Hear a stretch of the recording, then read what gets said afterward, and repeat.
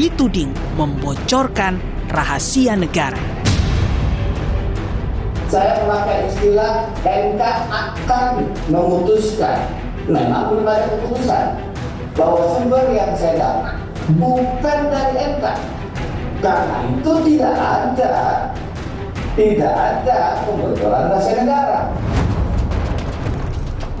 Bantahan Denny yang sempat menjadi tersangka kasus korupsi payment gateway di Kemenkumham tahun 2015 itu dianggap Menko Polhukam Mahfud MD tetap layak diproses hukum. Terutama siapa sosok kredibel yang disebut Denny Indrayana. Kredibel itu artinya A1 kalau dalam ilmu intelijen dibahasakan bahasa sosial. Ya, bahasa ilmu sosial, kalau ilmu intelijen A1 itu artinya sangat kredibel. Gitu. Pasti dari orang dalam. Nggak mungkin orang luar bisa kredibel kalau tidak nguping. Kan gitu. Wong itu sidangnya tertutup, ada di lantai 16 di MK itu. Nggak boleh orang masuk, kedap rekaman. Belum jelas apa tujuan Denny menyebarkan cuitan yang menimbulkan kehebohan jelang pemilu itu. Namun, dalam program Satu Meja The Forum, Denny akui sengaja menyebarkan informasi agar Hakim MK menolak permohonan sistem proporsional tertutup. Bung Denny, ini kan menarik juga karena ada orang yang kemudian membaca pernyataan Anda untuk meningkatkan elektabilitas dari Partai Demokrat. Betul nggak sih itu? Saya justru berharap, SBDN, saya justru berharap ujungnya nanti putusan MK mengatakan proporsional buka. Oh, jadi ini sebetulnya political statement dari Denny Indrayana ya? Saya pendukung sistem proporsional terbuka. Oke. Karena itu, ini cara kita untuk memberi kesempatan kepada MK sebelum diputus, tolong dipikirkan matang-matang. Oke. Di tengah heboh isu bocornya putusan MK, Presiden Jokowi membuat pengakuan akan cawe-cawe dalam pemilu 2024 demi bangsa dan negara. Pengakuan Jokowi di depan para pemimpin redaksi media massa di Istana Negara Senin lalu sontak menimbulkan pro kontra akan netralitas Jokowi sebagai kepala negara.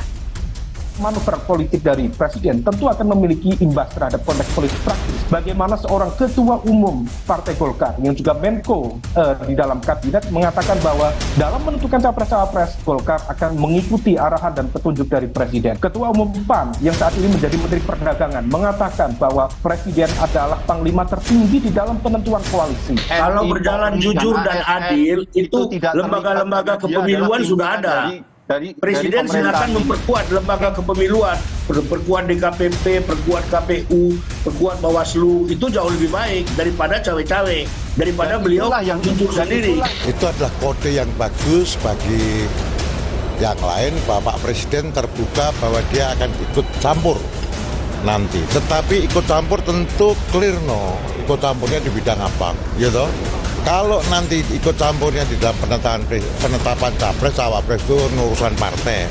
Tapi setelah itu Pak Jokowi kan punya pasukan yang musra. Mungkin mau diarahkan kemana musranya, itu kan Pak Presiden.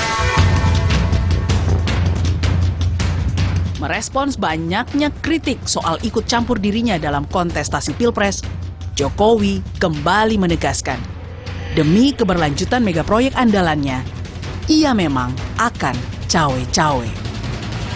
Begitu kita keliru memilih pemimpin yang tepat untuk 13 tahun ke depan, hilanglah kesempatan untuk menjadi negara maju. Hati-hati mengenai ini. Hati-hati.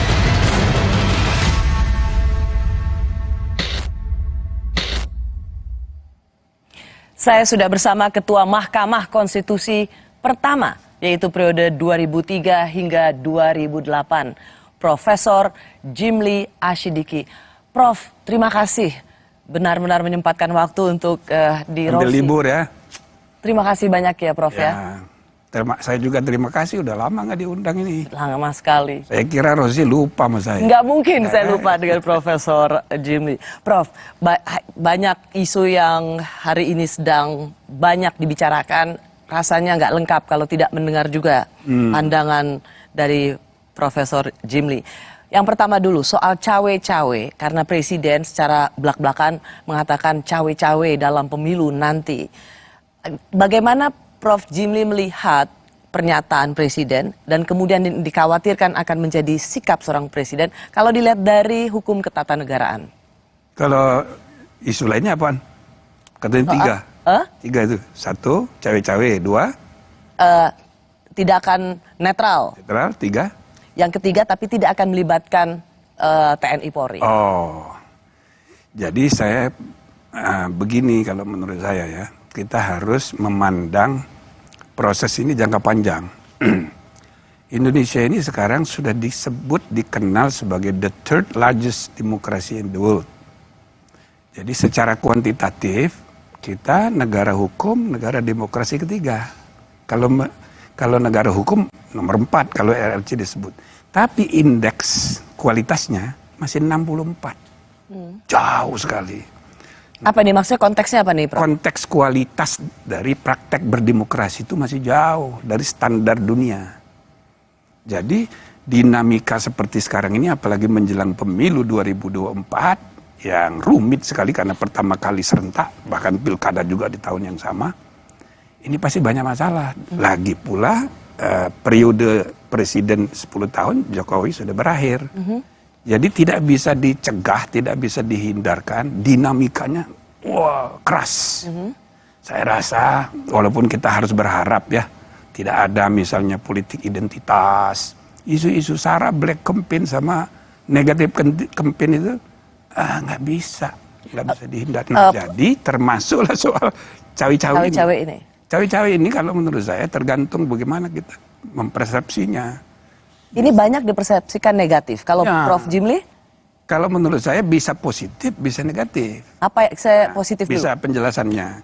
Kalau you tanya secara hukum bagaimana? Ya tidak ada larangannya secara hukum. Dalam konstitusi tidak.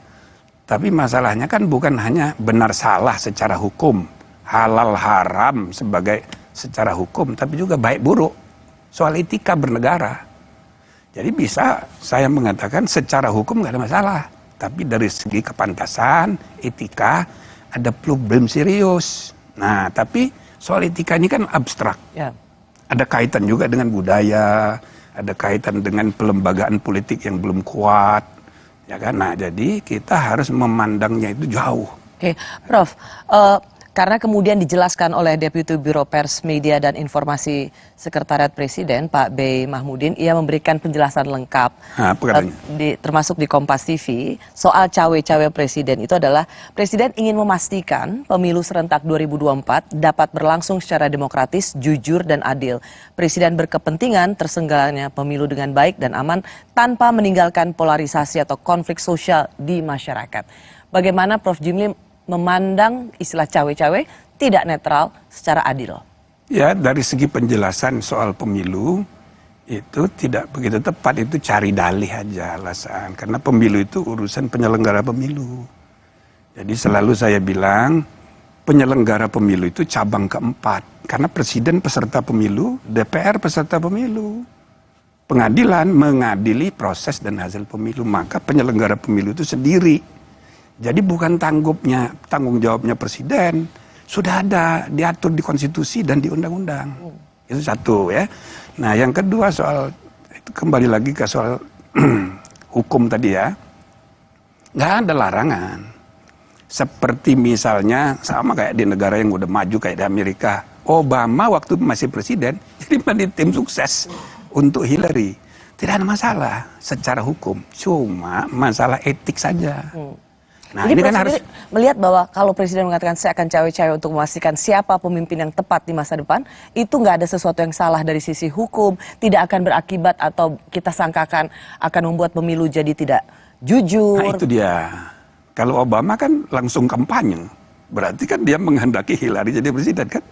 Gitu. Nah cuma beda dengan Amerika itu sistem politiknya sudah kuat, pelembagaan politik sudah sangat kuat. Budaya feodalnya sudah lumer. Jadi kita ini masih pelembagaan politik belum kuat, budaya feodalnya itu di mana-mana terjadi darah biru, termasuk partai politik, semua berdarah biru. Jadi presiden itu tidak perlu nyuruh orang di desa pilih si ini, nggak usah. Dengan statement yang seperti tadi saja, orang udah paham. Inisiatif tidak perlu dari atas. Ya kan? Nah, jadi karena budaya kita masih feodal. Dan itu bisa diikuti oleh pejabat-pejabat lainnya untuk cawe-cawe. Pak Jimli, cawe-cawe presiden itu kemudian diartikan juga kemana-mana, termasuk misalnya soal kasus perebutan atau disebut dalam bahasa politiknya pencopetan Partai Demokrat oleh KSP Muldoko. Dan kemudian kalau kita lihat Profesor Denny Indrayana yang juga kemarin men-tweet soal sistem pemilu terbuka tertutup, itu akan kita bahas nanti. Tapi masuk ke sini, cawe-cawe presiden yang membiarkan menterinya mengambil alih, mengkudeta partai milik Pak SBY yang sekarang ketumnya adalah putranya itu Mas AHY. Secara teori harusnya ikut campurnya istana dalam pengambil alihan paksa Partai Demokrat juga bisa menjadi pintu masuk pemakzulan Presiden Jokowi. Seberapa kuat pandangan hukum ini? Ya bisa aja kalau dia dengan bersengaja untuk melakukan tindakan yang menyalahi aturan. Kan dia udah bersumpah. Ya, tapi ini memang bisa pintu masuk. Ini masuk akal nggak? Kalau soal pintu masuk sih bisa aja. Saya kan sudah bilang waktu hakim MK dipecat, itu pintu masuk. Kan dia bisa bikin perpu memperpanjang masa jabatan seenaknya. Toh DPR sudah dikuasai, nanti kalau sudah disetujui. Jadi pintu masuknya itu banyak. Tapi apa dasarnya Hakim Aswanto diberhentikan? Nah, saya sudah bilang sama Pak Mahfud sebagai Menko, dasarnya begini nggak boleh. Nah, tapi alasannya ini kan sudah dari DPR. Berarti cara berpikirnya sangat formalistik prosedural. Itu bertentangan dengan teori Mahfud sendiri.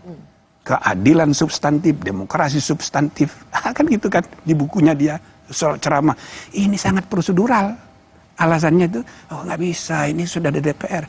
Nah, dia politisi sehingga menunggangi. Dia itu siapa? Ya presidennya, karena dia politisi. Coba kalau dia negarawan. Coba kalau dia bertindak sebagai kepala negara, bukan kepala pemerintah. Oke, tapi kalau saya masuk ke poin itu. Jadi ini memang apa? Yang Mahkamah Agung ini sama kayak gitu. Dia kan membiarkan itu dalam arti karena dia politisi, transaksional. Dia bilang dari segi hukum bisa diperdebatkan bahwa ini nggak salah, bukan saya kok. Dan ini hak politik dari Pak Muldoko. Menteri, ya. Muldoko itu setingkat menteri, tapi kan bukan menteri. Harusnya KSP itu melayani pimpinan, bukan ngurusin partai. Makanya saya pernah menyarankan sebaiknya Muldoko itu diberhentikan dari KSP. Biar tidak menimbulkan citra yang buruk. Supaya tidak ada prasangka bahwa presiden mendiamkan, itu termasuk juga sesungguhnya ikut cawe-cawe.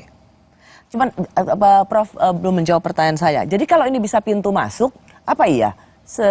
Urusan yang sebenarnya sudah menang di pengadilan tingkat pertama, kedua, dan sekarang sedang menunggu kasasi. Kalau perkaranya itu tidak bisa, itu kan independence Mahkamah Agung itu. Jadi kalau putusan Mahkamah Agung sudah inkrah, ya presiden harus ikut.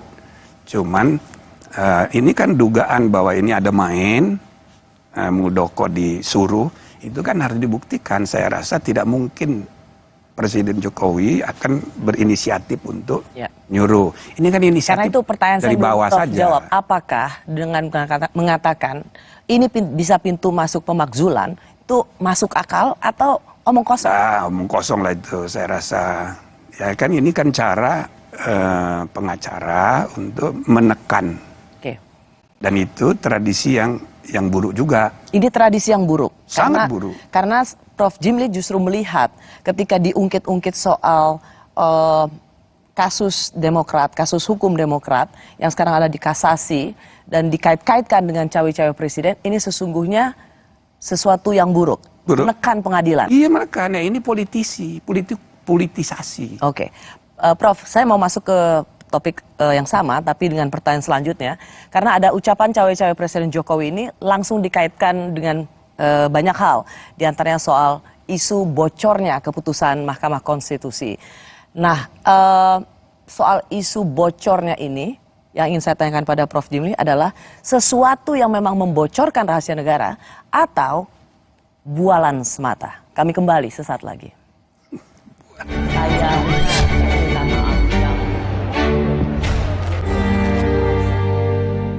Baru Fitbar Cheese Delight dengan multigrain dan keju cheddar berkualitas.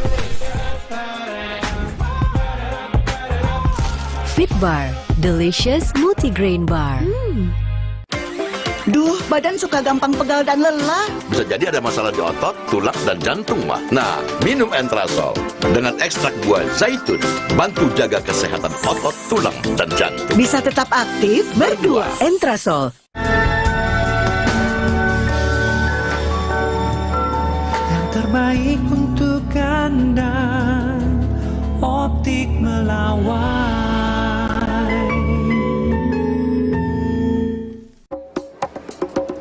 Kata orang, gue itu si paling kerja, syuting seharian, tiba-tiba sakit kepala, mau minum obat, takut ngantuk pas kerja. Beli Oskadon. Anjen, oh ye. Nggak bikin ngantuk. Pas wawancara, ada yang sakit kepala, untung ada Oskadon. Tapi belum makan. Oskadon, oke diminum sebelum makan. Oskadon, oke buat sakit kepala. Bekerja aktif di pusatnya, dapat diminum sebelum makan, tanpa ngantuk. Oskadon, solusi oke, sakit kepala. Oke kan? Oke. Baru Fitbar Cheese Delight dengan multigrain dan keju cheddar berkualitas. Fitbar Delicious Multigrain Bar. Duh, badan suka gampang pegal dan lelah. Bisa jadi ada masalah di otot, tulang, dan jantung, mah. Nah, minum Entrasol dengan ekstrak buah zaitun, bantu jaga kesehatan otot, tulang, dan jantung. Bisa tetap aktif berdua. Entrasol. Baru bangun kerjaan udah numpuk. Aqua dulu. Dengan mas kawin seperangkat alat sholat dibayar tunai. Paham? Silakan. Gak usah gugup, Aqua dulu. Diciptakan oleh alam, 100% murni air mineral pegunungan. Apapun aktivitasmu, Aqua dulu.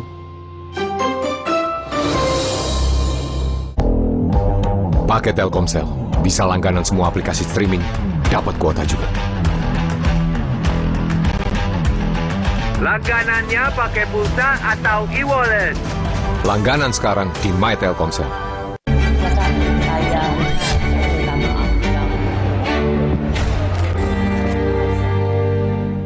Bagi saya kalau info kredibel itu bukan hakim MK tapi bisa dari dalam MK. Saya dengar kesekjenan kepaniteraan mau diperiksa itu. Harus. Mungkin memang bukan hakim. Gitu. Tapi orang dalam itu kan banyak. Harus dicari kalau ada yang pertama nguping sidang. Dulu pernah saya pecat dulu. Saya sama sekali tidak menyalahkan Denny. Saya kan di situ di Twitter saya tuh supaya dicari itu siapa yang mengaku sebagai A1 gitu, pasti dari orang dalam. Nggak mungkin orang luar bisa kredibel kalau tidak nguping, kan gitu. Wong itu sidangnya tertutup, ada di lantai 16 di MK itu, nggak boleh orang masuk, kedap rekaman. Saya masih bersama pendiri Jimli School of Law and Government, Profesor Jimli Asyidiki, yang sekaligus juga menjadi Ketua Mahkamah Konstitusi periode pertama. Prof, saya mau tanya dulu, ketika Prof membaca bahwa Profesor Denny Indrayana mengatakan bahwa saya mendapat informasi yang kredibel soal putusan MK proporsional terbuka menjadi tertutup, apa tanggapan Prof Jimli? Saya langsung hubungi orang di MK, saya tanya, belum Prof, itu belum sidangnya belum selesai. Konklusi dari masing-masing pihak masih kita tunggu sampai tanggal akhir bulan Mei, gitu kan? Nah, jadi RPH-nya belum. Rapat para pihak? Bukan, RPH itu rapat permusyawaratan hakim sesudah sidang selesai, perdebatan 9 orang, kan gitu. Jadi belum, bahkan ketua panelnya itu saya tanya, ternyata masih di Seoul. Jadi memang belum ada lah kok. Jadi sama sekali, bahkan belum kan baru ada dari pandangan para pihak. Iya. Belum ada rapat di antara para hakim. Belum ada rapat internal. Sehingga kalau dibilang 63 keputusannya. Ya itu salah. Jadi itu salah maksudnya gimana, Prof? Ilusi, karena belum ada rapat, belum ada pengambilan keputusan. Itu ilusi atau istilahnya tadi? Bualan. Bualan. Ya, mereka ilusi dan persepsi. Bisa paham karena ada kedekatan personal antara Prof. Denny dan Presiden SBY. Tapi ini kan kemudian diamplikasi oleh menterinya Pak Jokowi dengan mengatakan bahwa ini harus diusut. Artinya Prof. Mahfud sendiri melihat ini memang sudah bocor, nggak gitu logikanya kan? Ya saya rasa kelebihan juga. Siapa kelebihan? Pak Mahfud sebagai Menko kan. Kelebihan gimana maksudnya? Ya kan proses hukum itu mestinya nggak usah diarahkan. Ya timbul sendiri aja. Jadi semua lembaga itu maka sekarang nggak ada inisiatif nunggu perintah dari atas kan nggak sehat juga.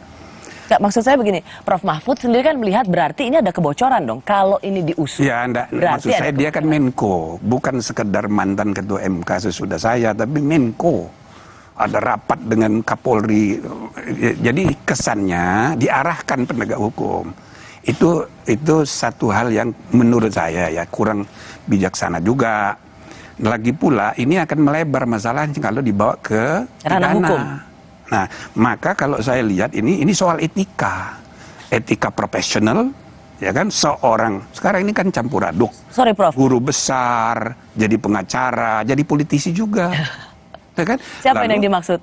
Ya banyak sekali. Nah, termasuk Denny ini, dia guru besar, lalu kemudian advokat dan politikus juga, ya kan? Maka dia berusaha untuk menekan pengadilan Mahkamah Agung, Mahkamah Konstitusi dengan ya kan informasi-informasi berusaha menekan Mahkamah Konstitusi. Iya, kelihatan. Sama seperti menekan Mahkamah Agung untuk memenangkan perkara tidak sehat. Demokrat. Prof, pertanyaan saya begini, kan jadi ada dua. Satu, kalau ini benar informasinya itu berarti kebocoran sebuah rahasia negara katanya begitu. Dan pantas untuk masuk ranah hukum. Kalau Prof. Jimli lihatnya?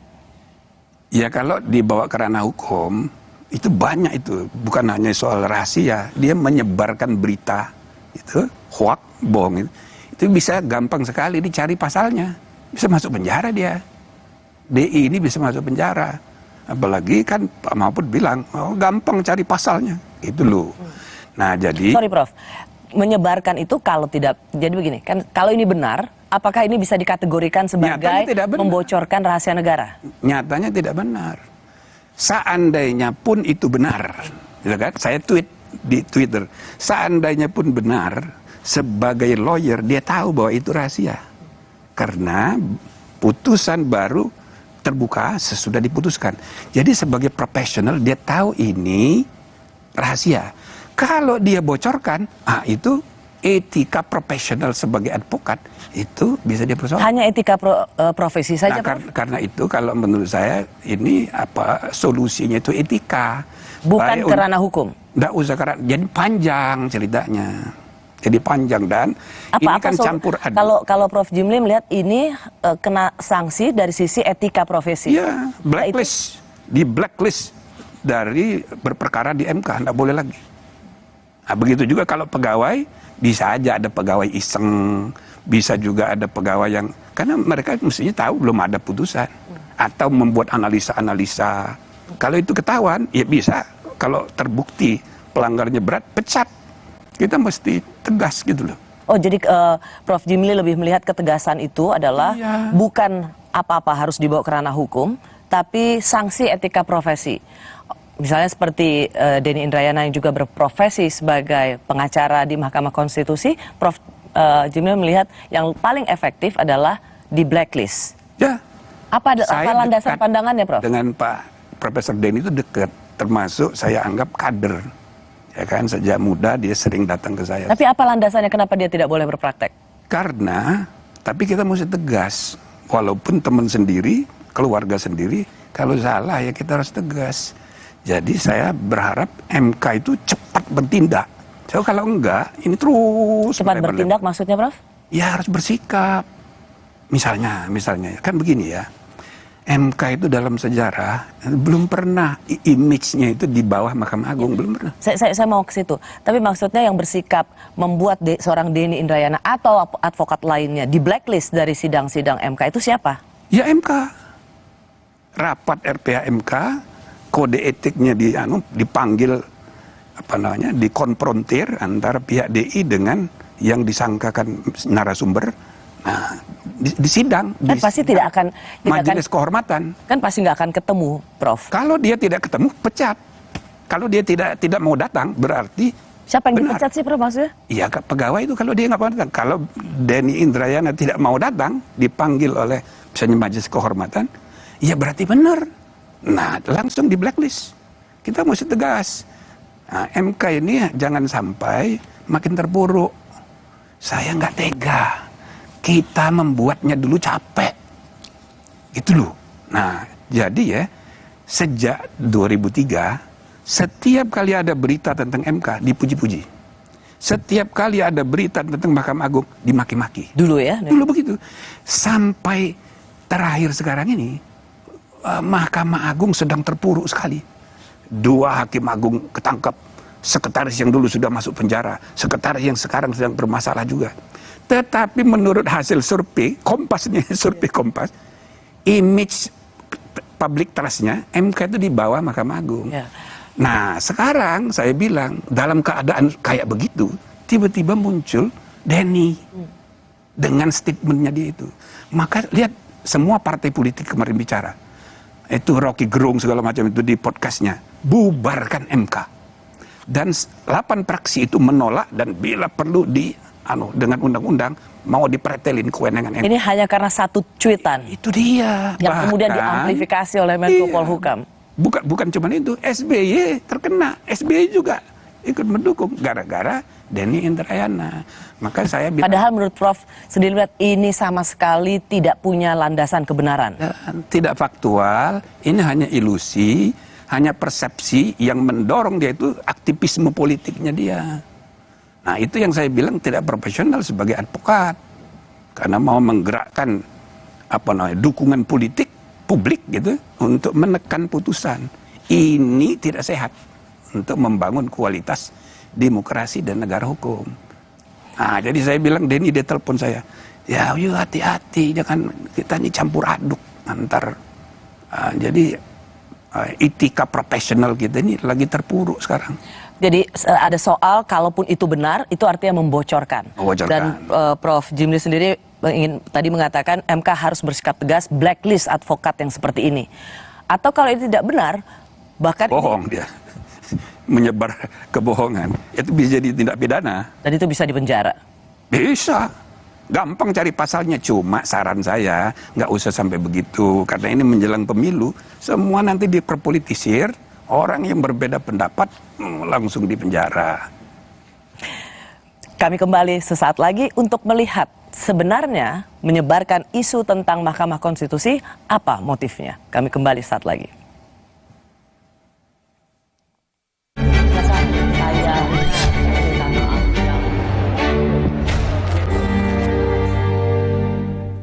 Saat tubuh terasa lemah, tidak fresh, vitamin C biasa tidak cukup. Vitalong C Zinc beda. Dengan time release, diserap bertahap melindungi seharian.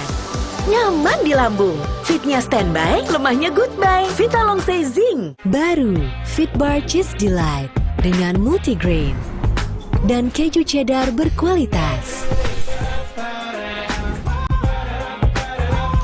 Fitbar, delicious multigrain bar. Sekarang badan gampang pegal dan lelah. Itu bisa jadi masalah di otot, tulang, dan jantung. Minum Entrasol dengan ekstrak buah zaitun bantu jaga kesehatan otot, tulang, dan jantung. Jadi bisa tetap aktif. Entrasol. Baru Mayora mie oven. Bukan mie biasa. Pembuatannya di oven, bukan digoreng. Air rebusannya jernih. Bumbunya medok. Mie-nya lurus, enak diseruput. Lebih kenyal. Sehat lagi. Mie oven. Inovasi Mayora. Pakai Telkomsel, bisa langganan semua aplikasi streaming, dapat kuota juga. Langganannya pakai pulsa atau e-wallet. Langganan sekarang di My Telkomsel.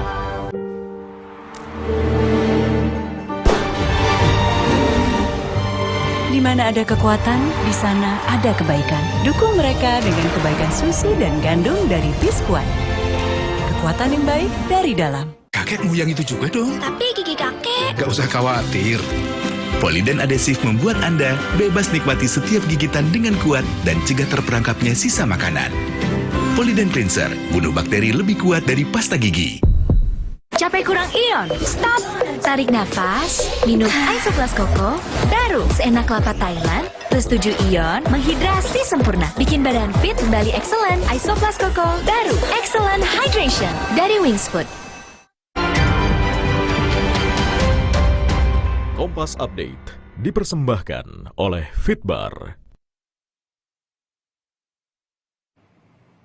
Anda menyaksikan Kompas Update, saudara, bersama saya Putri Oktaviani. Badan Perlindungan Pekerja Migran Indonesia (BP2MI) menggagalkan pengiriman 24 calon pekerja migran ilegal dari sebuah hotel di kawasan Senen, Jakarta Pusat. Menurut rencana, 24 calon pekerja migran ilegal ini akan diberangkatkan ke Arab Saudi.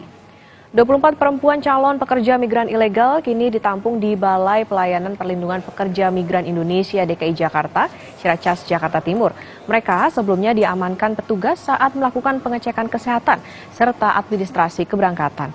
24 perempuan yang berusia 20 hingga 48 tahun ini berasal dari Jawa Barat, Banten, Lampung, dan Nusa Tenggara Barat. Mereka diiming-imingi gaji 8 juta rupiah per bulan.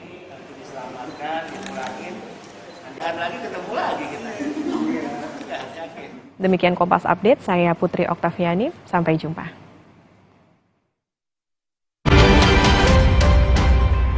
Kompas Update dipersembahkan oleh Entrasol, bantu jaga kesehatan otot, tulang, dan jantung. Entrasol, baru Fitbar Cheese Delight dengan multigrain dan keju cheddar berkualitas.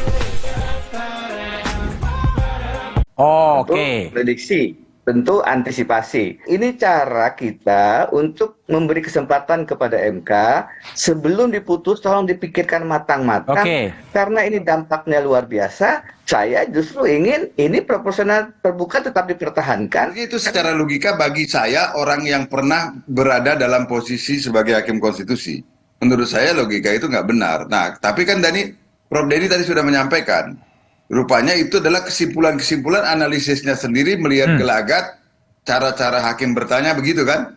Kalau tujuannya adalah untuk mencegah Mahkamah Konstitusi dijadikan sebagai alat katanya, untuk mengawal Mahkamah Konstitusi katanya Prof. Denny tadi, ya caranya jangan dengan menyampaikan narasi yang justru mengarahkan rakyat untuk tidak percaya kepada Mahkamah Konstitusi. Ini berbahaya menurut saya. Saya masih bersama Ketua Mahkamah Konstitusi pertama periode 2003 saat pertama kali kita memiliki Mahkamah Konstitusi sampai 2008. Ia adalah Profesor Jimli Asyidiki. Prof tadi sudah sempat mendengarkan dialog kemarin bersama Budiman Tanurejo. Jadi bukan dari, kan Pak Mahfud bilang usut di dalam MK itu pasti ada yang membocorkan. Tetapi Denny Indrayana juga bisa membela dengan mengatakan nggak harus dari dalam MK. Sumber kredibel itu tidak melulu harus ada di inner circle. Kalau kita masih tetap, tadi kalau Bapak saya sudah tahu standpointnya, ini adalah ilusi dan kebohongan. Tapi kita bicara kalaulah ini benar. Kalaulah ini benar.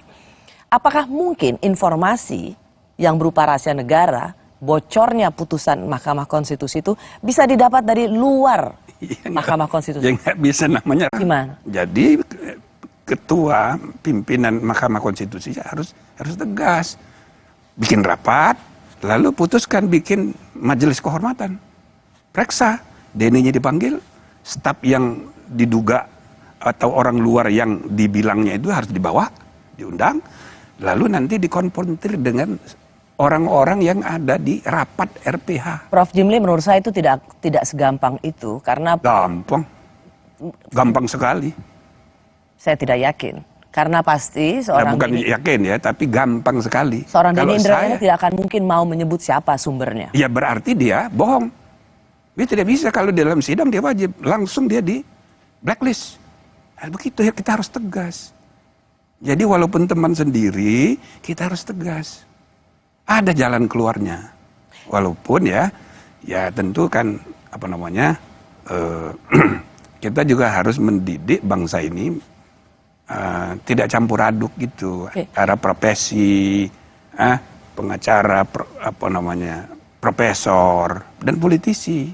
Kalau ini jelas naluri politiknya yang bekerja. Hanya memang satu frase itu dipercaya oleh publik yang dikatakan oleh Denny Indrayana, yaitu no viral, no justice.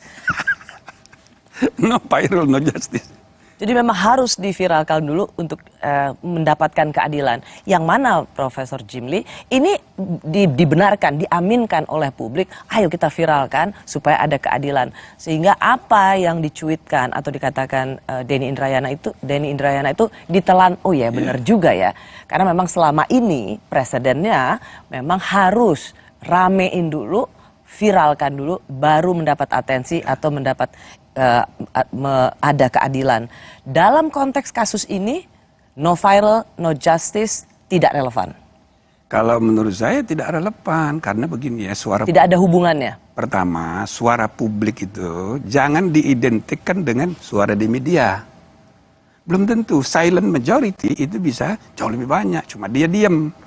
Yang kedua, sekarang ini di ruang publik kita diisi oleh informasi-informasi, banyak sekali fake news, banyak sekali persepsi. Inilah disebutnya post-truth itu, pasca kebenaran. Maka informasi dari media publik tidak boleh dijadikan referensi untuk bersikap dan membuat keputusan dalam menjalankan fungsi bernegara. Itu loh. Nah, jadi kita harus hati-hati. Kita ini sedang dilanda oleh post-truth di seluruh dunia. Nah, jadi kalau dia no viral, no justice, ya nggak benar. Nggak ada hubungannya nih Pak. Nggak ada hubungannya. Nah, Pak, begini, karena Denny Indrayana dan banyak juga teman-teman aktivis, pengajar hukum ketatanegaraan melihat bahwa melihat hasil putusan itu tidak melulu karena putusan itu sudah dibikin dan bocor, tapi dilihat dari pertanyaan-pertanyaannya. Agak miring ke kiri, agak miring ke kanan. Kenapa dapat 3-6 itu? Karena 6 nanyanya seperti ini. Itu bisa menjadi ukuran melihat kecondongan hakim dan putusan. Ya, tren, melihat tren. Ya apa boleh buat gitu ya. Kan saya sebagai periode pertama ya, kita memulai tradisi perdebatan substantif di antara hakim. Sekarang ini saya dengar tidak lagi seperti itu. Di Mahkamah Konstitusi? Iya, jadi tidak substantif gitu. Jadi banyak saja faktor, dan kalau dulu saya wajibkan semua membaca buku, wajibkan menulis buku. Sekarang kan tidak lagi, makanya setiap tahun saya selalu membantu untuk mendorong itu dihidupkan lagi suasana intelektual. Nah, jadi itu seperti tadi juga dijelaskan oleh mantan Hakim Konstitusi Pak Palaguna, itu bisa dilihat dari arah bertanya. Bisa. Nah, cuman itu tidak dibenarkan oleh Pak Palaguna karena dia mengatakan itu kan biasa saja taktik untuk bertanya, iya, bisa langsung itu dihakimi. Itu persepsi, jadi bisa ditafsir begini. Sebenarnya bisa ditafsir, cuma kan belum mutlak. Nah, dan itu tidak bisa jadi kesimpulan yang mengatakan bahwa ini sumber kredibel. Nggak bisa. Atau begini Prof, bagaimana kemudian dilihat bahwa ini kayaknya naga-naganya hasil putusan Mahkamah Konstitusi ini ke arah profesional untuk menjadi tertutup, dilihat juga dari profiling hakim-hakimnya yang lebih pada titipan pemerintah, titipan partai politik. Nah, ini yang sejak awal saya jelaskan, saya ikut merumuskan, membantu perumusan walaupun tim ahli untuk perubahan Undang-Undang Dasar. Saya juga jadi tim diangkat oleh pemerintah dan DPR untuk menyusun undang-undang MK. Jadi saya ngerti bahwa itu bukan begitu. Jadi 3 hakim dipilih oleh DPR, 3 hakim dipilih oleh Presiden, 3 hakim dipilih oleh Mahkamah Agung. Bukan dari. Jadi mereka bertiga ini hanya tukang pilih. Setelah terpilih dia independen. Dan terminologi titipan itu menjadi tidak benar. Nah, tapi persepsinya kayak gitu sekarang. Nah, misalnya putusan mengenai undang-undang tentang KPK. Jadi kalau tanya saya lebih setuju dengan yang 4 orang dissenting opinion. Alasannya diskriminasi. Apanya yang diskriminasi? Diskriminasi itu hak asasi manusia, bukan hak asasi lembaga negara. Itu melekat pada diri manusia. Manusia. Kalau hak lembaga, kewenangan lembaga terserah kepada pembentuk undang-undang ngaturnya. Jadi Anda nggak setuju ya seberapa sangat tidak setuju. Pimpinan KPK. Tetapi yang putusan resmi itu kan yang berlima. Kita harus hormati. Itu tradisi untuk menghormati putusan pengadilan sama dengan keadilan itu sendiri. Ya sudah, kita kan mana ada orang putusan pengadilan puas semua orang, tidak ada. Satu lagi, harus kita terima. Satu lagi, Prof. Karena kemarin ramai-ramai partai-partai yang ada di parlemen itu konferensi pers. Bahkan mereka memberikan sinyal kalau Mahkamah Konstitusi sampai membuat putusan menjadikan sistem pemilu ini tertutup, bukan terbuka seperti yang kita lakukan sebelumnya, maka mereka akan mengevaluasi Mahkamah Konstitusi termasuk anggaran. Ini apakah sebuah ancaman yang serius dari para politisi pada Mahkamah Konstitusi? Kalau menurut saya itu sangat serius, sangat serius. Dan Prof bisa membenarkan itu? Tidak benar. Jadi saya mengajak semua politisi jangan hanya berpikir politik untuk kepentingan sesaat, the next election. Mari kita membangun negara bangsa ini makin berkualitas dalam jangka panjang, the next generation. Nah, jadi sekarang ini itu pada marah semua asal ada undang-undang di apalagi yang Ciptaker kemarin, marah semua, termasuk eksekutif. Itu loh. Nah, ini pengalaman banyak negara, tapi kan kita tidak boleh benarkan. Yang salah itu salah. Bukan cuma itu, saya pun mengalami dulu. Waktu tahun 2008 kami memutus anggaran pendidikan 20%, semua menteri marah. Yang paling marah Wapres. Maka waktu pemilihan ketua MK periode kedua, saya kan dikalahkan oleh hakim baru namanya Mahfud. Karena apa? Semua hakim itu dipanggilin oleh JK. Saya Pak Mahfud Menko Polhukam sekarang. Dipanggilin satu-satu oleh JK, jangan pilih Pak Jimli lagi. Masa? Iya. Nah, saya ketemu cawe-cawe dong. Cawe-cawe. Nah, jadi saya ketemu sama Pak SBY, saya cerita begini. Oh, ya, bukan saya. Iya, saya bilang. Ya begitu dia. Ya, tapi saya bilang saya ikhlas saja karena kan hubungan saya dengan JK sampai sekarang itu baik. Karena saya kenal sejak aktivis mahasiswa dulu. Jadi hubungan pribadi, institusi, kita pisahkan. Sama kayak Denny. Dan kamu dekat sekali sama saya. Tapi dalam urusan bernegara, kalau salah, saya bilang salah. Harus begitu. Jadi kita harus jangka panjang.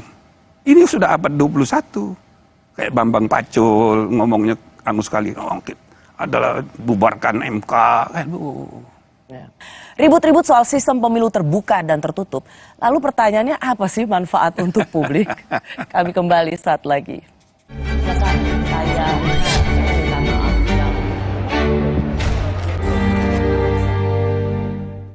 Kontraksin, obat demam anak andalan ibu dari masa ke masa. Yang diproduksi dengan teknologi modern, higienis, dan quality assurance yang baik. Lahir dari keamanan mutu dan tanggung jawab sepenuh hati. Kontraksin andalan ibu Indonesia. Kerjaan harus tetap dijalani biarpun badan pegel dan nyeri otot. Cepat minum Oskadon SP. Oskadon SP bekerja aktif di pusat nyeri otot tanpa ngantuk. Siap aktivitas lagi. Angkat mama juga bisa. Nyeri otot dan pegal linu reda, aktivitas. Pakai Telkomsel, bisa langganan semua aplikasi streaming, dapat kuota juga. Langganannya pakai pulsa atau e-wallet. Langganan sekarang di My Telkomsel. Mau tangan tetap lembut habis nyuci? Sosoft, deterjen berbahan aktif tumbuhan, lembut di tangan, teruji secara dermatologi. Terbukti, bunga yang dicelupkan di Sosoft tetap segar. Sosoft bikin tangan tetap so soft. Wingscare. Selamat datang, silakan. Hah? Emangnya ada waktu buat sakit kepala? Panadol Extra, cepat redakan sakit kepala dan nyeri yang mengganggu. Panadol Extra, cepat redakan sakit kepala, dapat diminum sebelum makan. Baru bangun kerjaan udah numpuk. Aqua dulu. Dengan mas kawin seperangkat alat sholat dibayar tunai. Paham? Silakan. Gak usah gugup, Aqua dulu. Diciptakan oleh alam, 100% murni air mineral pegunungan. Apapun aktivitasmu, Aqua dulu. Baru, Fitbar Cheese Delight dengan multigrain. dan keju cheddar berkualitas. Fitbar, delicious multigrain bar. Sekarang badan gampang pegal dan lelah. Itu bisa jadi masalah di otot, tulang, dan jantung. Minum Entrasol dengan ekstrak buah zaitun bantu jaga kesehatan otot, tulang, dan jantung. Jadi bisa tetap aktif. Entrasol. Isu terkini perpolitikan tanah air ramai menjadi perhatian publik. Sesama caleg dari partai sendiri dengan dapil yang sama, itu sikut menyikut. Maka ini adalah deepening democratic regression di Indonesia. Diulas oleh dua pandangan berbeda. Pelanggaran HAM berat masa lalu itu bukan perkara yang mudah. Tidak ada terbukti dan seterusnya, itu kan harus ditesnya di pengadilan. Dua arah. Setiap Jumat pukul 10:30 siang di Kompas TV.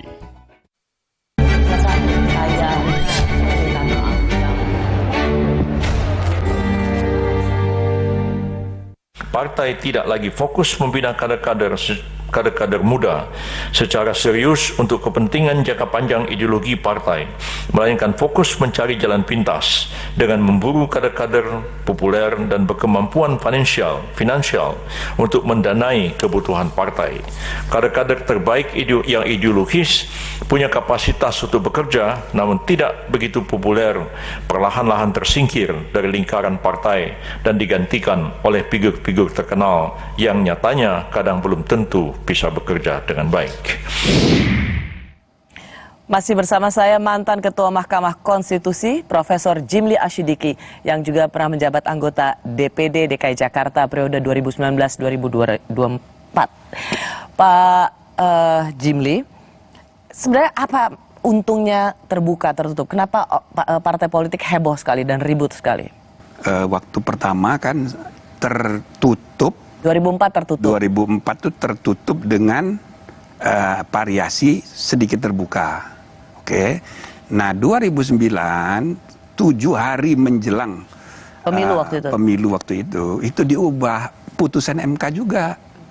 Jadi ada ketidakadilan yang timbul dalam pengalaman 2024. Ada caleg yang nomornya di bawah 2004 itu suara yang nusuknya banyak, sedangkan yang nomor 1 sedikit. Nah, tapi oleh partai diputuskan yang nomor 1 menduduki kursi. Jadi ada ketidakadilan dan itu bisa bukan hanya ketidakadilan tapi aspirasi rakyat yang berdaulat itu tidak tersalur. Maka atas dasar itulah MK membuat putusan jadi terbuka. Supaya ada faktor partai politik juga. Tapi siapa yang dipilih oleh rakyat, nama tertentu itu, meskipun dia nomor urutnya, nomor urut paling ekor, kalau dia dipilih, dia bisa mewakili. Yang dipilih. Nah, sorry Pak, tapi orang selalu melihat bahwa sistem pemilu, banyak ahli mengatakan sistem pemilu itu adalah open legal policy atau kebijakan hukum terbuka yang itu harusnya diserahkan pada pembuat undang-undang, legislatif dan eksekutif. Jadi sebenarnya open legal policy seperti sistem pemilu ini bisa nggak diuji oleh Mahkamah Konstitusi? Kan terbukti kita sudah punya presiden bahwa ini pernah juga diuji di Mahkamah Konstitusi tahun 2008. Ya, tapi itu bukan open legal policy. Ini policy konstitusional bahwa keadilan aspirasi rakyat itu harus diutamakan. Pemilu hanya mekanisme cara. Jadi nggak bisa dibiarkan kalau misalnya bertentangan dengan konstitusi, nggak boleh. Artinya sebenarnya saat ini sistem pemilu di Mahkamah Konstitusi masih bisa diuji. Karena menurut Profesor Jimli Asyidiki ini ini tetap bisa menjadi kewenangan Mahkamah Konstitusi. Bukan milik pembuat undang-undang, DPR dan eksekutif. Betul. Masih bisa diuji di Mahkamah Konstitusi. Bisa. Prinsipnya nibis in idem, ya. Jadi kalau perkara itu sudah pernah diuji, tidak boleh lagi diuji. Tetapi kita buat pengecualian, kecuali kalau argumentasinya berubah. Gitu loh. Jadi bisa aja. Apa yang berubah kali ini? Nah, yang berubah itu seperti yang tadi dijelaskan oleh Pak Yusril itu sebagai Ketua Umum Partai. Jadi sudah terjadi praktek, ya gampangnya demoralisasi politik, ya kan, persaingan internal, ya antar caleg di satu partai, lalu kemudian politik uang merajalela, yang penting popularitas dan uang, kapasitas nomor 2. Akibatnya para pemimpin kita banyak yang pop, muda-muda, bentukan pasar ekonomi politik, tapi belum tentu punya kapasitas. Nggak ngerti masalah, tapi kuasa. Ini kan berbahaya. Sekaligus juga ada problem pelembagaan partai. Partai ini kan harus diperkuat. Nah, di dalam Undang-Undang Dasar itu eksplisit disebut untuk pileg, peserta pemilu itu partai politik. Maka bagaimanapun juga keterlibatan partai politik tetap perlu diperhitungkan. Sangat. Nah, jadi logika untuk mengembalikan ini ke tertutup, ya logis.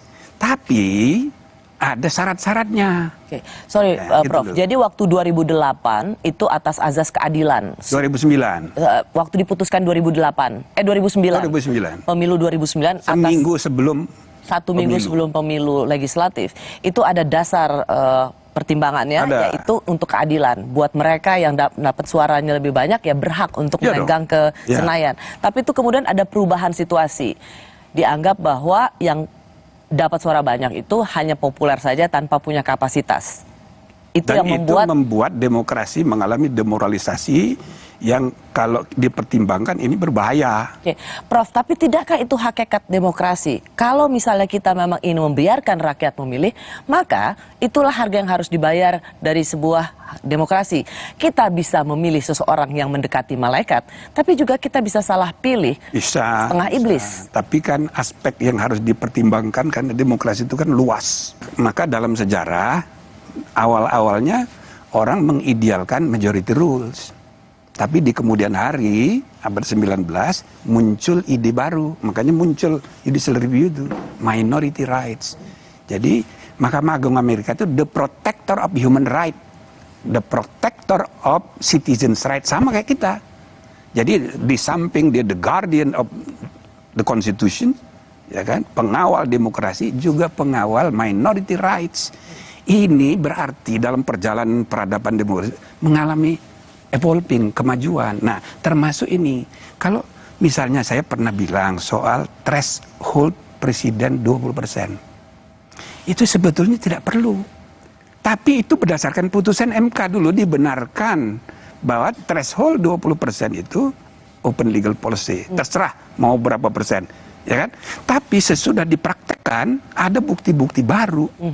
Ya, kalau di dalam konsep pemilihan presiden dalam konstitusi kita 2 ronde, ya kan? Jadi kalau presiden ronde pertama belum mencapai 51% plus 1 requirement regional daerah, 51 jumlah provinsi, itu dia masuk ke ronde kedua.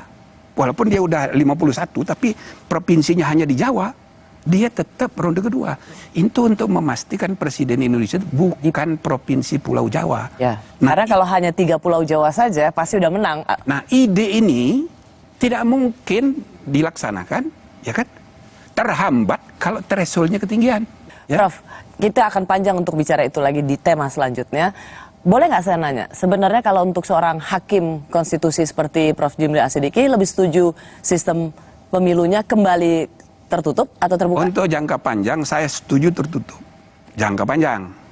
Maksud saya jangka panjang itu harus dibenahi dulu integrated policy-nya. Jadi partai politik itu harus terbuka dulu. Kalau sekarang ini partai politik sangat tertutup. Oke, yang menentukan hanya ketua umum, 9 partai 9 ketua umum, maka nasib bangsa ini di tangan 9 orang. Lalu calegnya siapa, cagupnya siapa, capresnya siapa, di tangan ketua umum semua. Ditambah lagi kenyataan semua partai mengalami pembiruan darah dinasti. Ya kan? Partai yang lahir di era reformasi aja gampang sekali anaknya jadi ketua umum.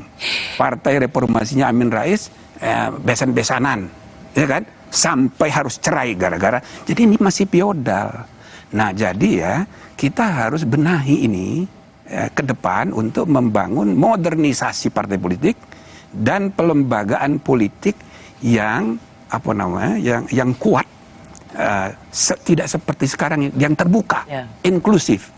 Jadi kalau calon-calon nomor urut itu bukan ditentukan satu orang, misalnya ada preliminary election di antara partai itu sendiri. Iya, internal. Lalu ada konvensi daerah untuk menjadi gubernur, konvensi nasional untuk capres. Jangan kayak sekarang petugas partai Itu persis kalimatnya Megawati itu bukan hanya dari Megawati, itu praktek di semua partai. Kan gitu. Nah jadi selama partainya kayak begini, nggak bisa tertutup, malah berbahaya. Ya. Gitu kira-kira. Oke. Kalau memang itu diputuskan tertutup, emang akan chaos? Kalau misalnya akan diputus kayak begitu, misalnya, itu harus diberlakukan untuk 2029, bukan sekarang. Oke. Nanti bikin kacau. Tapi 2008 bisa 8 hari sebelum pemilu nggak chaos? Iya, tapi sekarang ini ada pemilu serentak. Oke. Ada fakta-fakta yang berbeda dibanding 2008. Pemilu serentaknya luar banyak sekali. Pemilu serentak pertama, pemilu pilkadanya tahun besok juga. Terus yang kedua Pilpres dulu. Ya, pilpresnya ini agak seru. Pilkada. Lebih seru dari yang tempo hari. Karena ada pembelahan politik. Ini berbahaya kalau menurut saya. Plus tambah lagi pengalaman 2019. Petugas banyak meninggal. Jadi jangan-jangan lebih banyak lagi meninggal. Jadi kita harus arif lah ya melihat masalah. Setuju dengan proporsional tertutup untuk pemilu legislatif. Tapi untuk yang akan datang. Profesor Jimli Asyidiki, terima kasih. Jarang-jarang kita bisa ngobrol seperti ini. Saya senang sekali dan satu kehormatan Prof. Jimli menyempatkan datang. Mohon maaf ada pilihan kata yang kurang cocok sama audiens, terutama orang-orang yang saya sebut namanya. Itu saya secara pribadi dekat semua, tapi urusan bernegara kita harus pisah. Terima kasih, Prof. Saya Rosyana Silalahi, terima kasih sudah menyaksikan Rosi. Tetaplah di Kompas TV, independen, terpercaya. Oke, bagus.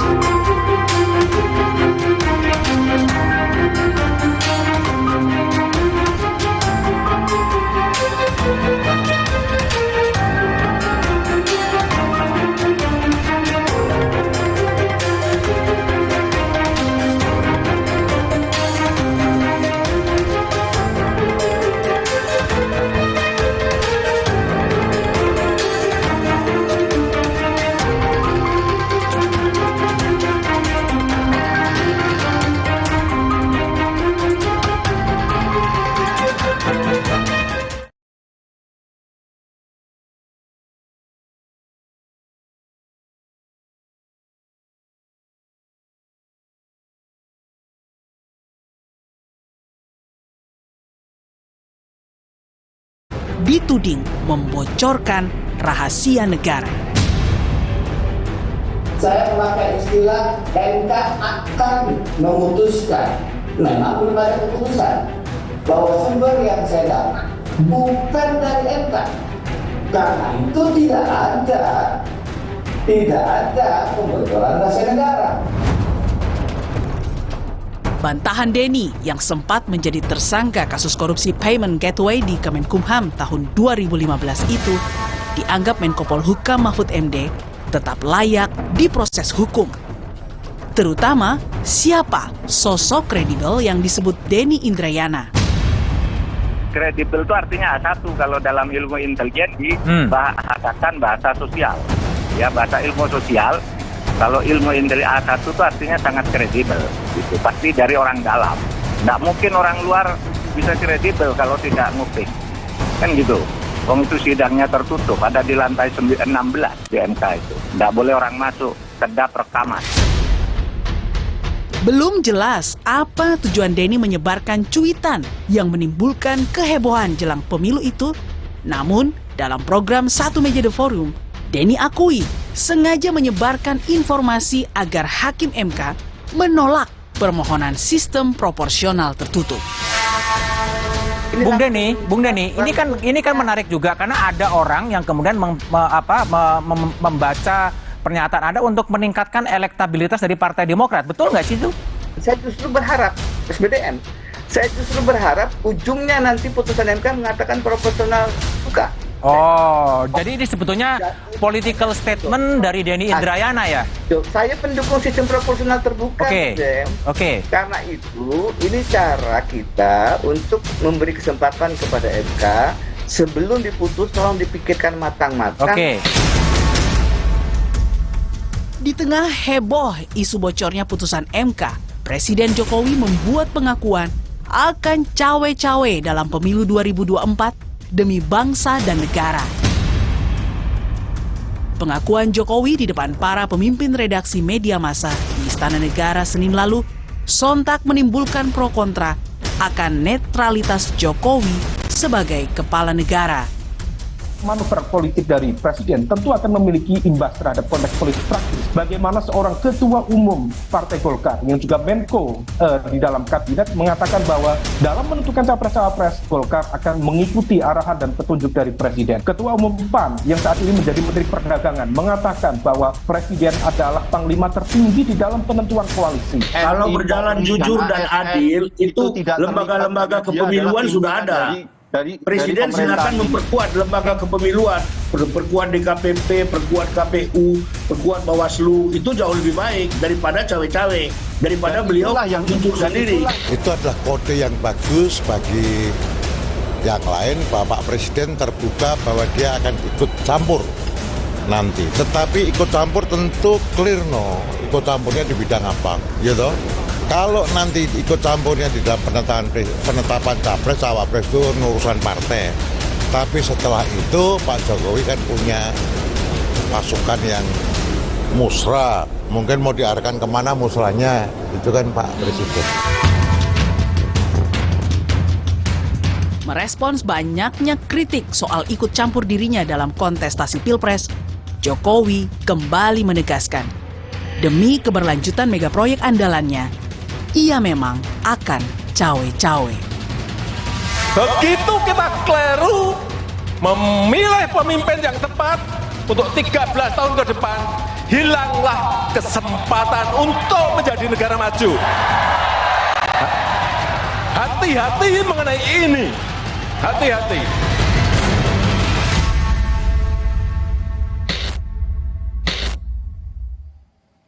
Saya sudah bersama Ketua Mahkamah Konstitusi pertama, yaitu periode 2003 hingga 2008, Profesor Jimli Asyidiki. Prof, terima kasih benar-benar menyempatkan waktu untuk di Rosi. Ambil libur ya. Terima kasih banyak ya, Prof ya. Saya juga terima kasih, udah lama nggak diundang ini. Lama sekali. Saya kira Rosi lupa sama saya. Nggak mungkin saya lupa dengan Profesor Jimli. Prof, banyak isu yang hari ini sedang banyak dibicarakan, rasanya nggak lengkap kalau tidak mendengar juga pandangan dari Profesor Jimli. Yang pertama dulu, soal cawe-cawe, karena Presiden secara belak-belakan mengatakan cawe-cawe dalam pemilu nanti. Bagaimana Prof. Jimli melihat pernyataan Presiden dan kemudian dikhawatirkan akan menjadi sikap seorang Presiden kalau dilihat dari hukum ketatanegaraan? Kalau isu lainnya apaan? Katanya 3. 3 itu. 1, cawe-cawe. 2. Tidak akan netral. Netral. 3. Yang ketiga, tapi tidak akan melibatkan TNI Polri. Oh, jadi saya begini kalau menurut saya ya, kita harus memandang proses ini jangka panjang.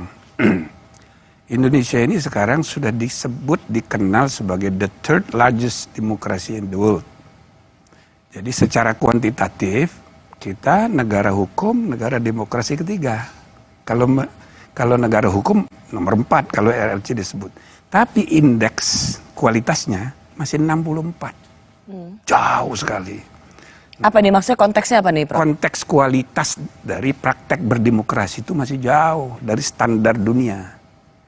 Jadi dinamika seperti sekarang ini, apalagi menjelang pemilu 2024 yang rumit sekali karena pertama kali serentak, bahkan pilkada juga di tahun yang sama, ini pasti banyak masalah. Lagi pula periode Presiden 10 tahun Jokowi sudah berakhir. Jadi tidak bisa dicegah, tidak bisa dihindarkan, dinamikanya keras.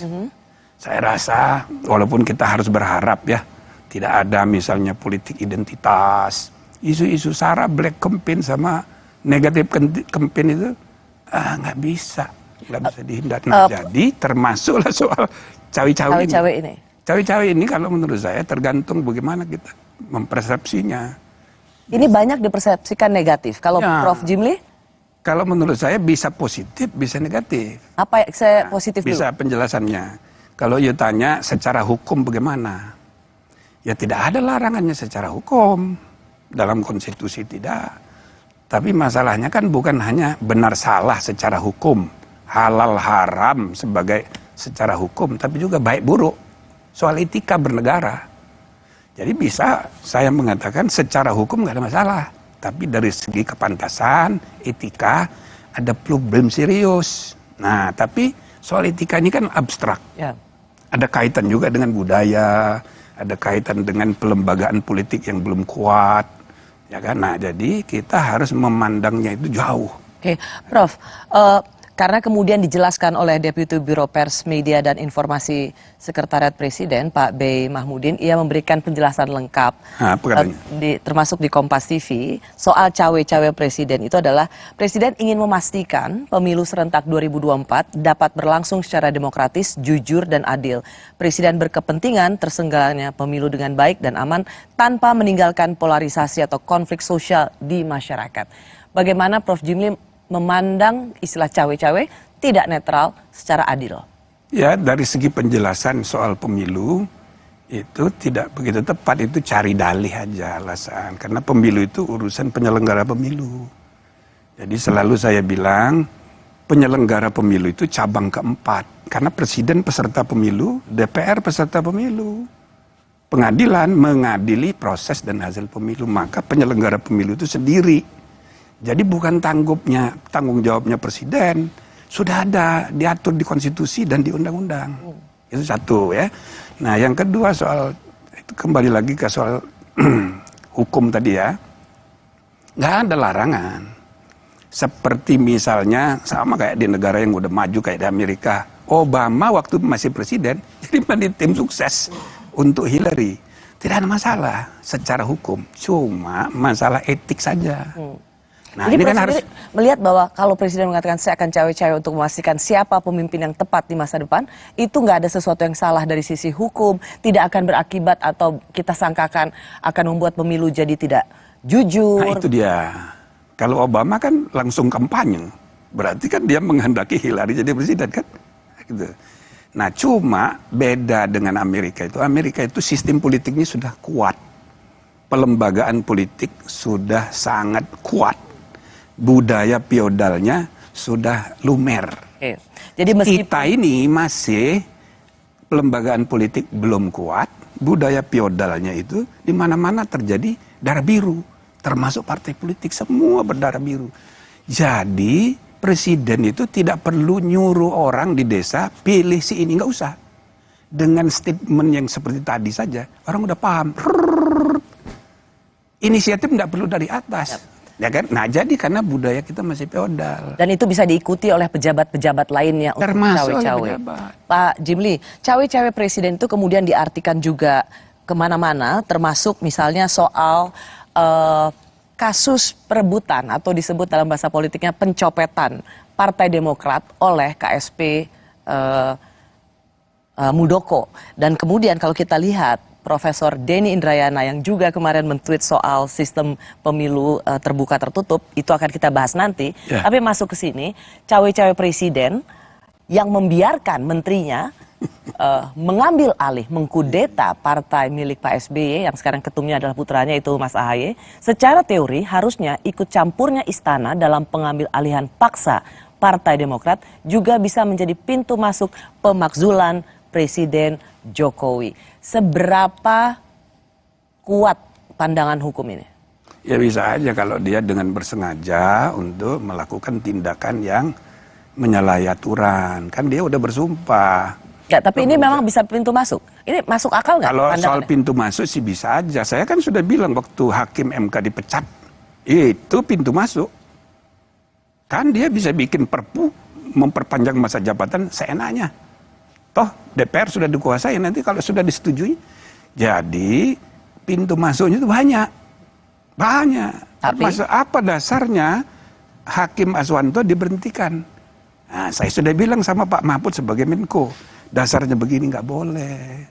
Nah, tapi alasannya ini kan sudah dari DPR, berarti cara berpikirnya sangat formalistik prosedural, itu bertentangan dengan teori Mahfud sendiri. Keadilan substantif, demokrasi substantif, kan gitu kan di bukunya dia soal ceramah. Ini sangat prosedural. Alasannya itu, oh nggak bisa, ini sudah ada DPR. Nah, Dia politisi, sehingga menunggangi. Dia itu siapa? Ya presidennya, karena dia politisi. Coba kalau dia negarawan. Coba kalau dia bertindak sebagai kepala negara, bukan kepala pemerintah. Oke, tapi kalau saya masuk ke poin itu, jadi ini memang apa? Yang Mahkamah Agung ini sama kayak gitu. Dia kan membiarkan itu dalam arti karena dia politisi, transaksional. Dia biarin dari segi hukum bisa diperdebatkan. Bahwa ini nggak salah, bukan saya kok. Dan ini hak politik dari Pak Muldoko. Menteri, ya. Muldoko itu setingkat menteri, tapi kan bukan menteri. Harusnya KSP itu melayani pimpinan, bukan ngurusin partai. Makanya saya pernah menyarankan sebaiknya Muldoko itu diberhentikan dari KSP, biar tidak menimbulkan citra yang buruk. Supaya tidak ada prasangka bahwa presiden mendiamkan, itu termasuk juga sesungguhnya ikut cawe-cawe. Cuman Prof belum menjawab pertanyaan saya. Jadi kalau ini bisa pintu masuk, apa iya? Urusan yang sebenarnya sudah menang di pengadilan tingkat pertama, kedua, dan sekarang sedang menunggu kasasi. Kalau perkaranya itu tidak bisa, itu kan independence Mahkamah Agung itu. Jadi kalau putusan Mahkamah Agung sudah inkrah, ya presiden harus ikut. Cuman ini kan dugaan bahwa ini ada main, Muldoko disuruh, itu kan harus dibuktikan. Saya rasa tidak mungkin Presiden Jokowi akan berinisiatif untuk nyuruh. Ini kan inisiatif. Karena itu pertanyaan dari saya bawah saja. Jawab, apakah dengan mengatakan ini bisa pintu masuk pemakzulan, itu masuk akal atau omong kosong? Omong kosong lah itu, saya rasa. Ya kan ini kan cara pengacara untuk menekan. Dan itu tradisi yang buruk juga. Ini tradisi yang buruk. Sangat buruk. Karena Prof. Jimli justru melihat ketika diungkit-ungkit soal kasus Demokrat, kasus hukum Demokrat yang sekarang ada di kasasi dan dikait-kaitkan dengan cawe-cawe presiden, ini sesungguhnya sesuatu yang buruk. Menekan pengadilan. Iya, menekan. Ya, ini politisasi. Oke. Prof, saya mau masuk ke topik yang sama, tapi dengan pertanyaan selanjutnya. Karena ada ucapan cawe-cawe Presiden Jokowi ini langsung dikaitkan dengan banyak hal. Di antaranya soal isu bocornya keputusan Mahkamah Konstitusi. Nah, soal isu bocornya ini, yang ingin saya tanyakan pada Prof. Jimli adalah sesuatu yang memang membocorkan rahasia negara atau bualan semata. Kami kembali sesaat lagi.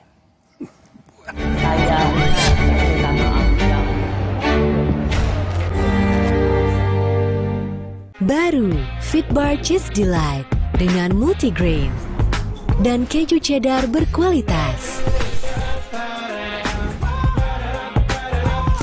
Fitbar Delicious Multigrain Bar.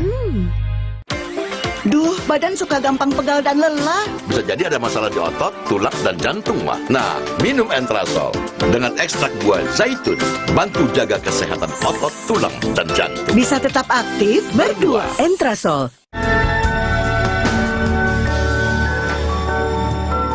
Yang terbaik untuk Anda, Optik Melawai.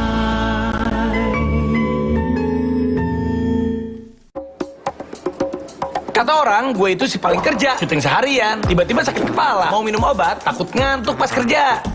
Beli Oskadon. Panjen oye. Nggak bikin ngantuk. Pas wawancara, ada yang sakit kepala, untung ada Oskadon. Tapi belum makan. Oskadon, oke diminum sebelum makan. Oskadon, oke buat sakit kepala. Bekerja aktif di pusatnya, dapat diminum sebelum makan, tanpa ngantuk. Oskadon, solusi oke, sakit kepala. Oke kan? Oke. Baru Fitbar Cheese Delight dengan multigrain dan keju cheddar berkualitas. Fitbar Delicious Multigrain Bar.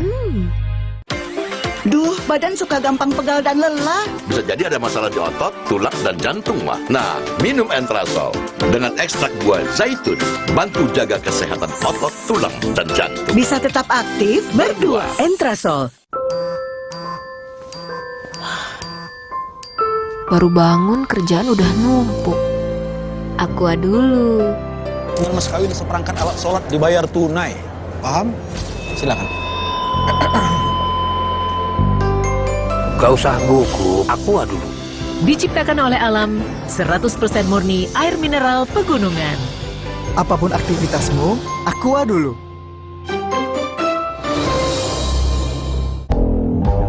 Pakai Telkomsel, bisa langganan semua aplikasi streaming, dapat kuota juga.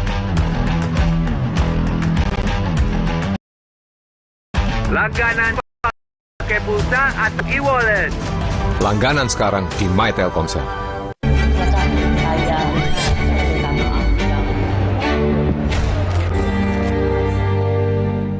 Bagi saya kalau info kredibel itu bukan hakim MK tapi bisa dari dalam MK. Saya dengar sekjennya, kesekjenan, kepaniteraan mau diperiksa itu. Harus. Mungkin memang bukan hakim. Gitu. Tapi orang dalam itu kan banyak. Harus dicari kalau ada yang pertama nguping sidang. Dulu pernah saya pecat dulu. Saya sama sekali tidak menyalahkan Denny. Saya kan di situ di Twitter saya tuh supaya dicari itu siapa yang mengaku sebagai A1 gitu. Pasti dari orang dalam. Nggak mungkin orang luar bisa kredibel kalau tidak nguping. Kan gitu. Itu sidangnya tertutup, ada di lantai 16 di MK itu. Nggak boleh orang masuk, kedap rekaman. Saya masih bersama pendiri Jimli School of Law and Government, Profesor Jimli Asyidiki, yang sekaligus juga menjadi Ketua Mahkamah Konstitusi periode pertama. Prof, saya mau tanya dulu, ketika Prof membaca bahwa Profesor Denny Indrayana mengatakan bahwa saya mendapat informasi yang kredibel soal putusan MK proporsional terbuka menjadi tertutup, apa tanggapan Prof Jimli? Saya langsung hubungi orang di MK, saya tanya, belum Prof, itu belum sidangnya belum selesai. Konklusi dari masing-masing pihak masih kita tunggu sampai tanggal akhir bulan Mei, gitu kan? Nah, jadi RPH-nya belum. Rapat para pihak? Bukan, RPH itu rapat permusyawaratan hakim sesudah sidang selesai, perdebatan 9 orang, kan gitu. Jadi belum, bahkan ketua panelnya itu saya tanya, ternyata masih di Seoul. Jadi memang belum ada lah kok. Jadi sama sekali, bahkan belum kan baru ada dari pandangan para pihak. Iya. Belum ada rapat di antara belum ada para rapat hakim. Internal. Sehingga kalau dibilang 663 keputusannya, ya itu salah. Jadi itu salah maksudnya gimana, Prof? Ilusi, karena belum ada rapat, belum ada pengambilan keputusan. Itu ilusi atau istilahnya tadi? Bualan. Bualan. Ya, mengenai ilusi dan persepsi. Ya, itu banyak sekarang ini dalam komunikasi publik, terutama kalau berkaitan dengan politik. Ya kayak gitu itu. Prof, tetapi menarik, mengapa tweet, kalau Prof kan langsung mengecek, karena bagaimanapun juga Prof Jimli pernah menjadi Ketua Mahkamah Konstitusi dan dikasih tahu berproses saja belum untuk masuk final dalam putusan. Tapi ini menjadi begitu menggemparkan karena kemudian diamplifikasi. Oke, kalau itu dari Pak SBY, mantan presiden, tentu kita masih bisa paham karena ada kedekatan personal antara Prof Denny dan Presiden SBY. Tapi ini kan kemudian diamplikasi oleh menterinya Pak Jokowi dengan mengatakan bahwa ini harus diusut. Artinya Prof Mahfud sendiri melihat ini memang sudah bocor, nggak gitu logikanya kan? Ya, saya rasa kelebihan juga. Siapa kelebihan? Pak Mahfud sebagai Menko kan. Kelebihan gimana maksudnya? Ya kan proses hukum itu mestinya nggak usah diarahkan. Ya timbul sendiri aja. Jadi semua lembaga itu, maka sekarang nggak ada inisiatif nunggu perintah dari atas, kan nggak sehat juga. Nggak, maksud saya begini, Prof Mahfud sendiri kan melihat berarti ini ada kebocoran dong kalau ini diusut. Ya, maksud saya dia kan Menko, bukan sekedar mantan ketua MK sesudah saya, tapi Menko. Ada rapat dengan Kapolri, jadi kesannya diarahkan penegak hukum. Itu satu hal yang menurut saya ya kurang bijaksana juga. Lagi pula ini akan melebar masalahnya kalau dibawa ke ranah hukum. Nah, maka kalau saya lihat ini soal etika profesional, ya kan, seorang sekarang ini kan campur aduk. Sorry, Prof. Guru besar, jadi pengacara, jadi politisi juga. Ya kan? Siapa yang dimaksud? Ya banyak sekali. Nah, termasuk Denny ini. Dia guru besar, lalu kemudian advokat dan politikus juga, ya kan? Maka dia berusaha untuk menekan pengadilan Mahkamah Agung, Mahkamah Konstitusi dengan ya kan informasi-informasi berusaha menekan Mahkamah Konstitusi. Iya, kelihatan. Sama seperti menekan Mahkamah Agung untuk memenangkan perkara tidak sehat. Demokrat. Prof, pertanyaan saya begini, kan jadi ada dua. Satu, kalau ini benar informasinya, itu berarti kebocoran sebuah rahasia negara, katanya begitu. Dan pantas untuk masuk ranah hukum. Kalau Prof Jimli lihatnya? Ya kalau dibawa ke ranah hukum, itu banyak itu. Bukan hanya soal rahasia, dia menyebarkan berita, itu hoax, bohong. Itu bisa gampang sekali dicari pasalnya. Bisa masuk penjara dia. DI ini bisa masuk penjara. Apalagi kan Pak Mahfud bilang, oh, gampang cari pasalnya. Itu loh. Nah jadi... Sorry Prof, menyebarkan itu kalau tidak, jadi begini, kan kalau ini benar, apakah ini bisa dikategorikan sebagai membocorkan rahasia negara? Nyatanya tidak benar. Seandainya pun itu benar, gitu kan? Saya tweet di Twitter, seandainya pun benar, sebagai lawyer dia tahu bahwa itu rahasia. Karena putusan baru terbuka sesudah diputuskan. Jadi sebagai profesional dia tahu ini rahasia. Kalau dia bocorkan, itu etika profesional sebagai advokat itu bisa dipersoalkan. Hanya etika profesi saja, Prof? Karena itu kalau menurut saya ini solusinya itu etika. Bukan ke ranah hukum. Nggak usah karena jadi panjang ceritanya. Jadi panjang dan ini kan campur aduk. Kalau Prof Jimli melihat ini kena sanksi dari sisi etika profesi. Iya, blacklist. Di blacklist dari berperkara di MK, nggak boleh lagi. Nah, begitu juga kalau pegawai, bisa aja ada pegawai iseng, bisa juga ada pegawai yang, karena mereka mestinya tahu belum ada putusan. Atau membuat analisa-analisa. Kalau itu ketahuan, ya bisa. Kalau terbukti pelanggarnya berat, pecat. Kita mesti tegas gitu loh. Oh jadi Prof Jimli lebih melihat ketegasan itu adalah bukan apa-apa harus dibawa ke ranah hukum, tapi sanksi etika profesi. Misalnya seperti Denny Indrayana yang juga berprofesi sebagai pengacara di Mahkamah Konstitusi, Prof Jimli melihat yang paling efektif adalah di blacklist. Ya. Apa landasan pandangannya, Prof? Dengan Pak Profesor Denny itu dekat, termasuk saya anggap kader. Ya kan, sejak muda dia sering datang ke saya. Tapi apa landasannya kenapa dia tidak boleh berpraktek? Karena, tapi kita mesti tegas. Walaupun teman sendiri, keluarga sendiri, kalau salah ya kita harus tegas. Jadi saya berharap MK itu cepat bertindak. So kalau enggak, ini terus... Cepat bertindak maksudnya, Prof? Ya harus bersikap. Misalnya, kan begini ya.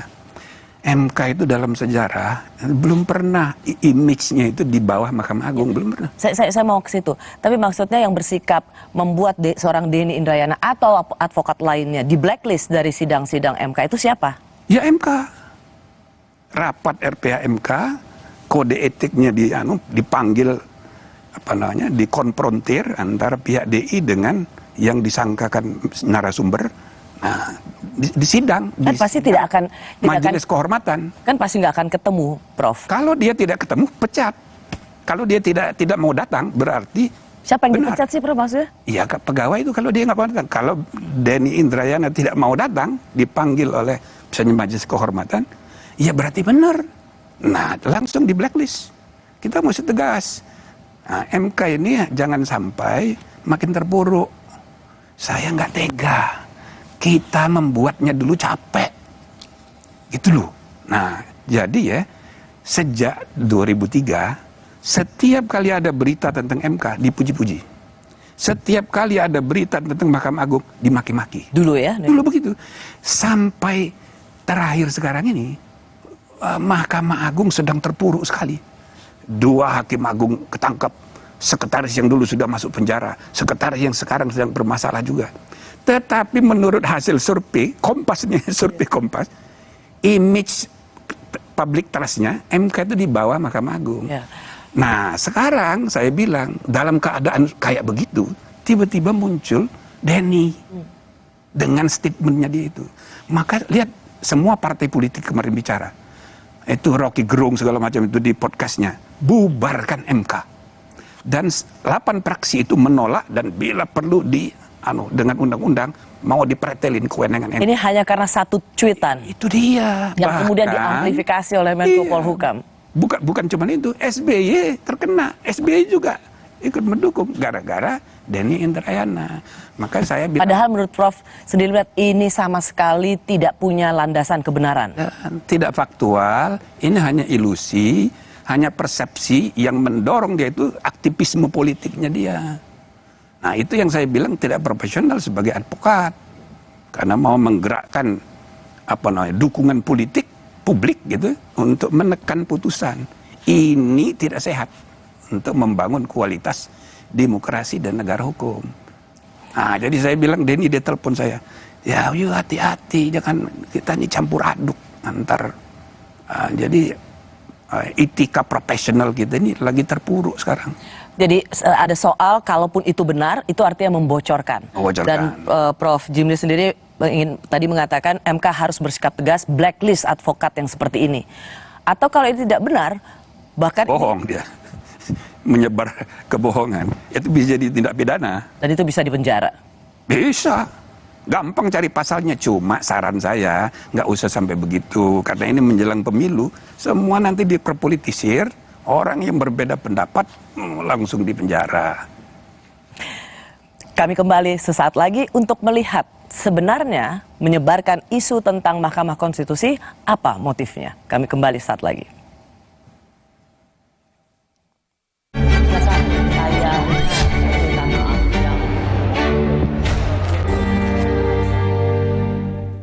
Saat tubuh terasa lemah, tidak fresh, vitamin C biasa tidak cukup. Vitalong C Zinc beda. Dengan time release, diserap bertahap melindungi seharian. Nyaman di lambung, fitnya standby, lemahnya goodbye. Vitalong C Zinc baru, Fitbar Cheese Delight dengan multigrain dan keju cheddar berkualitas. Fitbar, delicious multigrain bar. Sekarang badan gampang pegal dan lelah, itu bisa jadi masalah di otot, tulang, dan jantung. Minum Entrasol dengan ekstrak buah zaitun bantu jaga kesehatan otot, tulang, dan jantung. Jadi bisa tetap aktif. Entrasol. Baru Mayora mie oven. Bukan mie biasa, pembuatannya di oven bukan digoreng. Air rebusannya jernih, bumbunya medok, mie-nya lurus, enak diseruput, lebih kenyal, sehat lagi. Mie oven, inovasi Mayora. Pakai Telkomsel, bisa langganan semua aplikasi streaming, dapat kuota juga. Langganannya pakai pulsa atau e-wallet. Langganan sekarang di My Telkomsel.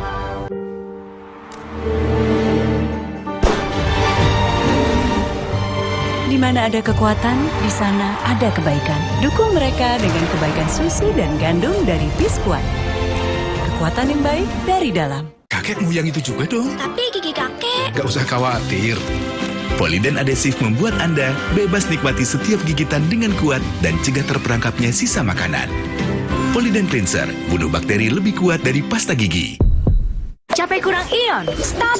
Tarik nafas, minum Isoflas Koko, baru seenak kelapa Thailand, plus 7 ion, menghidrasi sempurna. Bikin badan fit kembali excellent. Isoflas Koko, baru excellent hydration dari Wings Food.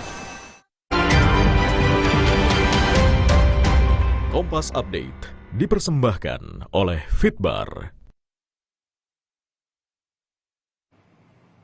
Anda menyaksikan Kompas Update, saudara, bersama saya Putri Oktaviani. Badan Perlindungan Pekerja Migran Indonesia (BP2MI) menggagalkan pengiriman 24 calon pekerja migran ilegal dari sebuah hotel di kawasan Senen, Jakarta Pusat. Menurut rencana, 24 calon pekerja migran ilegal ini akan diberangkatkan ke Arab Saudi. 24 perempuan calon pekerja migran ilegal kini ditampung di Balai Pelayanan Perlindungan Pekerja Migran Indonesia DKI Jakarta, Ciracas, Jakarta Timur. Mereka sebelumnya diamankan petugas saat melakukan pengecekan kesehatan serta administrasi keberangkatan. 24 perempuan yang berusia 20 hingga 48 tahun ini berasal dari Jawa Barat, Banten, Lampung, dan Nusa Tenggara Barat. Mereka diiming-imingi gaji 8 juta rupiah per bulan.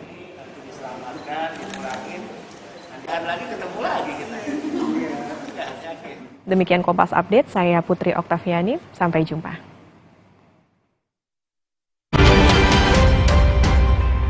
Kompas Kompas Update dipersembahkan oleh Entrasol, bantu jaga kesehatan otot, tulang, dan jantung. Entrasol baru Fitbar Cheese Delight dengan multigrain dan keju cheddar berkualitas. Fitbar Delicious Multigrain Bar. Duh, badan suka gampang pegal dan lelah. Bisa jadi ada masalah di otot, tulang, dan jantung, mah. Nah, minum Entrasol dengan ekstrak buah zaitun, bantu jaga kesehatan otot, tulang, dan jantung. Bisa tetap aktif berdua. Entrasol.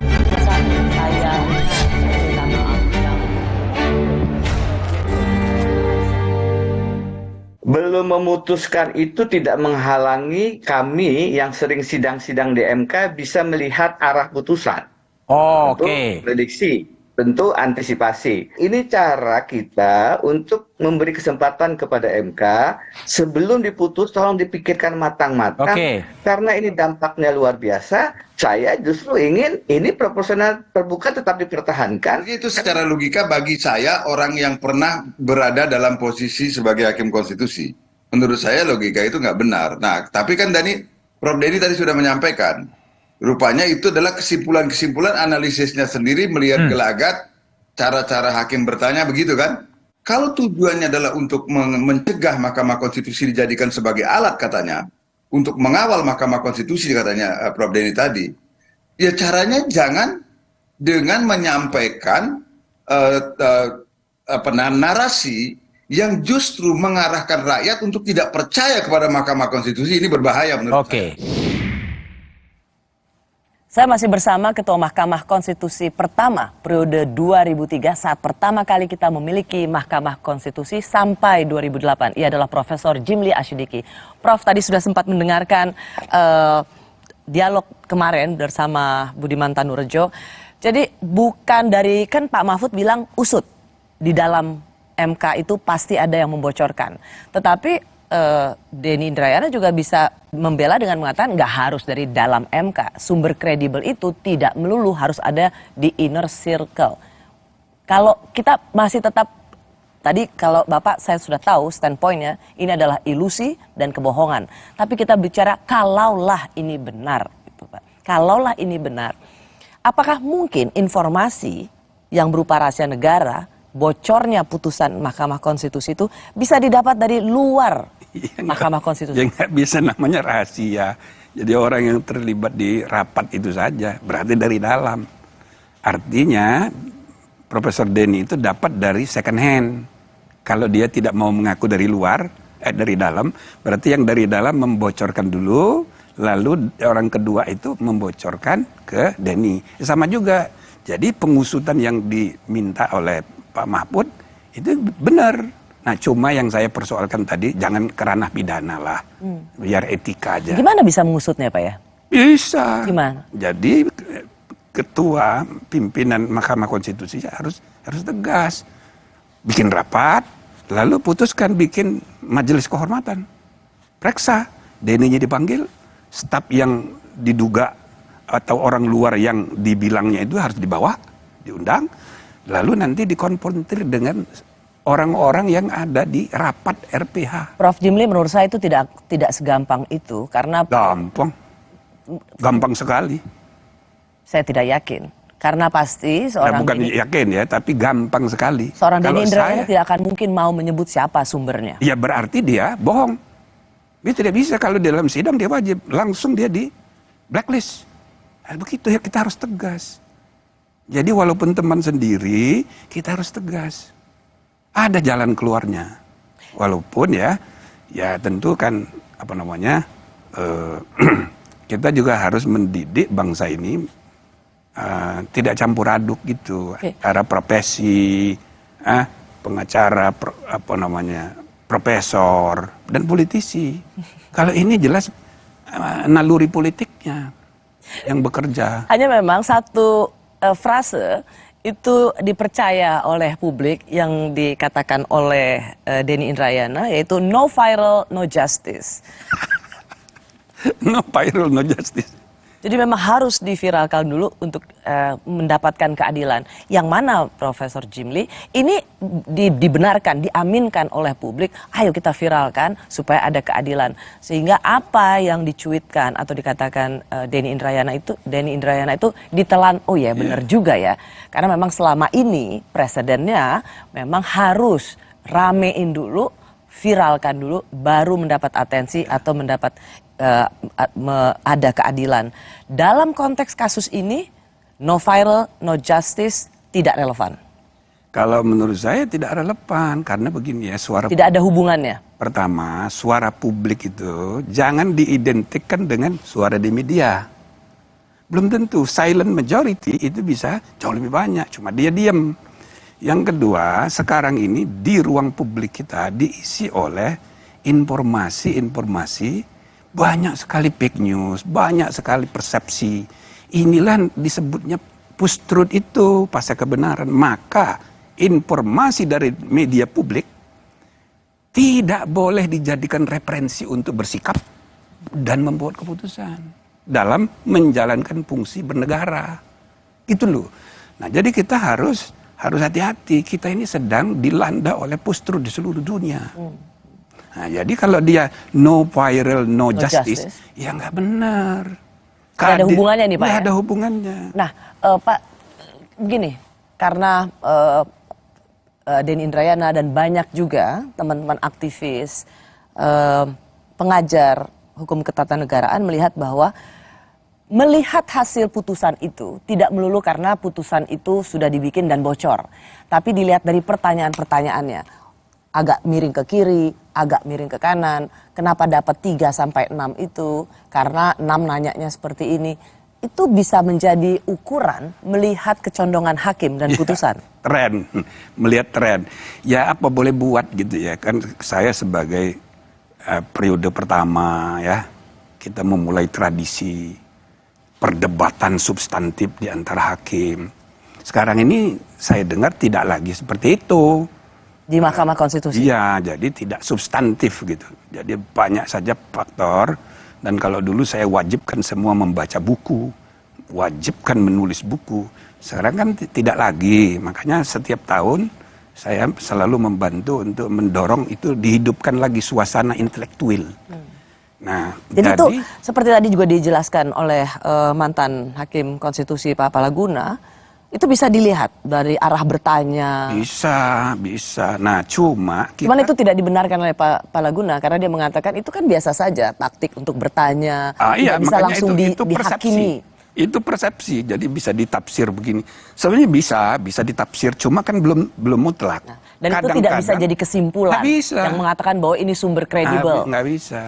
Atau begini Prof, bagaimana kemudian dilihat bahwa ini kayaknya naga-naganya hasil putusan Mahkamah Konstitusi ini ke arah profesional untuk menjadi tertutup, dilihat juga dari profiling hakim-hakimnya yang lebih pada titipan pemerintah, titipan partai politik. Nah, ini yang sejak awal saya jelaskan, saya ikut merumuskan, membantu perumusan walaupun tim ahli untuk perubahan Undang-Undang Dasar. Saya juga jadi tim diangkat oleh pemerintah dan DPR untuk menyusun undang-undang MK. Jadi saya ngerti bahwa itu bukan begitu. Jadi 3 hakim dipilih oleh DPR, 3 hakim dipilih oleh Presiden, 3 hakim dipilih oleh Mahkamah Agung. Bukan dari. Jadi mereka bertiga ini hanya tukang pilih. Setelah terpilih dia independen. Dan terminologi titipan itu menjadi tidak benar. Nah, tapi persepsinya kayak gitu sekarang. Nah, misalnya putusan mengenai undang-undang tentang KPK. Jadi kalau tanya saya lebih setuju dengan yang 4 orang dissenting opinion. Alasannya diskriminasi. Apanya yang diskriminasi? Diskriminasi itu hak asasi manusia, bukan hak asasi lembaga negara. Itu melekat pada diri manusia. Kalau hak lembaga, kewenangan lembaga terserah kepada pembentuk undang-undang ngaturnya. Jadi Anda nggak setuju ya sebenarnya sangat tidak setuju. Pimpinan KPK. Tetapi yang putusan resmi itu kan yang berlima. Kita harus hormati. Itu tradisi untuk menghormati putusan pengadilan sama dengan keadilan itu sendiri. Ya sudah, kita kan mana ada orang putusan pengadilan puas semua orang, tidak ada. harus kita terima. Satu lagi, Prof. Karena kemarin ramai-ramai partai-partai yang ada di parlemen itu konferensi pers. Bahkan mereka memberikan sinyal kalau Mahkamah Konstitusi sampai membuat putusan menjadikan sistem pemilu ini tertutup, bukan terbuka seperti yang kita lakukan sebelumnya, maka mereka akan mengevaluasi Mahkamah Konstitusi termasuk anggaran. Ini apakah sebuah ancaman yang serius dari para politisi pada Mahkamah Konstitusi? Kalau menurut saya itu sangat serius. Dan Prof bisa membenarkan itu? Tidak benar. Jadi saya mengajak semua politisi jangan hanya berpikir politik untuk kepentingan sesaat, the next election. Mari kita membangun negara bangsa ini makin berkualitas dalam jangka panjang, the next generation. Nah, jadi sekarang ini itu pada marah semua asal ada undang-undang di apalagi yang Ciptaker kemarin, marah semua, termasuk eksekutif. Itu loh. Nah, ini pengalaman banyak negara, tapi kan kita tidak boleh benarkan. Yang salah itu salah. Bukan cuma itu, saya pun mengalami dulu. Waktu tahun 2008 kami memutus anggaran pendidikan 20%, semua menteri marah. Yang paling marah Wapres. Maka waktu pemilihan ketua MK periode kedua, saya kan dikalahkan oleh hakim baru namanya Mahfud. Karena apa? Semua hakim itu dipanggilin oleh JK. Saya Pak Mahfud Menko Polhukam sekarang. Dipanggilin satu-satu oleh JK, jangan pilih Pak Jimli lagi. Masa? Iya. Nah, saya ketemu cawe-cawe dong. Cawe-cawe. Nah, jadi saya ketemu sama Pak SBY, saya cerita begini. Oh, ya, bukan saya. Iya, saya bilang. Ya begitu dia. Ya, tapi saya bilang saya ikhlas saja karena kan hubungan saya dengan JK sampai sekarang itu baik. Karena saya kenal sejak aktivis mahasiswa dulu. Jadi hubungan pribadi, institusi, kita pisahkan. Sama kayak Denny. Dan kamu dekat sekali sama saya. Tapi dalam urusan bernegara, kalau salah, saya bilang salah. Harus begitu. Jadi kita harus jangka panjang. Ini sudah abad 21. Kayak Bambang Pacul ngomongnya sekali. Adalah bubarkan MK. Ribut-ribut soal sistem pemilu terbuka dan tertutup. Lalu pertanyaannya apa sih manfaat untuk publik? Kami kembali saat lagi.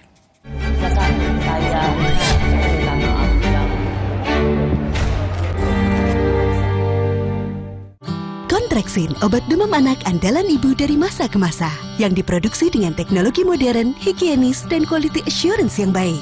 Lahir dari keamanan mutu dan tanggung jawab sepenuh hati. Kontraksin, andalan ibu Indonesia. Kerjaan harus tetap dijalani biarpun badan pegel linu dan nyeri otot. Cepat minum Oskadon SP. Oskadon SP bekerja aktif di pusat nyeri otot tanpa ngantuk. Siap aktivitas lagi. Angkat mama juga bisa. Nyeri otot dan pegal linu reda, aktivitas. Pakai Telkomsel, bisa langganan semua aplikasi streaming, dapat kuota juga. Langganannya pakai pulsa atau e-wallet? Langganan sekarang di My Telkomsel. Mau tangan tetap lembut habis nyuci? SoSoft deterjen berbahan aktif tumbuhan, lembut di tangan, teruji secara dermatologi. Terbukti, bunga yang dicelupkan di SoSoft tetap segar. SoSoft bikin tangan tetap so soft. Wingscare. Selamat datang, silakan. Hah? Emangnya ada waktu buat sakit kepala? Panadol Extra, cepat redakan sakit kepala dan nyeri yang mengganggu. Panadol Extra, cepat redakan sakit kepala, dapat diminum sebelum makan. Baru bangun, kerjaan udah numpuk. Aqua dulu. Mas kawin seperangkat alat sholat dibayar tunai. Paham? Silakan. Gak usah gugup, Aqua dulu. Diciptakan oleh alam, 100% murni air mineral pegunungan. Apapun aktivitasmu, Aqua dulu. Baru, Fitbar Cheese Delight dengan multigrain dan keju cheddar berkualitas. Fitbar, delicious multigrain bar. Sekarang badan gampang pegal dan lelah. Itu bisa jadi masalah di otot, tulang, dan jantung. Minum Entrasol dengan ekstrak buah zaitun bantu jaga kesehatan otot, tulang, dan jantung. Jadi bisa tetap aktif. Entrasol. Isu terkini perpolitikan tanah air ramai menjadi perhatian publik. Sesama caleg dari partai sendiri dengan dapil yang sama, itu ikut menyebut. Maka ini adalah deepening democratic regression di Indonesia. Diulas oleh dua pandangan berbeda. Pelanggaran HAM berat masa lalu itu bukan perkara yang mudah. Tidak ada terbukti dan seterusnya, itu kan harus ditesnya di pengadilan. Dua arah. Setiap Jumat pukul 8:30 malam di Kompas TV. Sabtu ini Benu akan mencicipi aneka macam lauk pauk sedap yang disajikan di atas cobek tanah liat panas-panas. Pecah men, sambalnya nyamber banget, enak banget. Ini sambalnya enak, ini sambal berasa kayak di rumah gitu dimasakin sama emak ya. Istimewa, asik ini. Hai, ini Mumtaz food lover. Kalau yang ini, lazis. Cerita Rasa, Sabtu 3 Juni, pukul 10:30 siang di Kompas TV.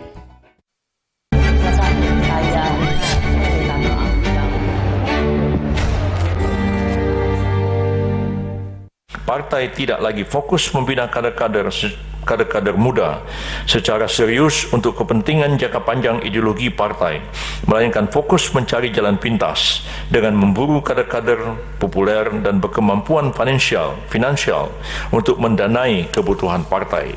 Kader-kader terbaik yang ideologis punya kapasitas untuk bekerja namun tidak begitu populer, perlahan-lahan tersingkir dari lingkaran partai dan digantikan oleh figur-figur terkenal yang nyatanya kadang belum tentu bisa bekerja dengan baik. Masih bersama saya mantan Ketua Mahkamah Konstitusi, Profesor Jimli Asyidiki, yang juga pernah menjabat anggota DPD DKI Jakarta periode 2019-2024.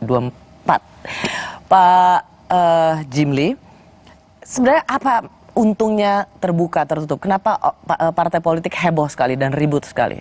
Waktu pertama kan tertutup. 2004 tertutup. 2004 itu tertutup dengan variasi sedikit terbuka. Oke.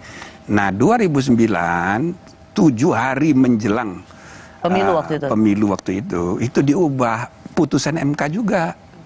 Jadi ada ketidakadilan yang timbul dalam pengalaman 2024. Ada caleg yang nomornya di bawah 2004 itu suara yang nusuknya banyak, sedangkan yang nomor 1 sedikit. Nah, tapi oleh partai diputuskan yang nomor 1 menduduki kursi. Jadi ada ketidakadilan dan itu bisa bukan hanya ketidakadilan tapi aspirasi rakyat yang berdaulat itu tidak tersalur.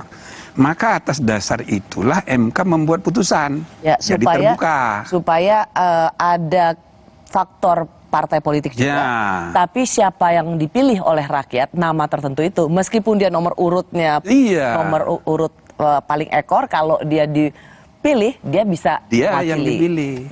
Nah, sorry Pak, tapi orang selalu melihat bahwa sistem pemilu, banyak ahli mengatakan sistem pemilu itu adalah open legal policy atau kebijakan hukum terbuka yang itu harusnya diserahkan pada pembuat undang-undang, legislatif dan eksekutif. Jadi sebenarnya open legal policy seperti sistem pemilu ini bisa nggak diuji oleh Mahkamah Konstitusi? Kan terbukti kita sudah punya presiden bahwa ini pernah juga diuji di Mahkamah Konstitusi tahun 2008. Ya, tapi itu bukan open legal policy.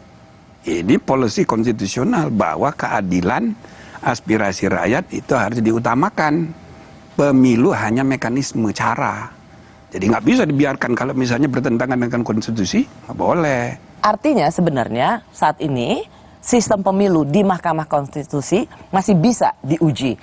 Karena menurut Profesor Jimli Asyidiki ini ini tetap bisa menjadi kewenangan Mahkamah Konstitusi. Bukan milik pembuat undang-undang, DPR dan eksekutif. Masih bisa diuji di Mahkamah Konstitusi. Masih bisa. Prinsipnya nibus in idem, ya. Jadi kalau perkara itu sudah pernah diuji, tidak boleh lagi diuji. Tetapi kita buat pengecualian, kecuali kalau argumentasinya berubah. Gitu loh. Jadi bisa aja. Apa yang berubah kali ini? Nah, yang berubah itu seperti yang tadi dijelaskan oleh Pak Yusril itu sebagai Ketua Umum Partai. Jadi sudah terjadi praktek, ya gampangnya demoralisasi politik, ya kan, persaingan internal, ya antar caleg di satu partai, lalu kemudian politik uang merajalela, yang penting popularitas dan uang, kapasitas nomor 2. Akibatnya para pemimpin kita banyak yang pop, muda-muda, bentukan pasar ekonomi politik, tapi belum tentu punya kapasitas, nggak ngerti masalah, tapi kuasa. Ini kan berbahaya. Sekaligus juga ada problem pelembagaan partai. Partai ini kan harus diperkuat. Nah, di dalam Undang-Undang Dasar itu eksplisit disebut untuk pileg, peserta pemilu itu partai politik. Maka bagaimanapun juga keterlibatan partai politik tetap perlu diperhitungkan. Sangat. Nah, jadi logika untuk mengembalikan ini ke tertutup, ya logis. Tapi ada syarat-syaratnya. Oke. Sorry, Prof. Jadi waktu 2008 itu atas azas keadilan. 2009. Waktu diputuskan 2009. Pemilu 2009. Seminggu sebelum. Satu minggu sebelum pemilu legislatif. Itu ada dasar pertimbangannya, yaitu untuk keadilan. Buat mereka yang dapat suaranya lebih banyak, ya berhak untuk memegang ke Senayan. Tapi itu kemudian ada perubahan situasi. Dianggap bahwa yang dapat suara banyak itu hanya populer saja tanpa punya kapasitas. Itu Dan yang membuat demokrasi mengalami demoralisasi yang kalau dipertimbangkan ini berbahaya. Oke. Prof, tapi tidakkah itu hakikat demokrasi? Kalau misalnya kita memang ingin membiarkan rakyat memilih, maka itulah harga yang harus dibayar dari sebuah demokrasi. Kita bisa memilih seseorang yang mendekati malaikat, tapi juga kita bisa salah pilih setengah iblis. Tapi kan aspek yang harus dipertimbangkan karena demokrasi itu kan luas. Maka dalam sejarah awal-awalnya orang mengidealkan majority rules. Tapi di kemudian hari, abad 19, muncul ide baru. Makanya muncul judicial review itu, minority rights. Jadi, Mahkamah Agung Amerika itu the protector of human right. The protector of citizens' right. Sama kayak kita. Jadi, di samping dia the guardian of the constitution, ya kan, pengawal demokrasi, juga pengawal minority rights. Ini berarti dalam perjalanan peradaban demokrasi mengalami evolving, kemajuan. Nah, termasuk ini. Kalau misalnya saya pernah bilang soal threshold presiden 20%. Itu sebetulnya tidak perlu. Tapi itu berdasarkan putusan MK dulu dibenarkan bahwa threshold 20% itu open legal policy. Terserah mau berapa persen. Ya kan? Tapi sesudah dipraktekkan ada bukti-bukti baru. Ya, kalau di dalam konsep pemilihan presiden dalam konstitusi kita 2 ronde, ya kan? Jadi kalau presiden ronde pertama belum mencapai 51% plus 1 requirement regional daerah, 51 jumlah provinsi, itu dia masuk ke ronde kedua. Walaupun dia udah 51, tapi provinsinya hanya di Jawa, dia tetap ronde kedua. Itu untuk memastikan presiden Indonesia bukan provinsi Pulau Jawa. Ya, karena kalau hanya 3 Pulau Jawa saja pasti udah menang. Nah, ide ini tidak mungkin dilaksanakan, ya kan? Terhambat kalau thresholdnya ketinggian. Ya? Prof, kita akan panjang untuk bicara itu lagi di tema selanjutnya. Boleh nggak saya nanya, sebenarnya kalau untuk seorang hakim konstitusi seperti Prof. Jimli Asidiki lebih setuju sistem pemilunya kembali tertutup atau terbuka? Untuk jangka panjang saya setuju tertutup. Jangka panjang. Maksud saya jangka panjang itu harus dibenahi dulu integrated policy-nya. Jadi partai politik itu harus terbuka dulu. Kalau sekarang ini partai politik sangat tertutup. Oke, yang menentukan hanya ketua umum, 9 partai 9 ketua umum, maka nasib bangsa ini di tangan 9 orang. Lalu calegnya siapa, cagupnya siapa, capresnya siapa, di tangan ketua umum semua. Ditambah lagi kenyataan semua partai mengalami pembiruan darah dinasti. Ya kan? Partai yang lahir di era reformasi aja gampang sekali anaknya jadi ketua umum. Partai reformasinya Amin Rais besan-besanan, ya kan? Sampai harus cerai gara-gara. Jadi ini masih feodal. Nah, jadi ya kita harus benahi ini ke depan untuk membangun modernisasi partai politik dan pelembagaan politik yang yang kuat, tidak seperti sekarang yang terbuka, inklusif. Jadi kalau calon-calon nomor urut itu bukan ditentukan satu orang, misalnya ada preliminary election di antara partai itu sendiri. Iya, siapa internal. Lalu ada konvensi daerah untuk menjadi gubernur, konvensi nasional untuk capres. Jangan kayak sekarang petugas partai itu persis kalimatnya Megawati itu bukan hanya dari Megawati, itu praktek di semua partai. Kan gitu. Nah jadi selama partainya kayak begini nggak bisa tertutup, malah berbahaya. Gitu kira-kira. Oke. Kalau memang itu diputuskan tertutup, emang akan chaos. Kalau misalnya akan diputus kayak begitu, misalnya itu harus diberlakukan untuk 2029 bukan sekarang. Oke. Nanti bikin kacau. Tapi 2008 bisa 8 hari sebelum pemilu nggak chaos? Iya, tapi sekarang ini ada pemilu serentak. Oke. Ada fakta-fakta yang berbeda dibanding 2008. Pemilu serentaknya luar banyak sekali. Pemilu serentak pertama, pemilu pilkadanya tahun besok juga.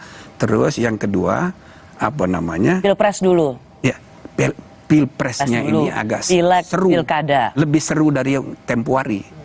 Karena ada pembelahan politik. Ini berbahaya kalau menurut saya. Plus tambah lagi pengalaman 2019. Petugas banyak meninggal. Jadi jangan-jangan lebih banyak lagi meninggal. Jadi kita harus arif lah ya melihat masalah. Setuju dengan proporsional tertutup untuk pemilu legislatif. Tapi untuk yang akan datang. Profesor Jimli Asyidiki, terima kasih. Jarang-jarang kita bisa ngobrol seperti ini. Saya senang sekali dan satu kehormatan Prof. Jimli menyempatkan datang. Mohon maaf ada pilihan kata yang kurang cocok sama audiens, terutama orang-orang yang saya sebut namanya. Itu saya secara pribadi dekat semua, tapi urusan bernegara kita harus pisah. Terima kasih, Prof. Saya Rosyana Silalahi, terima kasih sudah menyaksikan Rosi. Tetaplah di Kompas TV, independen terpercaya. Oke, bagus.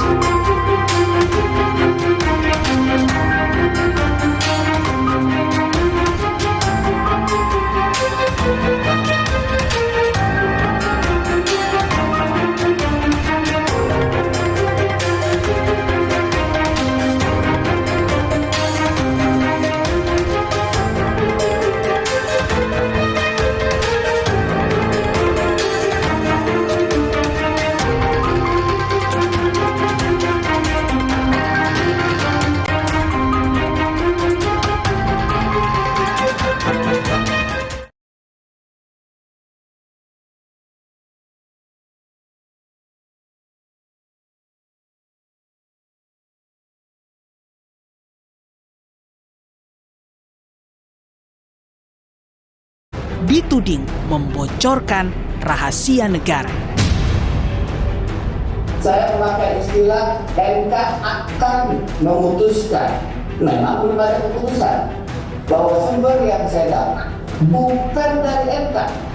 Karena itu tidak ada pembocoran rahasia negara. Bantahan Denny yang sempat menjadi tersangka kasus korupsi payment gateway di Kemenkumham tahun 2015 itu dianggap Menko Polhukam Mahfud MD tetap layak diproses hukum. Terutama siapa sosok kredibel yang disebut Denny Indrayana. Kredibel itu artinya A1 kalau dalam ilmu intelijen dibahaskan bahasa sosial. Ya, bahasa ilmu sosial. Kalau ilmu dari A1 itu artinya sangat kredibel, gitu. Pasti dari orang dalam. Nggak mungkin orang luar bisa kredibel kalau tidak nguping. Kan gitu. Wong itu sidangnya tertutup, ada di lantai 16 di MK itu. Nggak boleh orang masuk, kedap rekaman. Belum jelas apa tujuan Denny menyebarkan cuitan yang menimbulkan kehebohan jelang pemilu itu. Namun, dalam program Satu Meja The Forum, Denny akui sengaja menyebarkan informasi agar Hakim MK menolak permohonan sistem proporsional tertutup. Bung Denny, ini kan menarik juga karena ada orang yang kemudian membaca pernyataan Anda untuk meningkatkan elektabilitas dari Partai Demokrat. Betul nggak sih itu? Saya justru berharap SBDM. Saya justru berharap ujungnya nanti putusan MK mengatakan proporsional buka. Oh, jadi ini sebetulnya political statement dari Denny Indrayana ya? Saya pendukung sistem proporsional terbuka, Oke. Karena itu, ini cara kita untuk memberi kesempatan kepada MK sebelum diputus tolong dipikirkan matang-matang. Di tengah heboh isu bocornya putusan MK, Presiden Jokowi membuat pengakuan akan cawe-cawe dalam pemilu 2024 demi bangsa dan negara. Pengakuan Jokowi di depan para pemimpin redaksi media massa di Istana Negara Senin lalu sontak menimbulkan pro kontra akan netralitas Jokowi sebagai kepala negara. Manuver politik dari Presiden tentu akan memiliki imbas terhadap konteks politik praktis. Bagaimana seorang ketua umum Partai Golkar yang juga Menko di dalam kabinet mengatakan bahwa dalam menentukan capres-cawapres Golkar akan mengikuti arahan dan petunjuk dari Presiden. Ketua umum PAN yang saat ini menjadi Menteri Perdagangan mengatakan bahwa Presiden adalah panglima tertinggi di dalam penentuan koalisi. Kalau berjalan jujur dan adil, itu lembaga-lembaga kepemiluan sudah ada. Presiden silakan memperkuat lembaga kepemiluan, perkuat DKPP, perkuat KPU, perkuat Bawaslu, itu jauh lebih baik daripada cawe-cawe, daripada beliau yang jujur sendiri. Itu adalah kode yang bagus bagi yang lain, Bapak Presiden terbuka bahwa dia akan ikut campur nanti. Tetapi ikut campur tentu clear ikut campurnya di bidang apa, gitu. Kalau nanti ikut campurnya di dalam penetapan capres, cawapres itu urusan partai. Tapi setelah itu Pak Jokowi kan punya pasukan yang musra. Mungkin mau diarahkan kemana musranya, itu kan Pak Presiden. Merespons banyaknya kritik soal ikut campur dirinya dalam kontestasi Pilpres, Jokowi kembali menegaskan, demi keberlanjutan megaproyek andalannya, ia memang akan cawe-cawe. Begitu kita keliru memilih pemimpin yang tepat untuk 13 tahun ke depan, hilanglah kesempatan untuk menjadi negara maju. Hati-hati mengenai ini. Hati-hati.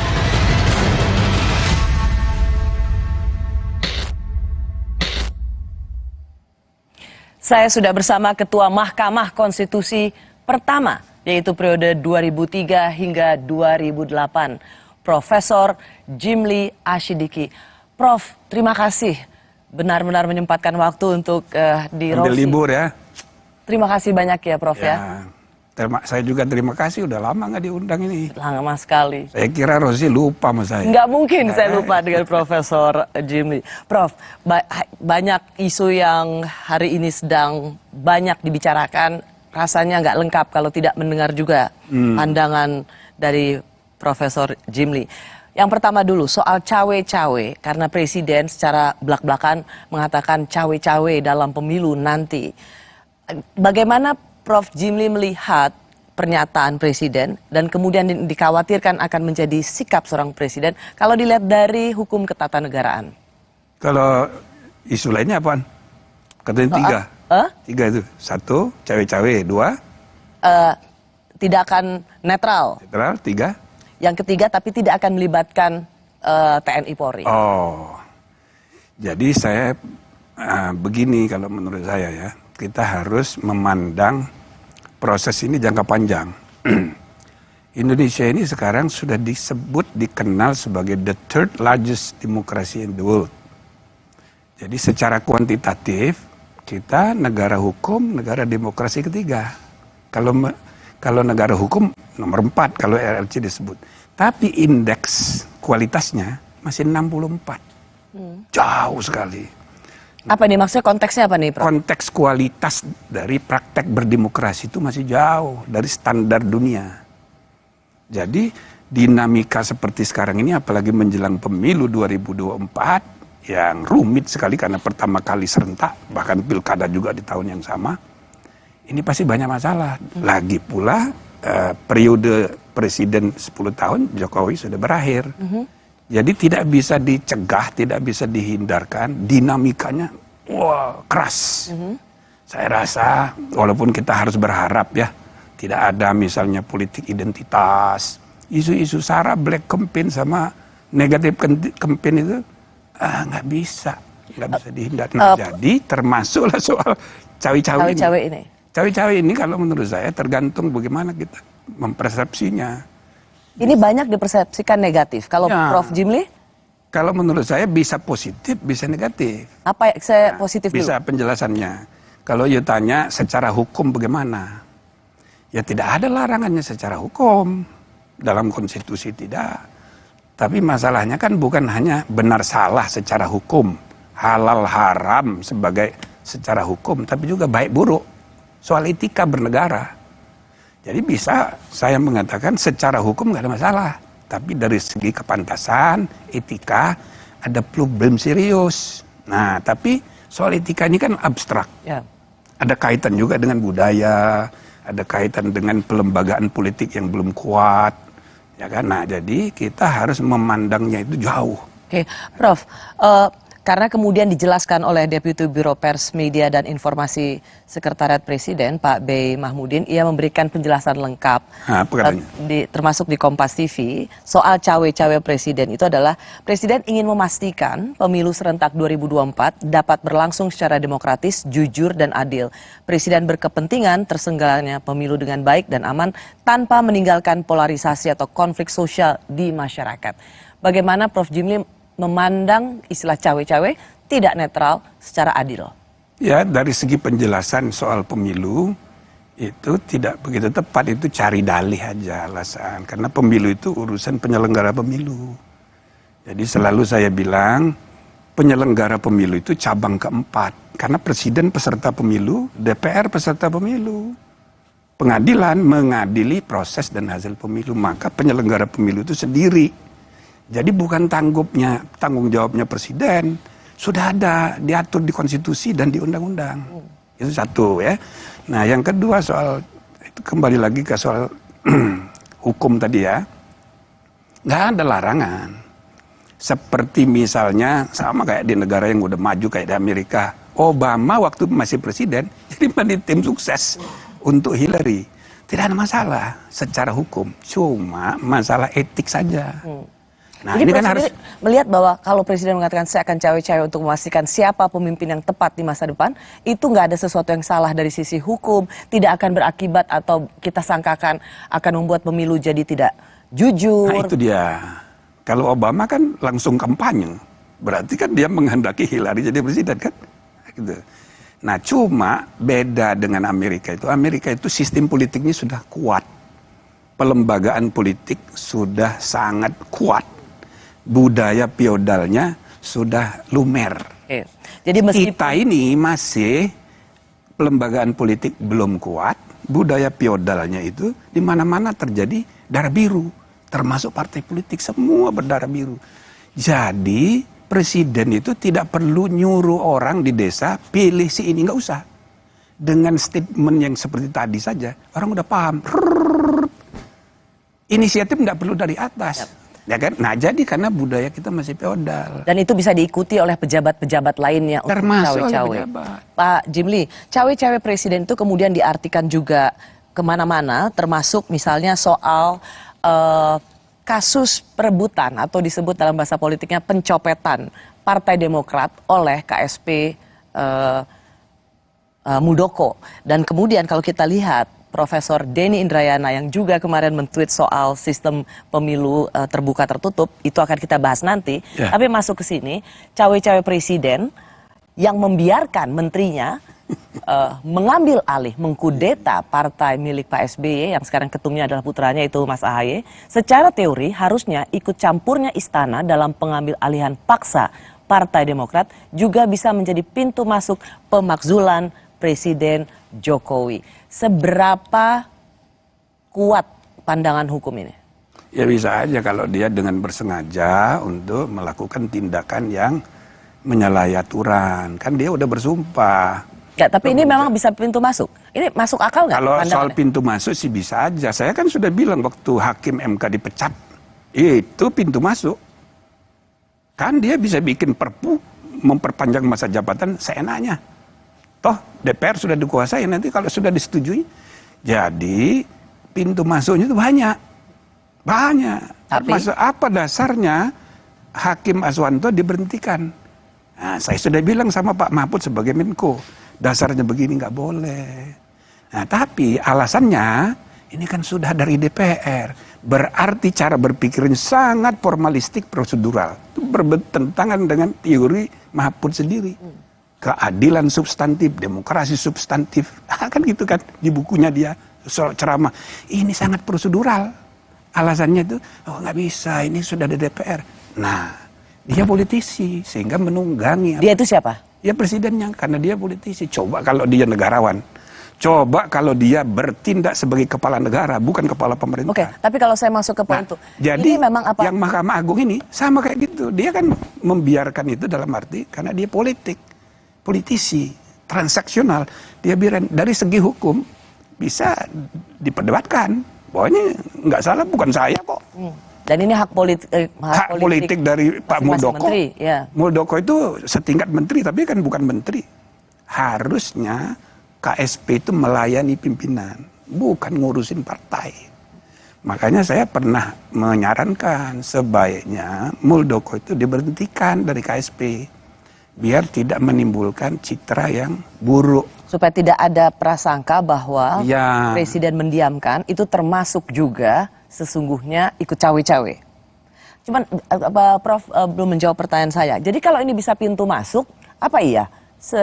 Urusan yang sebenarnya sudah menang di pengadilan tingkat pertama, kedua, dan sekarang sedang menunggu kasasi. Kalau perkaranya itu tidak bisa, itu kan independence Mahkamah Agung itu.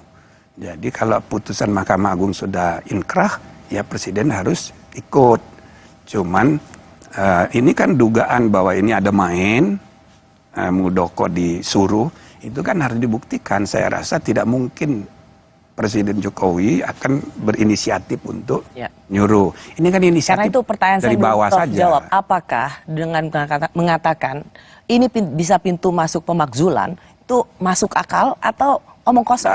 Omong kosong lah itu saya rasa. Ya kan ini kan cara pengacara untuk menekan. Dan itu tradisi yang buruk juga. Ini tradisi yang buruk. Sangat buruk. Karena Prof. Jimli justru melihat ketika diungkit-ungkit soal kasus Demokrat, kasus hukum Demokrat yang sekarang ada di kasasi dan dikait-kaitkan dengan cawe-cawe presiden, ini sesungguhnya sesuatu yang buruk. Menekan pengadilan. Iya, menekan. Ya, ini politisasi. Oke. Prof, saya mau masuk ke topik yang sama tapi dengan pertanyaan selanjutnya, karena ada ucapan cawe-cawe Presiden Jokowi ini langsung dikaitkan dengan banyak hal, diantaranya soal isu bocornya keputusan Mahkamah Konstitusi. Nah, soal isu bocornya ini yang ingin saya tanyakan pada Prof. Jimli adalah sesuatu yang memang membocorkan rahasia negara atau bualan semata. Kami kembali sesaat lagi.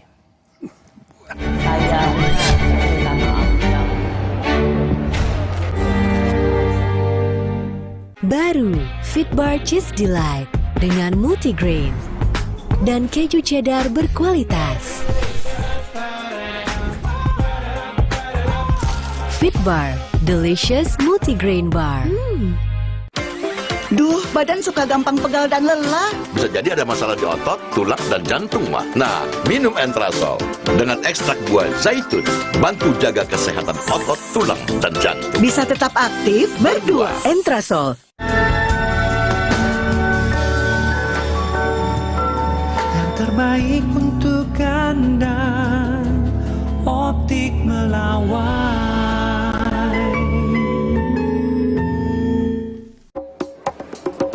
Kata orang, gue itu si paling kerja, syuting seharian, tiba-tiba sakit kepala, mau minum obat, takut ngantuk pas kerja.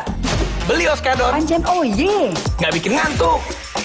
Pas wawancara, ada yang sakit kepala, untung ada Oskadon. Tapi belum makan. Oskadon, oke diminum sebelum makan. Oskadon, oke buat sakit kepala. Bekerja aktif di pusatnya, dapat diminum sebelum makan, tanpa ngantuk. Oskadon, solusi oke, sakit kepala.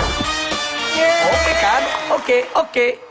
Baru Fitbar Cheese Delight dengan multigrain dan keju cheddar berkualitas.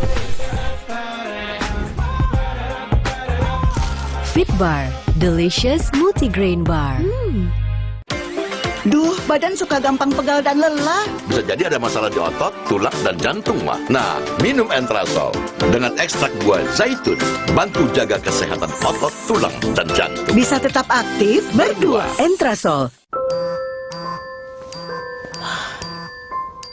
Baru bangun kerjaan udah numpuk.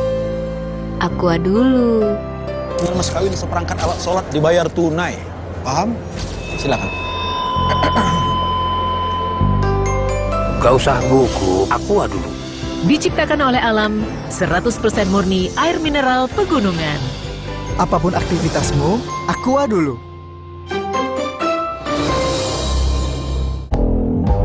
Pakai Telkomsel, bisa langganan semua aplikasi streaming, dapat kuota juga. Langganannya pakai pulsa atau e-wallet? Langganan sekarang di My Telkomsel.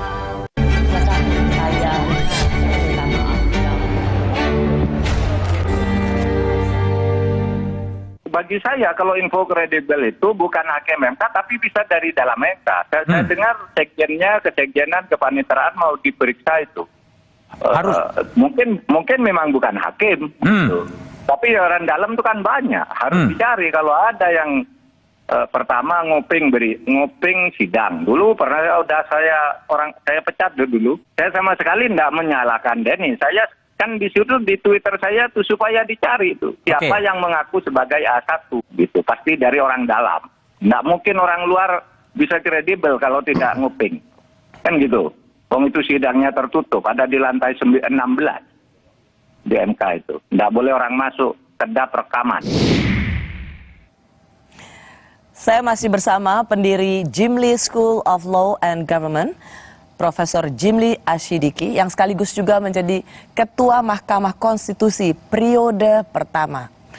Prof, saya mau tanya dulu, ketika Prof membaca bahwa Profesor Denny Indrayana mengatakan bahwa saya mendapat informasi yang kredibel soal putusan MK proporsional terbuka menjadi tertutup, apa tanggapan Prof Jimli? Saya langsung hubungi orang di MK, saya tanya, belum Prof, itu belum sidangnya belum selesai. Konklusi dari masing-masing pihak masih kita tunggu sampai tanggal akhir bulan Mei, gitu kan? Nah, jadi RPH-nya belum. Rapat para pihak? Bukan, RPH itu rapat permusyawaratan hakim sesudah sidang selesai, perdebatan 9 orang, kan gitu. Jadi belum, bahkan ketua panelnya itu saya tanya, ternyata masih di Seoul. Jadi memang belum ada lah kok. Jadi sama sekali, bahkan belum kan baru ada dari pandangan para pihak. Iya. Belum ada rapat di antara para hakim. Belum ada rapat internal. Sehingga kalau dibilang 663 keputusannya, ya itu salah. Jadi itu salah maksudnya gimana, Prof? Ilusi, karena belum ada rapat, belum ada pengambilan keputusan. Itu ilusi atau istilahnya tadi? Bualan. Bualan. Ya, mereka ilusi dan persepsi. Ya, itu banyak sekarang ini dalam komunikasi publik, terutama kalau berkaitan dengan politik. Ya kayak gitu itu. Prof, tetapi menarik, mengapa tweet, kalau Prof kan langsung mengecek, karena bagaimanapun juga Prof Jimli pernah menjadi Ketua Mahkamah Konstitusi dan dikasih tahu berproses saja belum untuk masuk final dalam putusan. Tapi ini menjadi begitu menggemparkan karena kemudian diamplifikasi. Oke, kalau itu dari Pak SBY, mantan presiden, tentu kita masih bisa paham karena ada kedekatan personal antara Prof Denny dan Presiden SBY. Tapi ini kan kemudian diamplikasi oleh menterinya Pak Jokowi dengan mengatakan bahwa ini harus diusut. Artinya Prof Mahfud sendiri melihat ini memang sudah bocor, nggak gitu logikanya kan? Ya, saya rasa kelebihan juga. Siapa kelebihan? Pak Mahfud sebagai Menko kan. Kelebihan gimana maksudnya? Ya kan proses hukum itu mestinya nggak usah diarahkan.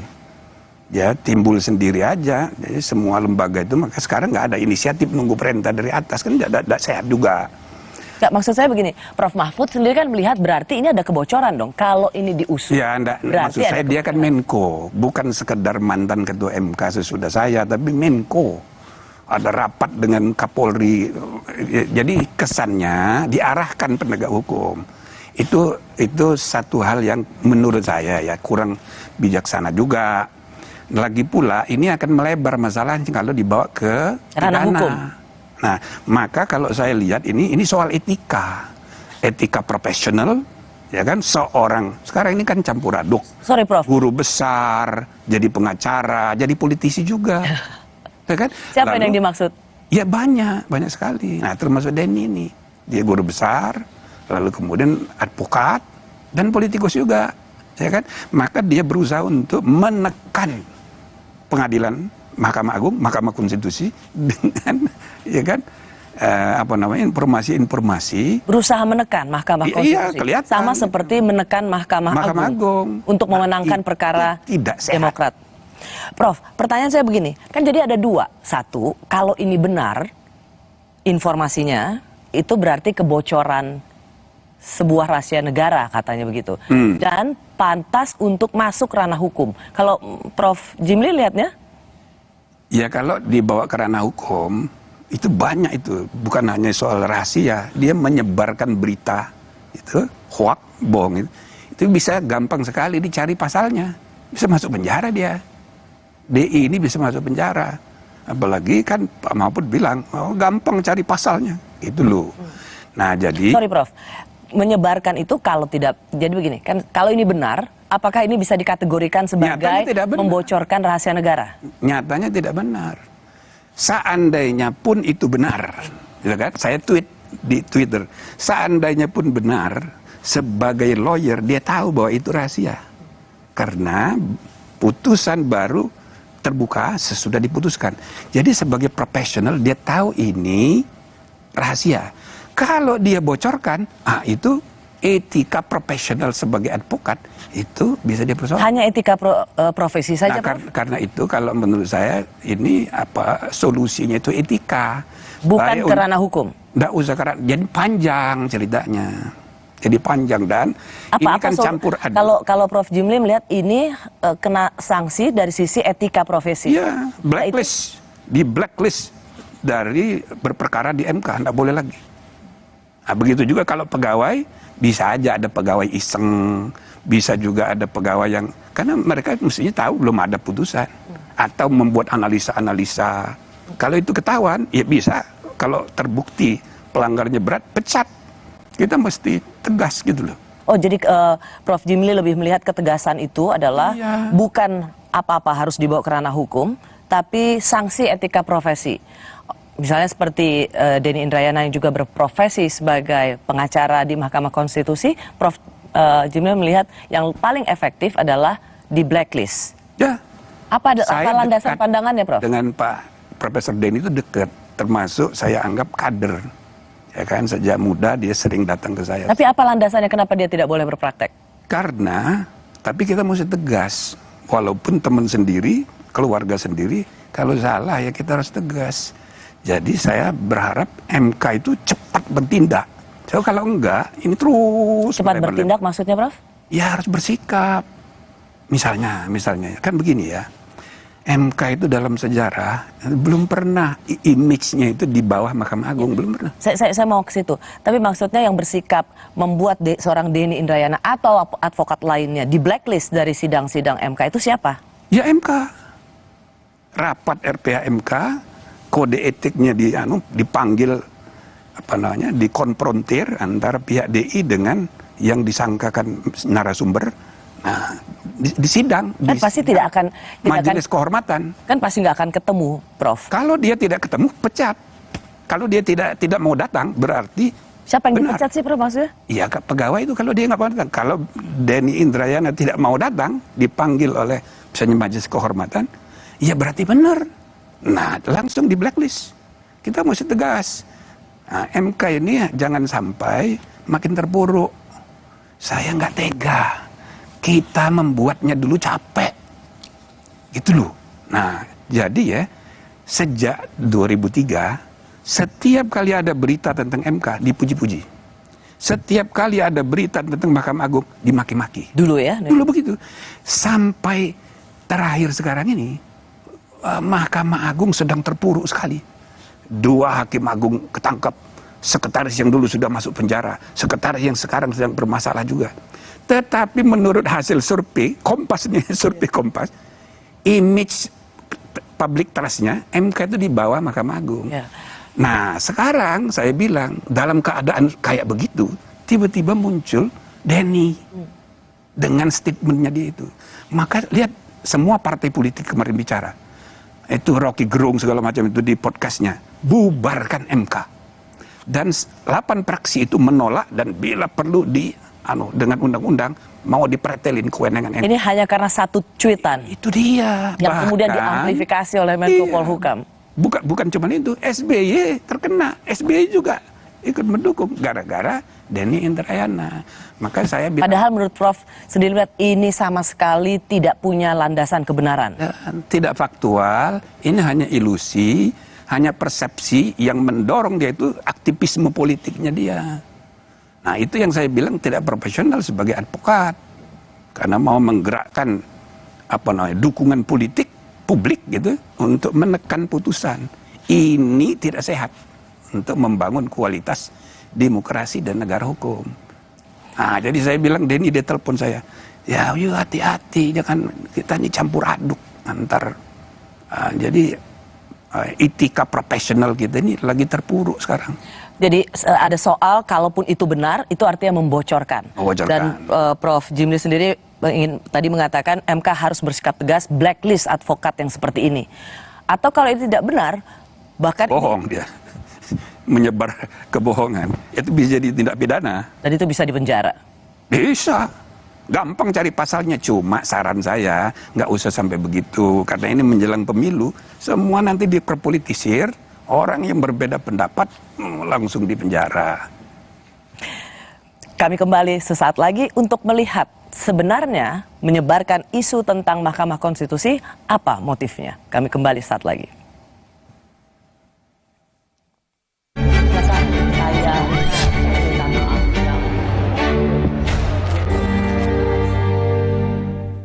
Saat tubuh terasa lemah, tidak fresh, vitamin C biasa tidak cukup. Vitalong C Zinc beda. Dengan time release, diserap bertahap melindungi seharian. Nyaman di lambung, fitnya standby, lemahnya goodbye. Vitalong C Zinc. Baru Fitbar Cheese Delight dengan multigrain dan keju cheddar berkualitas. Fitbar Delicious Multigrain Bar. Sekarang badan gampang pegal dan lelah, itu bisa jadi masalah di otot, tulang, dan jantung. Minum Entrasol dengan ekstrak buah zaitun bantu jaga kesehatan otot, tulang, dan jantung. Jadi bisa tetap aktif. Entrasol. Baru Mayora mie oven. Bukan mie biasa, pembuatannya di oven bukan digoreng. Air rebusannya jernih, bumbunya medok, mie-nya lurus, enak diseruput, lebih kenyal, sehat lagi. Mie oven, inovasi Mayora. Pakai Telkomsel, bisa langganan semua aplikasi streaming, dapat kuota juga. Langganannya pakai pulsa atau e-wallet. Langganan sekarang di My Telkomsel.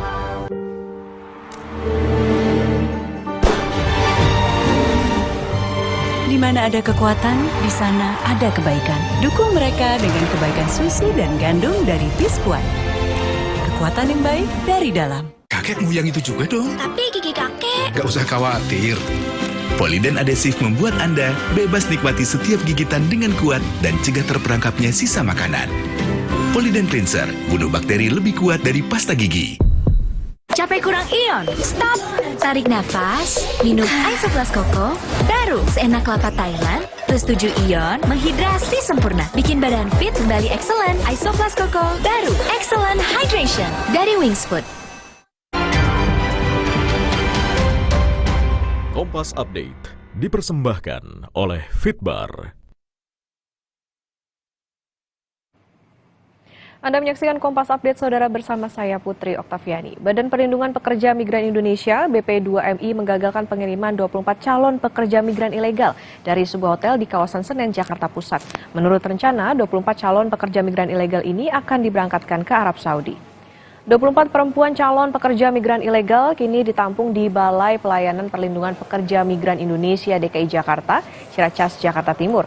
Mereka sebelumnya diamankan petugas saat melakukan pengecekan kesehatan serta administrasi keberangkatan.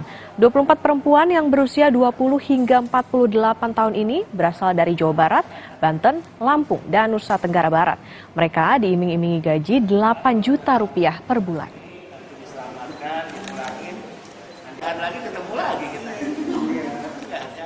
Demikian Kompas Update, saya Putri Oktaviani, sampai jumpa.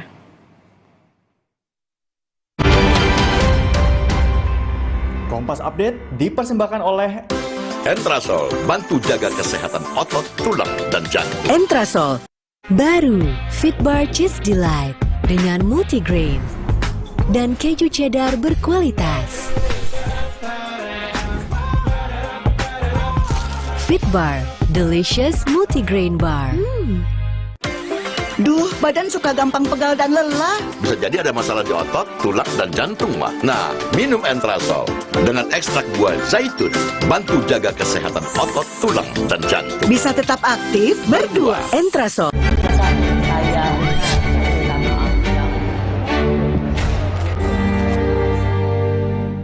Belum memutuskan itu tidak menghalangi kami yang sering sidang-sidang di MK bisa melihat arah putusan. Oh, oke. Prediksi, tentu antisipasi. Ini cara kita untuk memberi kesempatan kepada MK sebelum diputus, tolong dipikirkan matang-matang.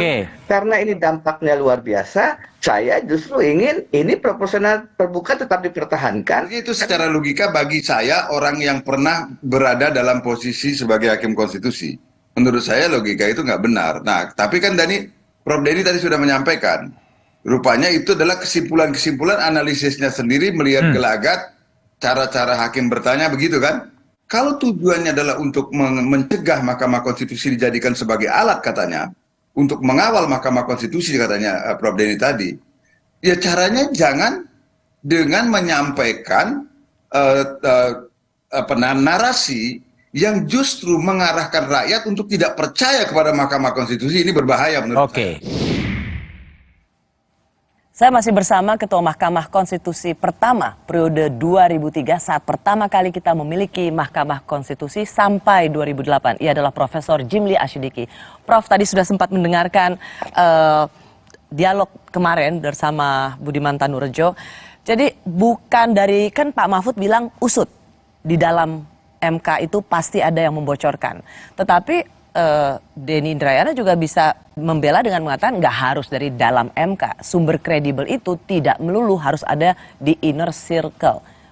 Kalau kita masih tetap, tadi kalau Bapak saya sudah tahu standpointnya, ini adalah ilusi dan kebohongan. Tapi kita bicara kalaulah ini benar. Kalaulah ini benar. Apakah mungkin informasi yang berupa rahasia negara, bocornya putusan Mahkamah Konstitusi itu bisa didapat dari luar Mahkamah Konstitusi? Ya nggak bisa, namanya rahasia. Jadi orang yang terlibat di rapat itu saja, berarti dari dalam. Artinya Profesor Denny itu dapat dari second hand. Kalau dia tidak mau mengaku dari luar, dari dalam, berarti yang dari dalam membocorkan dulu, lalu orang kedua itu membocorkan ke Denny. Sama juga. Jadi pengusutan yang diminta oleh Pak Mahfud itu benar. Nah cuma yang saya persoalkan tadi, jangan ke ranah pidana lah, biar etika aja. Gimana bisa mengusutnya Pak ya? Bisa. Gimana? Jadi ketua pimpinan Mahkamah Konstitusi harus tegas. Bikin rapat, lalu putuskan bikin majelis kehormatan. Periksa, Denny-nya dipanggil, staf yang diduga atau orang luar yang dibilangnya itu harus dibawa, diundang, lalu nanti dikonfrontir dengan orang-orang yang ada di rapat RPH. Prof Jimli, menurut saya itu tidak segampang itu karena gampang sekali. Saya tidak yakin karena pasti seorang bukan yakin ya, tapi gampang sekali. Seorang Denny Indrayana tidak akan mungkin mau menyebut siapa sumbernya. Ya berarti dia bohong. Dia tidak bisa, kalau dalam sidang dia wajib langsung dia di blacklist. Nah, begitu ya, kita harus tegas. Jadi walaupun teman sendiri, kita harus tegas. Ada jalan keluarnya, walaupun ya tentu kan kita juga harus mendidik bangsa ini tidak campur aduk gitu, antara profesi, pengacara, profesor dan politisi. Kalau ini jelas naluri politiknya yang bekerja. Hanya memang satu frase itu dipercaya oleh publik yang dikatakan oleh Denny Indrayana, yaitu no viral, no justice. No viral, no justice. Jadi memang harus diviralkan dulu untuk mendapatkan keadilan. Yang mana Profesor Jimli ini dibenarkan, diaminkan oleh publik, ayo kita viralkan supaya ada keadilan. Sehingga apa yang dicuitkan atau dikatakan Denny Indrayana itu ditelan, oh ya benar juga ya. Karena memang selama ini presidennya memang harus ramein dulu, viralkan dulu, baru mendapat atensi atau mendapat ada keadilan. Dalam konteks kasus ini, no viral, no justice tidak relevan. Kalau menurut saya tidak relevan, karena begini ya, suara tidak ada hubungannya. Pertama, suara publik itu jangan diidentikan dengan suara di media. Belum tentu silent majority itu bisa jauh lebih banyak, cuma dia diam. Yang kedua, sekarang ini di ruang publik kita diisi oleh informasi-informasi, banyak sekali fake news, banyak sekali persepsi.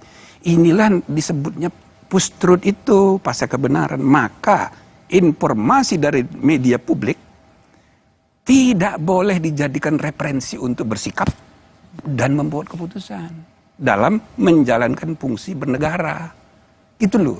Nah, jadi kita harus hati-hati. Kita ini sedang dilanda oleh post-truth di seluruh dunia. Nah, jadi kalau dia no viral, no justice, ya nggak benar. Nggak ada hubungannya nih Pak. Nggak ada hubungannya. Nah, Pak, begini, karena Denny Indrayana dan banyak juga teman-teman aktivis, pengajar hukum ketatanegaraan melihat bahwa melihat hasil putusan itu tidak melulu karena putusan itu sudah dibikin dan bocor, tapi dilihat dari pertanyaan-pertanyaannya. Agak miring ke kiri, agak miring ke kanan. Kenapa dapat 3 sampai 6 itu? Karena 6 nanyanya seperti ini. Itu bisa menjadi ukuran melihat kecondongan hakim dan putusan. Tren, melihat tren. Ya apa boleh buat gitu ya. Kan saya sebagai periode pertama ya, kita memulai tradisi perdebatan substantif di antara hakim. Sekarang ini saya dengar tidak lagi seperti itu. Di Mahkamah Konstitusi? Iya, jadi tidak substantif gitu. Jadi banyak saja faktor, dan kalau dulu saya wajibkan semua membaca buku, wajibkan menulis buku. Sekarang kan tidak lagi, makanya setiap tahun saya selalu membantu untuk mendorong itu dihidupkan lagi suasana intelektual. Nah, jadi itu seperti tadi juga dijelaskan oleh mantan Hakim Konstitusi Pak Palaguna, itu bisa dilihat dari arah bertanya. Bisa. Nah, cuman itu tidak dibenarkan oleh Pak Palaguna karena dia mengatakan itu kan biasa saja taktik untuk bertanya, tidak bisa langsung dihakimi. Itu persepsi, jadi bisa ditafsir begini. Sebenarnya bisa ditafsir, cuma kan belum mutlak. Dan itu tidak bisa jadi kesimpulan yang mengatakan bahwa ini sumber kredibel. Nggak bisa. Atau begini Prof, bagaimana kemudian dilihat bahwa ini kayaknya naga-naganya hasil putusan Mahkamah Konstitusi ini ke arah profesional untuk menjadi tertutup, dilihat juga dari profiling hakim-hakimnya yang lebih pada titipan pemerintah, titipan partai politik. Nah, ini yang sejak awal saya jelaskan, saya ikut merumuskan, membantu perumusan walaupun tim ahli untuk perubahan Undang-Undang Dasar. Saya juga jadi tim diangkat oleh pemerintah dan DPR untuk menyusun undang-undang MK. Jadi saya ngerti bahwa itu bukan begitu. Jadi 3 hakim dipilih oleh DPR, 3 hakim dipilih oleh Presiden, 3 hakim dipilih oleh Mahkamah Agung. Bukan dari. Jadi mereka bertiga ini hanya tukang pilih. Setelah terpilih dia independen. Dan terminologi titipan itu menjadi tidak benar. Nah, tapi persepsinya kayak gitu sekarang. Nah, misalnya putusan mengenai undang-undang tentang KPK. Ya, kalau tanya saya lebih setuju dengan yang 4 orang dissenting opinion. Alasannya diskriminasi. Apanya yang diskriminasi? Diskriminasi itu hak asasi manusia, bukan hak asasi lembaga negara. Itu melekat pada diri manusia. Manusia. Kalau hak lembaga, kewenangan lembaga terserah kepada pembentuk undang-undang ngaturnya. Jadi Anda nggak setuju ya sebenarnya sangat tidak setuju. Pimpinan KPK. Tetapi yang putusan resmi itu kan yang berlima. Kita harus hormati. Itu tradisi untuk menghormati putusan pengadilan sama dengan keadilan itu sendiri. Ya sudah, kita kan mana ada orang putusan pengadilan puas semua orang, tidak ada. Harus kita terima. Satu lagi Prof, karena kemarin ramai-ramai partai-partai yang ada di parlemen itu konferensi pers, bahkan mereka memberikan sinyal kalau Mahkamah Konstitusi sampai membuat putusan menjadikan sistem pemilu ini tertutup, bukan terbuka seperti yang kita lakukan sebelumnya, maka mereka akan mengevaluasi Mahkamah Konstitusi termasuk anggaran.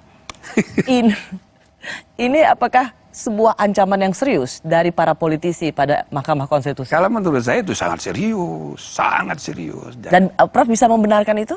Tidak benar. Jadi saya mengajak semua politisi jangan hanya berpikir politik untuk kepentingan sesaat, the next election. Mari kita membangun negara bangsa ini makin berkualitas dalam jangka panjang, the next generation. Nah, jadi sekarang ini itu pada marah semua asal ada undang-undang di apalagi yang Ciptaker kemarin, marah semua, termasuk eksekutif. Itu loh. Nah, ini pengalaman banyak negara, tapi kan kita tidak boleh benarkan. Yang salah itu salah.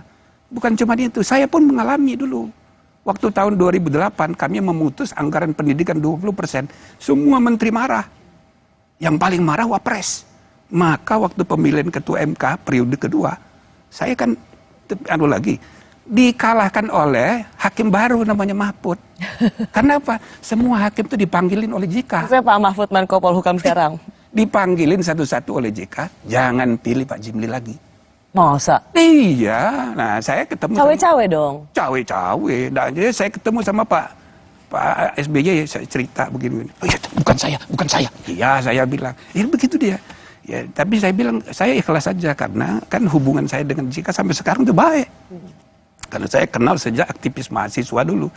Jadi hubungan pribadi, institusi, kita pisahkan. Sama kayak Denny. Dan kamu dekat sekali sama saya. Tapi dalam urusan bernegara, kalau salah, saya bilang salah. Harus begitu. Jadi kita harus jangka panjang. Ini sudah abad 21. Kayak Bambang Pacul ngomongnya sekali. Adalah bubarkan MK. Ribut-ribut soal sistem pemilu terbuka dan tertutup. Lalu pertanyaannya apa sih manfaat untuk publik? Kami kembali saat lagi.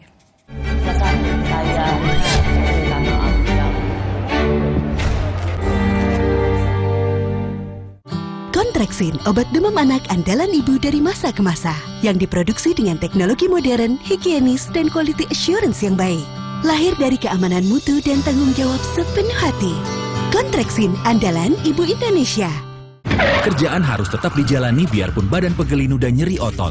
Cepat minum Oskadon SP. Oskadon SP bekerja aktif di pusat nyeri otot tanpa ngantuk. Siap aktivitas lagi. Angkat mama juga bisa. Nyeri otot dan pegal linu reda, aktivitas. Pakai Telkomsel, bisa langganan semua aplikasi streaming, dapat kuota juga. Langganannya pakai pulsa atau e-wallet? Langganan sekarang di My Telkomsel. Mau tangan tetap lembut habis nyuci? Soulsoft, deterjen berbahan aktif tumbuhan, lembut di tangan, teruji secara dermatologi. Terbukti, bunga yang dicelupkan di Soulsoft tetap segar. Soulsoft bikin tangan tetap so soft. Wingscare. Selamat datang, silakan. Hah? Emangnya ada waktu buat sakit kepala? Panadol Extra, cepat redakan sakit kepala dan nyeri yang mengganggu. Panadol Extra, cepat redakan sakit kepala, dapat diminum sebelum makan. Baru bangun, kerjaan udah numpuk. Aqua dulu. Dengan mas kawin seperangkat alat sholat dibayar tunai. Paham? Silakan. Gak usah gugup, Aqua dulu. Diciptakan oleh alam, 100% murni air mineral pegunungan. Apapun aktivitasmu, Aqua dulu. Baru, Fitbar Cheese Delight dengan multigrain. dan keju cheddar berkualitas. Fit Bar, delicious multigrain bar. Sekarang badan gampang pegal dan lelah. Itu bisa jadi masalah di otot, tulang, dan jantung. Minum Entrasol dengan ekstrak buah zaitun bantu jaga kesehatan otot, tulang, dan jantung. Jadi bisa tetap aktif. Entrasol. Isu terkini perpolitikan tanah air ramai menjadi perhatian publik. Sesama caleg dari partai sendiri dengan dapil yang sama, itu sikut menyikut. Maka ini adalah deepening democratic regression di Indonesia. Diulas oleh dua pandangan berbeda. Pelanggaran HAM berat masa lalu itu bukan perkara yang mudah. Tidak ada terbukti dan seterusnya, itu kan harus ditesnya di pengadilan. Dua arah. Setiap Jumat pukul 8:30 malam di Kompas TV. Sabtu ini Benu akan mencicipi aneka macam lauk pauk sedap yang disajikan di atas cobek tanah liat panas-panas. Pecah men, sambalnya nyamber banget, enak banget. Ini sambalnya enak, ini sambal berasa kayak di rumah gitu dimasakin sama emak ya. Istimewa. Asik ini. Hai, ini Mumtaz food lover. Kalau yang ini, lazis. Cerita Rasa, Sabtu 3 Juni, pukul 10:30 siang di Kompas TV.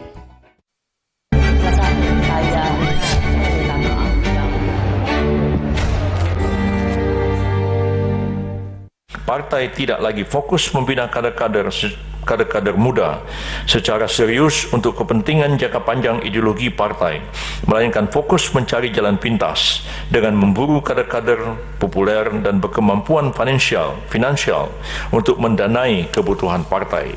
Kader-kader terbaik yang ideologis punya kapasitas untuk bekerja namun tidak begitu populer, perlahan-lahan tersingkir dari lingkaran partai dan digantikan oleh figur-figur terkenal yang nyatanya kadang belum tentu bisa bekerja dengan baik.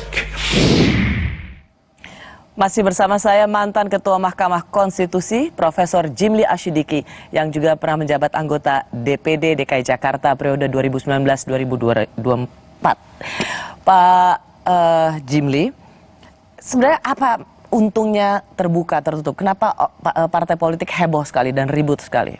Waktu pertama kan tertutup. 2004 tertutup. 2004 itu tertutup dengan variasi sedikit terbuka.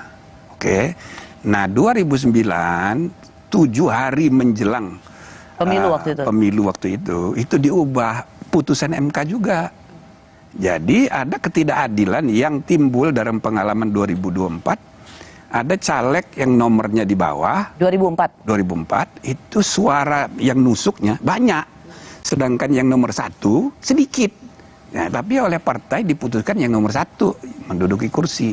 Jadi ada ketidakadilan dan itu bisa bukan hanya ketidakadilan tapi aspirasi rakyat yang berdaulat itu tidak tersalur.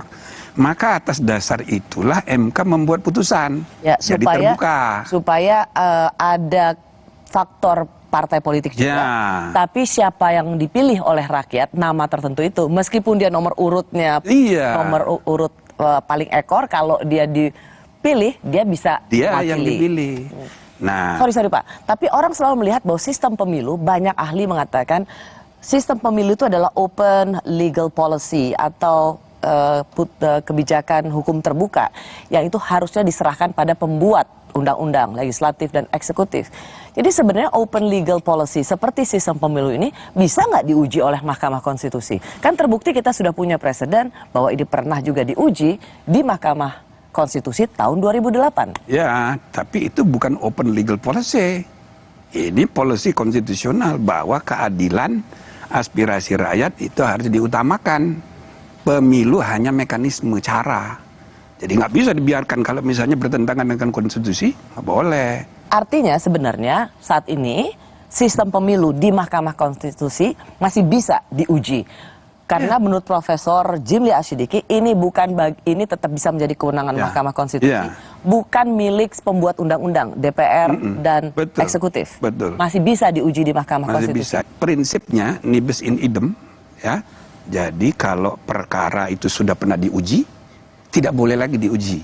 Tetapi kita buat pengecualian, kecuali kalau argumentasinya berubah. Gitu loh. Jadi bisa Apa aja. yang berubah kali ini? Nah, yang berubah itu seperti yang tadi dijelaskan oleh Pak Yusril itu sebagai ketua umum partai.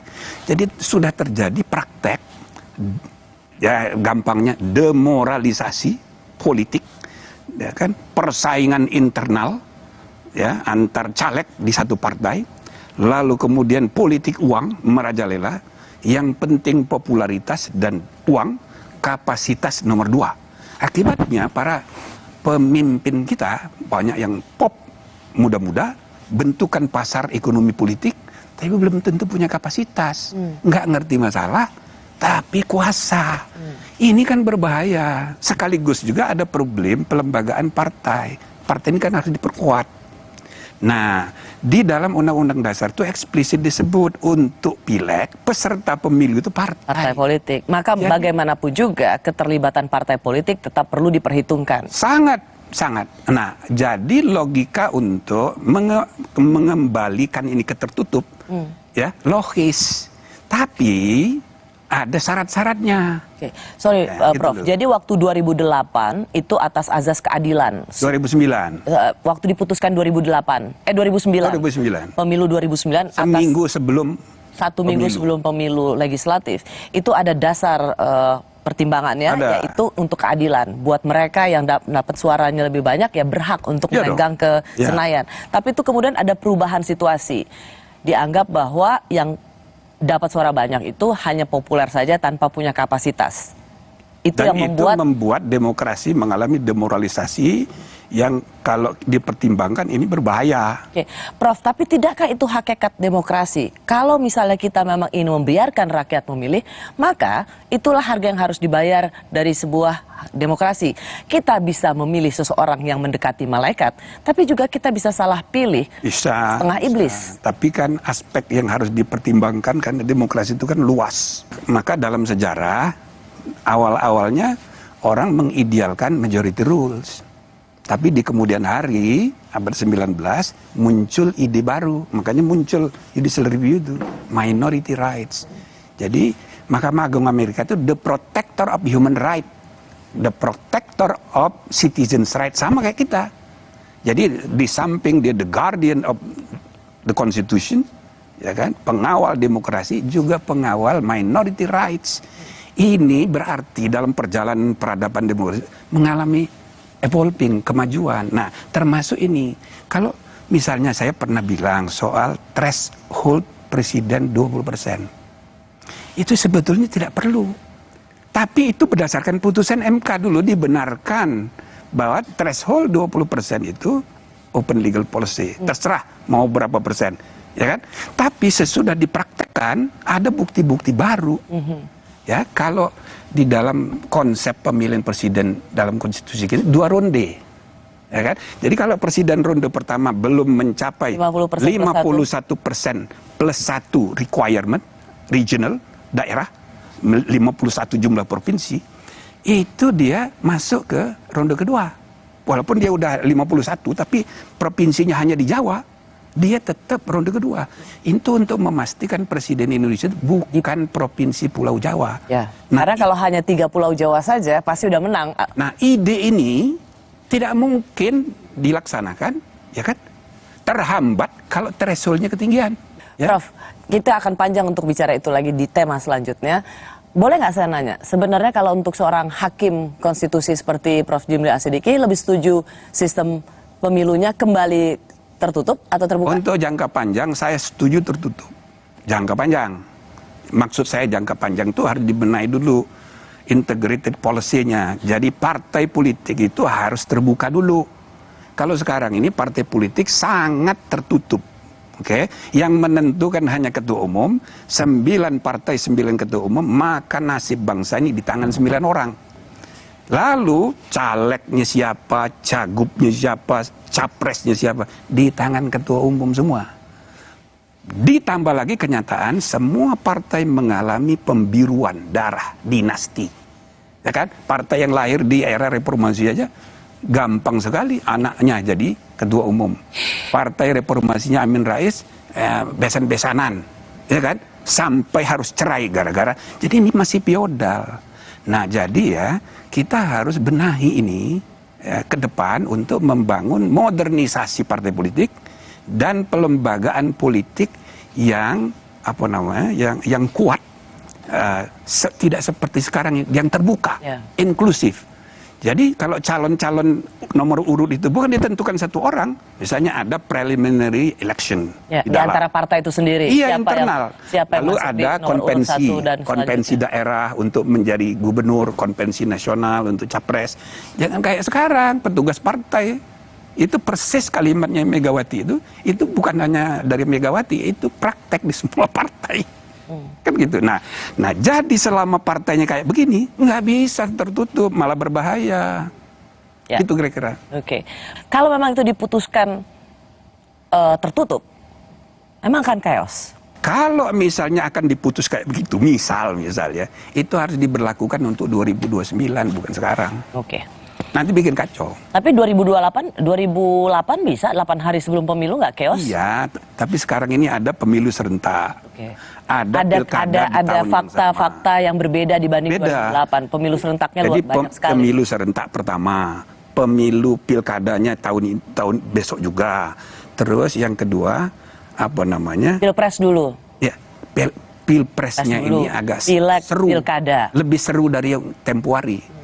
Karena ada pembelahan politik. Ini berbahaya kalau menurut saya. Plus tambah lagi pengalaman 2019. Petugas banyak meninggal. Jadi jangan-jangan lebih banyak lagi meninggal. Jadi kita harus arif lah ya melihat masalah. Setuju dengan proporsional tertutup untuk pemilu legislatif. Tapi untuk yang akan datang. Profesor Jimli Asyidiki, terima kasih. Jarang-jarang kita bisa ngobrol seperti ini. Saya senang sekali dan satu kehormatan Prof. Jimli menyempatkan datang. Mohon maaf ada pilihan kata yang kurang cocok sama audiens, terutama orang-orang yang saya sebut namanya. Itu saya secara pribadi dekat semua, tapi urusan bernegara kita harus pisah. Terima kasih, Prof. Saya Rosyana Silalahi, terima kasih sudah menyaksikan Rosi. Tetaplah di Kompas TV, independen terpercaya. Oke, bagus.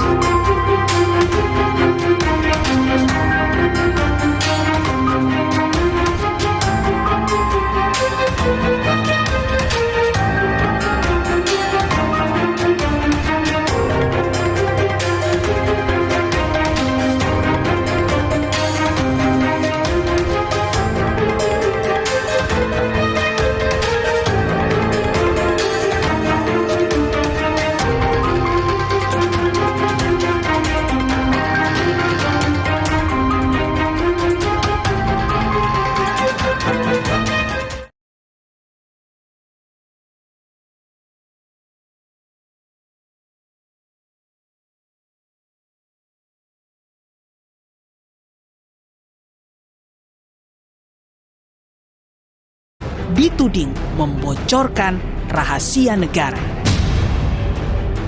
Saya memakai istilah MK akan memutuskan, memang belum ada keputusan, bahwa sumber yang saya dapat bukan dari MK. Karena itu tidak ada pembocoran rahasia negara. Bantahan Denny yang sempat menjadi tersangka kasus korupsi payment gateway di Kemenkumham tahun 2015 itu dianggap Menko Polhukam Mahfud MD tetap layak diproses hukum. Terutama siapa sosok kredibel yang disebut Denny Indrayana. Kredibel itu artinya A1 kalau dalam ilmu intelijen dibahasakan bahasa sosial. Ya, bahasa ilmu sosial. Kalau ilmu intelijen A1 itu artinya sangat kredibel, gitu. Pasti dari orang dalam. Nggak mungkin orang luar bisa kredibel kalau tidak nguping. Kan gitu. Itu sidangnya tertutup, ada di lantai 16 di MK itu. Nggak boleh orang masuk, kedap rekaman. Belum jelas apa tujuan Denny menyebarkan cuitan yang menimbulkan kehebohan jelang pemilu itu. Namun, dalam program Satu Meja The Forum, Denny akui sengaja menyebarkan informasi agar Hakim MK menolak permohonan sistem proporsional tertutup. Bung Denny, ini kan menarik juga karena ada orang yang kemudian membaca pernyataan Anda untuk meningkatkan elektabilitas dari Partai Demokrat. Betul nggak sih itu? Saya justru berharap, SBDN, saya justru berharap ujungnya nanti putusan MK mengatakan proporsional buka. Oh, jadi ini sebetulnya political statement dari Denny Indrayana ya? Saya pendukung sistem proporsional terbuka, Oke. Karena itu, ini cara kita untuk memberi kesempatan kepada MK sebelum diputus, tolong dipikirkan matang-matang. Oke. Di tengah heboh isu bocornya putusan MK, Presiden Jokowi membuat pengakuan akan cawe-cawe dalam pemilu 2024 demi bangsa dan negara. Pengakuan Jokowi di depan para pemimpin redaksi media massa di Istana Negara Senin lalu sontak menimbulkan pro kontra akan netralitas Jokowi sebagai kepala negara. Manuver politik dari Presiden tentu akan memiliki imbas terhadap konteks politik praktis. Bagaimana seorang ketua umum Partai Golkar yang juga Menko di dalam kabinet mengatakan bahwa dalam menentukan capres-cawapres, Golkar akan mengikuti arahan dan petunjuk dari Presiden. Ketua umum PAN yang saat ini menjadi Menteri Perdagangan mengatakan bahwa Presiden adalah panglima tertinggi di dalam penentuan koalisi. Kalau berjalan jujur dan adil, itu lembaga-lembaga kepemiluan sudah ada.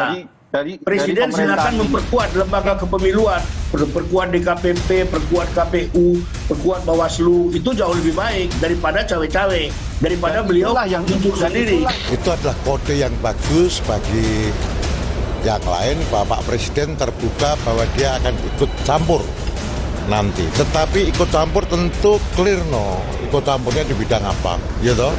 Kalau nanti ikut campurnya di dalam penetapan capres, cawapres itu urusan partai. Tapi setelah itu Pak Jokowi kan punya pasukan yang musra. Mungkin mau diarahkan kemana musranya, itu kan Pak Presiden. Merespons banyaknya kritik soal ikut campur dirinya dalam kontestasi Pilpres, Jokowi kembali menegaskan, demi keberlanjutan megaproyek andalannya, ia memang akan cawe-cawe. Begitu kita keliru memilih pemimpin yang tepat untuk 13 tahun ke depan, hilanglah kesempatan untuk menjadi negara maju. Hati-hati mengenai ini. Hati-hati.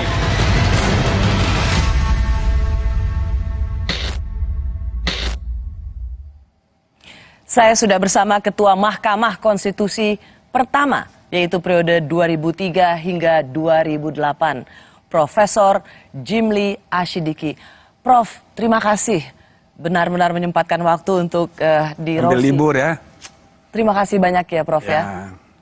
Saya juga terima kasih, udah lama nggak diundang ini. Lama sekali. Saya kira Rosi lupa sama saya. Nggak mungkin saya lupa dengan Profesor Jimli. Prof, banyak isu yang hari ini sedang banyak dibicarakan, rasanya nggak lengkap kalau tidak mendengar juga pandangan dari Profesor Jimli.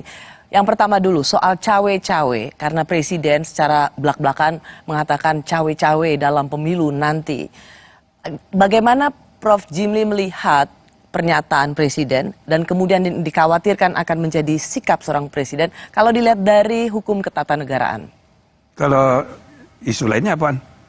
Katanya 3. 3 itu. 1, cawe-cawe. 2? Tidak akan netral. Netral. 3? Yang ketiga, tapi tidak akan melibatkan TNI Polri. Oh, jadi saya begini kalau menurut saya ya. Kita harus memandang proses ini jangka panjang. Indonesia ini sekarang sudah dikenal sebagai the third largest democracy in the world.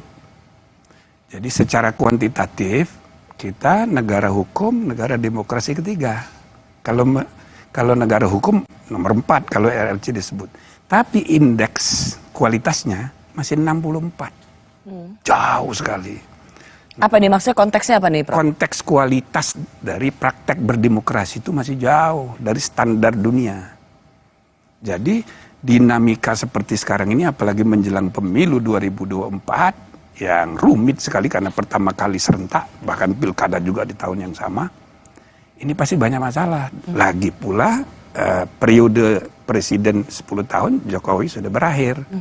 Jadi tidak bisa dicegah, tidak bisa dihindarkan, dinamikanya keras.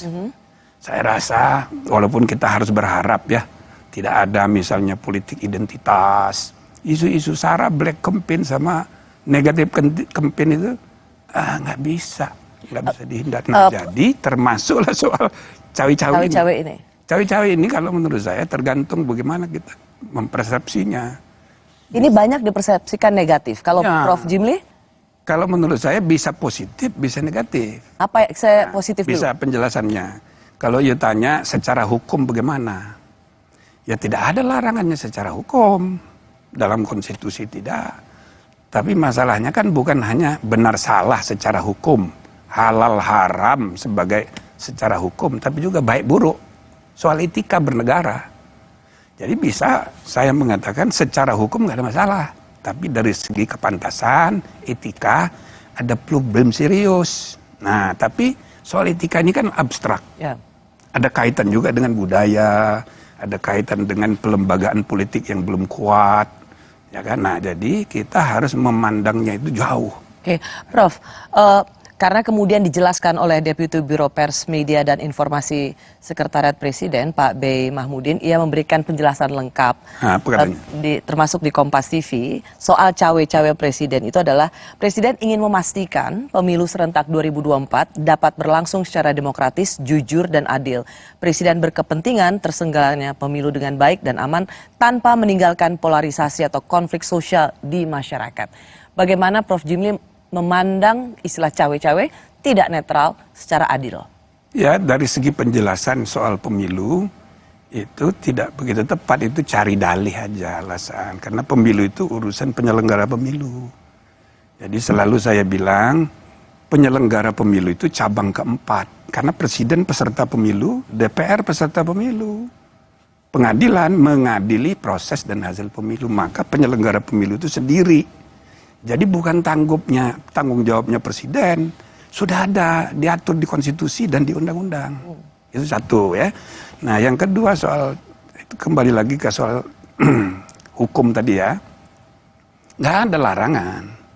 Seperti misalnya sama kayak di negara yang udah maju kayak di Amerika. Obama waktu masih presiden, jadi menjadi tim sukses untuk Hillary. Tidak ada masalah secara hukum, cuma masalah etik saja. Nah, jadi ini kan harus melihat bahwa kalau Presiden mengatakan saya akan cawe-cawe untuk memastikan siapa pemimpin yang tepat di masa depan, itu nggak ada sesuatu yang salah dari sisi hukum, tidak akan berakibat atau kita sangkakan akan membuat pemilu jadi tidak jujur. Nah itu dia. Kalau Obama kan langsung kampanye, berarti kan dia menghendaki Hillary jadi presiden kan. Gitu. Nah cuma beda dengan Amerika itu sistem politiknya sudah kuat, pelembagaan politik sudah sangat kuat. Budaya feodalnya sudah lumer. Oke. Jadi kita ini masih pelembagaan politik belum kuat, budaya feodalnya itu di mana-mana terjadi darah biru, termasuk partai politik semua berdarah biru. Jadi presiden itu tidak perlu nyuruh orang di desa pilih si ini, nggak usah. Dengan statement yang seperti tadi saja orang udah paham. Inisiatif nggak perlu dari atas. Ya kan? Nah jadi karena budaya kita masih feodal. Dan itu bisa diikuti oleh pejabat-pejabat lainnya untuk cawe-cawe. Pak Jimli, cawe-cawe presiden itu kemudian diartikan juga kemana-mana, termasuk misalnya soal kasus perebutan atau disebut dalam bahasa politiknya pencopetan Partai Demokrat oleh KSP Muldoko. Dan kemudian kalau kita lihat Profesor Denny Indrayana yang juga kemarin men-tweet soal sistem pemilu terbuka tertutup, itu akan kita bahas nanti. Yeah. Tapi masuk ke sini, cawe-cawe presiden yang membiarkan menterinya mengambil alih, mengkudeta partai milik Pak SBY yang sekarang ketumnya adalah putranya itu Mas AHY. Secara teori harusnya ikut campurnya istana dalam pengambil alihan paksa Partai Demokrat juga bisa menjadi pintu masuk pemakzulan Presiden Jokowi. Seberapa kuat pandangan hukum ini? Ya bisa aja kalau dia dengan bersengaja untuk melakukan tindakan yang menyalahi aturan. Kan dia udah bersumpah. Ya, tapi ini memang bisa pintu masuk. Ini masuk akal nggak? Kalau soal pintu masuk sih bisa aja. Saya kan sudah bilang waktu hakim MK dipecat, itu pintu masuk. Kan dia bisa bikin perpu memperpanjang masa jabatan seenaknya. Toh DPR sudah dikuasai, nanti kalau sudah disetujui. Jadi pintu masuknya itu banyak. Tapi apa dasarnya Hakim Aswanto diberhentikan. Nah, saya sudah bilang sama Pak Mahfud sebagai Menko, dasarnya begini nggak boleh. Nah, tapi alasannya ini kan sudah dari DPR, berarti cara berpikirnya sangat formalistik prosedural. Itu bertentangan dengan teori Mahfud sendiri. Keadilan substantif, demokrasi substantif, kan gitu kan di bukunya dia soal ceramah. Ini sangat prosedural. Alasannya itu, oh nggak bisa, ini sudah ada DPR. Nah, dia politisi sehingga menunggangi. Dia itu siapa? Ya presidennya, karena dia politisi. Coba kalau dia negarawan.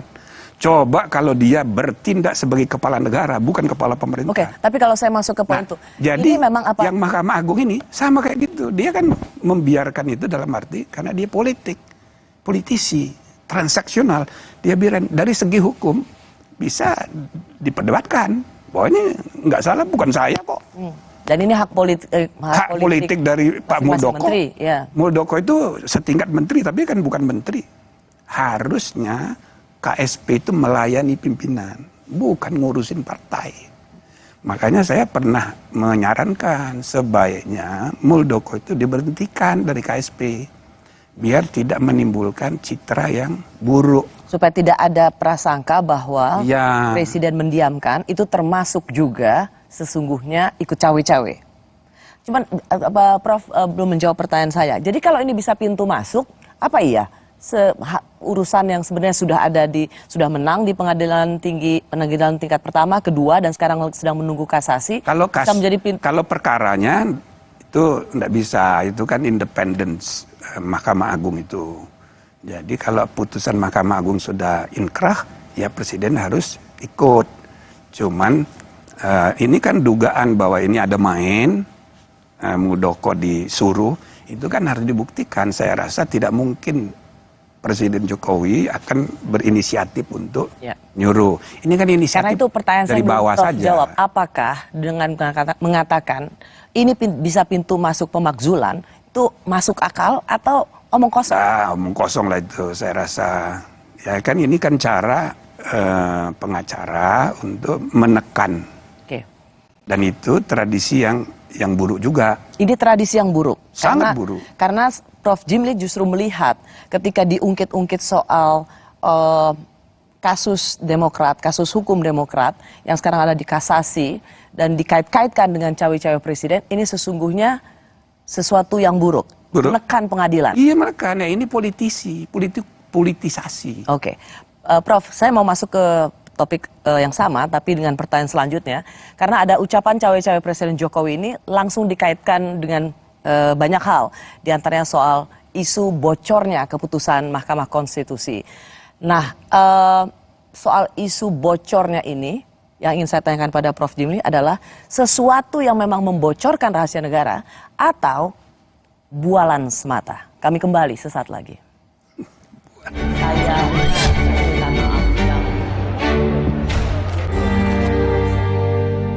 Baru Fitbar Cheese Delight dengan multigrain dan keju cheddar berkualitas. Fitbar Delicious Multigrain Bar.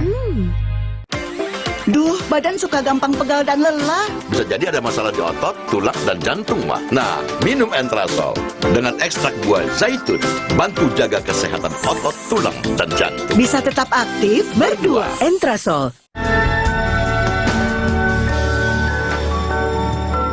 Yang terbaik untuk Anda, Optik Melawai.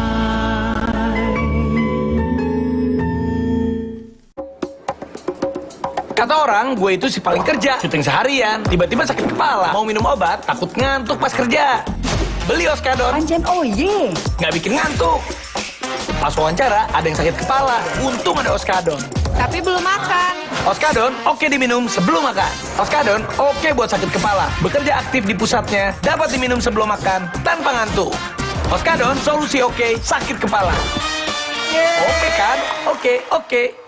Baru Fitbar Cheese Delight dengan multigrain dan keju cheddar berkualitas. Fitbar Delicious Multigrain Bar. Duh, badan suka gampang pegal dan lelah. Bisa jadi ada masalah di otot, tulang, dan jantung, mah. Nah, minum Entrasol dengan ekstrak buah zaitun, bantu jaga kesehatan otot, tulang, dan jantung. Bisa tetap aktif berdua. Entrasol. Baru bangun kerjaan udah numpuk. Aqua dulu. Mas kawin seperangkat alat sholat dibayar tunai. Paham? Silakan.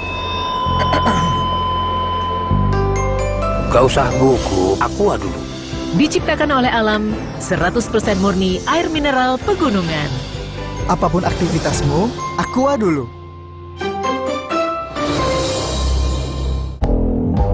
Pakai Telkomsel, bisa langganan semua aplikasi streaming, dapat kuota juga. Langganannya pakai pulsa atau e-wallet? Langganan sekarang di My Telkomsel.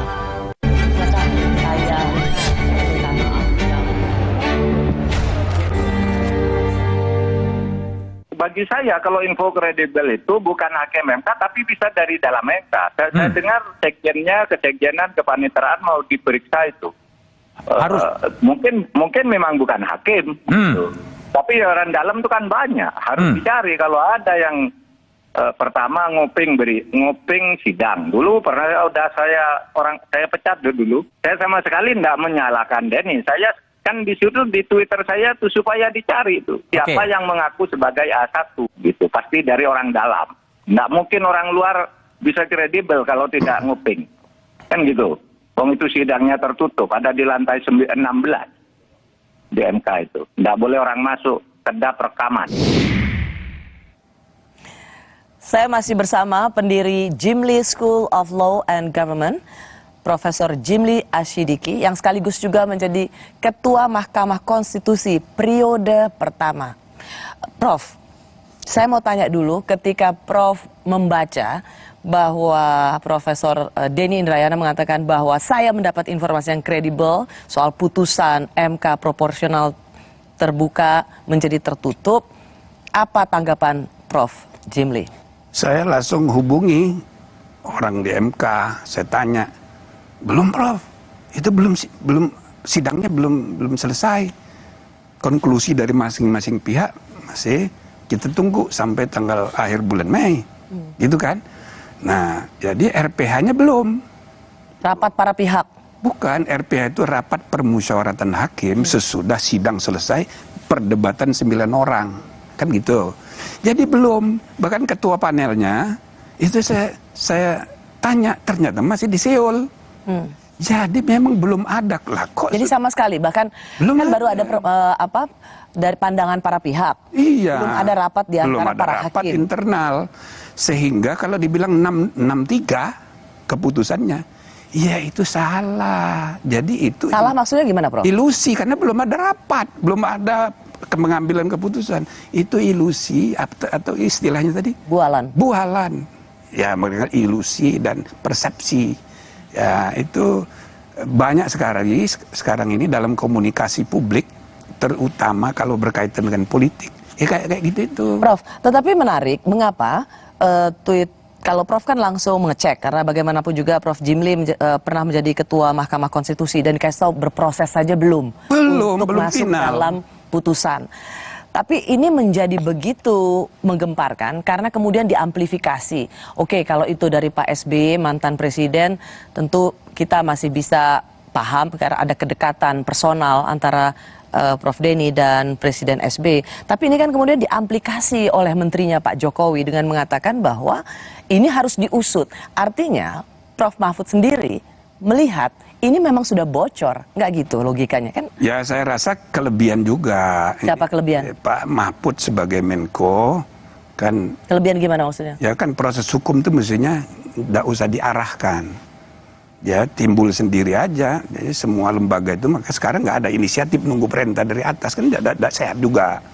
Nggak, maksud saya begini, Prof Mahfud sendiri kan melihat berarti ini ada kebocoran dong kalau ini diusut. Ya, maksud saya dia kan Menko, bukan sekedar mantan ketua MK sesudah saya, tapi Menko. Ada rapat dengan Kapolri, jadi kesannya diarahkan penegak hukum. Itu satu hal yang menurut saya ya kurang bijaksana juga. Lagi pula ini akan melebar masalahnya kalau dibawa ke ranah hukum. Nah, maka kalau saya lihat ini soal etika profesional, ya kan, seorang sekarang ini kan campur aduk. Sorry, Prof. Guru besar, jadi pengacara, jadi politisi juga, ya kan? Siapa yang dimaksud? Ya banyak sekali. Nah, termasuk Denny ini, dia guru besar, lalu kemudian advokat dan politikus juga, ya kan? Maka dia berusaha untuk menekan pengadilan, Mahkamah Agung, Mahkamah Konstitusi dengan, ya kan, informasi-informasi. Berusaha menekan Mahkamah Konstitusi. Iya, kelihatan. Sama seperti menekan Mahkamah Agung untuk memenangkan perkara Demokrat. Prof, pertanyaan saya begini, kan jadi ada dua. Satu, kalau ini benar informasinya, itu berarti kebocoran sebuah rahasia negara, katanya begitu. Dan pantas untuk masuk ranah hukum. Kalau Prof Jimli lihatnya? Ya kalau dibawa ke ranah hukum, itu banyak itu. Bukan hanya soal rahasia, dia menyebarkan berita, itu hoax, bohong. Itu bisa gampang sekali dicari pasalnya. Bisa masuk penjara dia. DI ini bisa masuk penjara. Apalagi kan Pak Mahfud bilang, oh, gampang cari pasalnya. Itu loh. Nah jadi... Sorry Prof, menyebarkan itu kalau tidak, jadi begini, kan kalau ini benar, apakah ini bisa dikategorikan sebagai membocorkan rahasia negara? Nyatanya tidak benar. Seandainya pun itu benar, gitu kan? Saya tweet di Twitter, seandainya pun benar, sebagai lawyer dia tahu bahwa itu rahasia. Karena putusan baru terbuka sesudah diputuskan. Jadi sebagai profesional dia tahu ini rahasia. Kalau dia bocorkan, itu etika profesional sebagai advokat itu bisa dipersoalkan. Hanya etika profesi saja, Prof? Karena itu kalau menurut saya ini solusinya itu etika. Bukan ke ranah hukum. Nggak usah karena jadi panjang ceritanya. Jadi panjang dan ini kan campur aduk. Kalau Prof Jimli melihat ini kena sanksi dari sisi etika profesi. Iya, blacklist. Di blacklist dari berperkara di MK, nggak boleh lagi. Nah, begitu juga kalau pegawai, bisa aja ada pegawai iseng, bisa juga ada pegawai yang, karena mereka mestinya tahu belum ada putusan. Atau membuat analisa-analisa. Kalau itu ketahuan, ya bisa. Kalau terbukti pelanggarnya berat, pecat. Kita mesti tegas gitu loh. Oh, jadi Prof Jimli lebih melihat ketegasan itu adalah bukan apa-apa harus dibawa ke ranah hukum, tapi sanksi etika profesi. Misalnya seperti Denny Indrayana yang juga berprofesi sebagai pengacara di Mahkamah Konstitusi, Prof Jimli melihat yang paling efektif adalah di blacklist. Ya. Apa landasan pandangannya, Prof? Dengan Pak Profesor Denny itu dekat, termasuk saya anggap kader. Ya kan, sejak muda dia sering datang ke saya. Tapi apa landasannya kenapa dia tidak boleh berpraktek? Karena, tapi kita mesti tegas. Walaupun teman sendiri, keluarga sendiri, kalau salah ya kita harus tegas. Jadi saya berharap MK itu cepat bertindak. So, kalau enggak, ini terus... Cepat bertindak maksudnya, Prof? Ya harus bersikap. Misalnya, kan begini ya. MK itu dalam sejarah belum pernah image-nya itu di bawah Mahkamah Agung, belum pernah. Saya mau ke situ. Tapi maksudnya yang bersikap membuat seorang Denny Indrayana atau advokat lainnya di blacklist dari sidang-sidang MK itu siapa? Ya MK. Rapat RPH MK, kode etiknya dipanggil dikonfrontir antara pihak DI dengan yang disangkakan narasumber. Nah, di sidang, kan pasti tidak akan majelis kehormatan. Kan pasti nggak akan ketemu, Prof. Kalau dia tidak ketemu, pecat.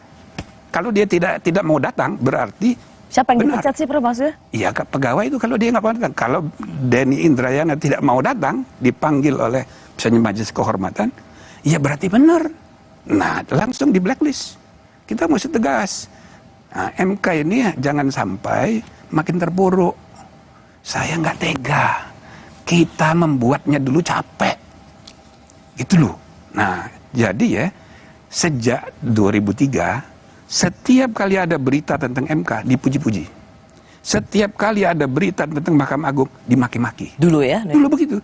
Sampai terakhir sekarang ini, Mahkamah Agung sedang terpuruk sekali. 2 hakim agung ketangkap. Sekretaris yang dulu sudah masuk penjara. Sekretaris yang sekarang sedang bermasalah juga.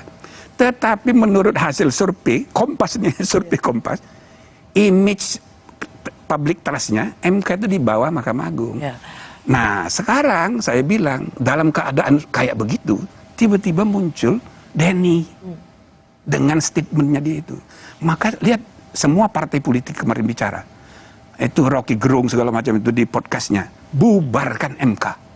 Dan 8 fraksi itu menolak dan bila perlu dengan undang-undang mau dipretelin kewenangan MK. Ini hanya karena satu cuitan. Itu dia. Yang kemudian diamplifikasi oleh Menko Polhukam. Bukan cuma itu, SBY terkena, SBY juga ikut mendukung gara-gara Denny Indrayana. Maka saya bilang, padahal menurut Prof sendiri lihat ini sama sekali tidak punya landasan kebenaran. Tidak faktual, ini hanya ilusi, hanya persepsi yang mendorong dia itu aktivisme politiknya dia. Nah itu yang saya bilang tidak profesional sebagai advokat, karena mau menggerakkan dukungan politik publik gitu untuk menekan putusan. Ini tidak sehat untuk membangun kualitas demokrasi dan negara hukum. Nah, jadi saya bilang Denny dia telepon saya, ya hati-hati jangan kita ini campur aduk antar jadi etika profesional kita ini lagi terpuruk sekarang. Jadi ada soal kalaupun itu benar itu artinya membocorkan. Dan Prof Jimli sendiri ingin tadi mengatakan MK harus bersikap tegas blacklist advokat yang seperti ini. Atau kalau itu tidak benar bahkan bohong dia. Menyebar kebohongan itu bisa jadi tindak pidana dan itu bisa dipenjara. Bisa, gampang cari pasalnya. Cuma saran saya nggak usah sampai begitu karena ini menjelang pemilu semua nanti diperpolitisir, orang yang berbeda pendapat langsung dipenjara. Kami kembali sesaat lagi untuk melihat sebenarnya menyebarkan isu tentang Mahkamah Konstitusi apa motifnya. Kami kembali saat lagi.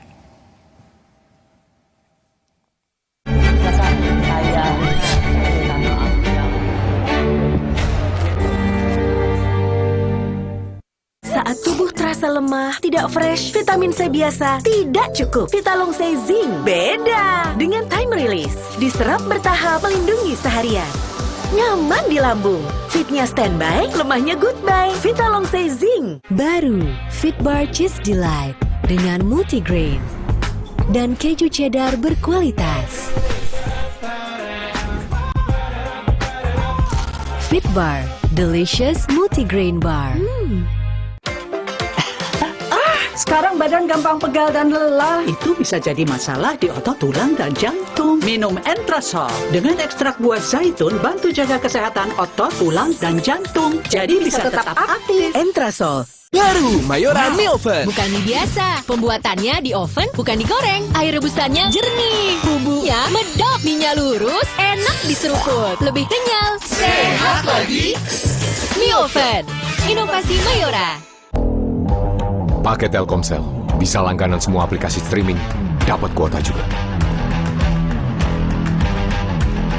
Langganannya pakai pulsa atau e-wallet? Langganan sekarang di My Telkomsel.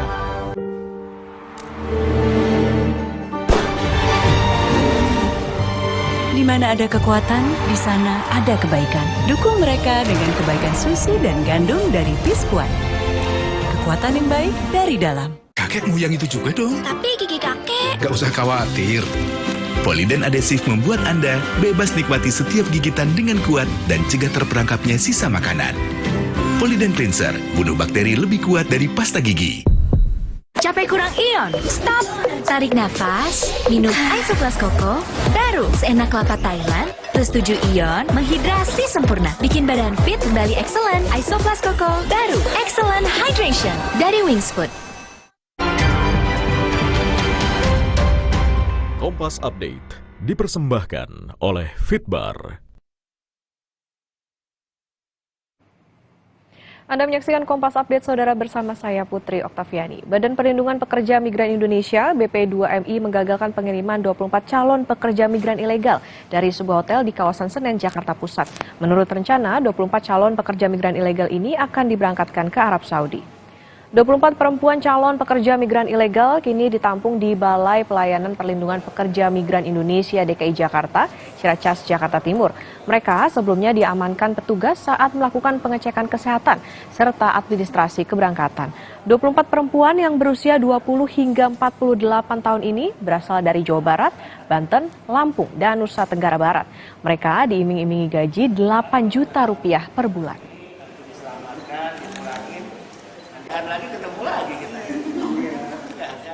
Demikian Kompas Update, saya Putri Oktaviani, sampai jumpa.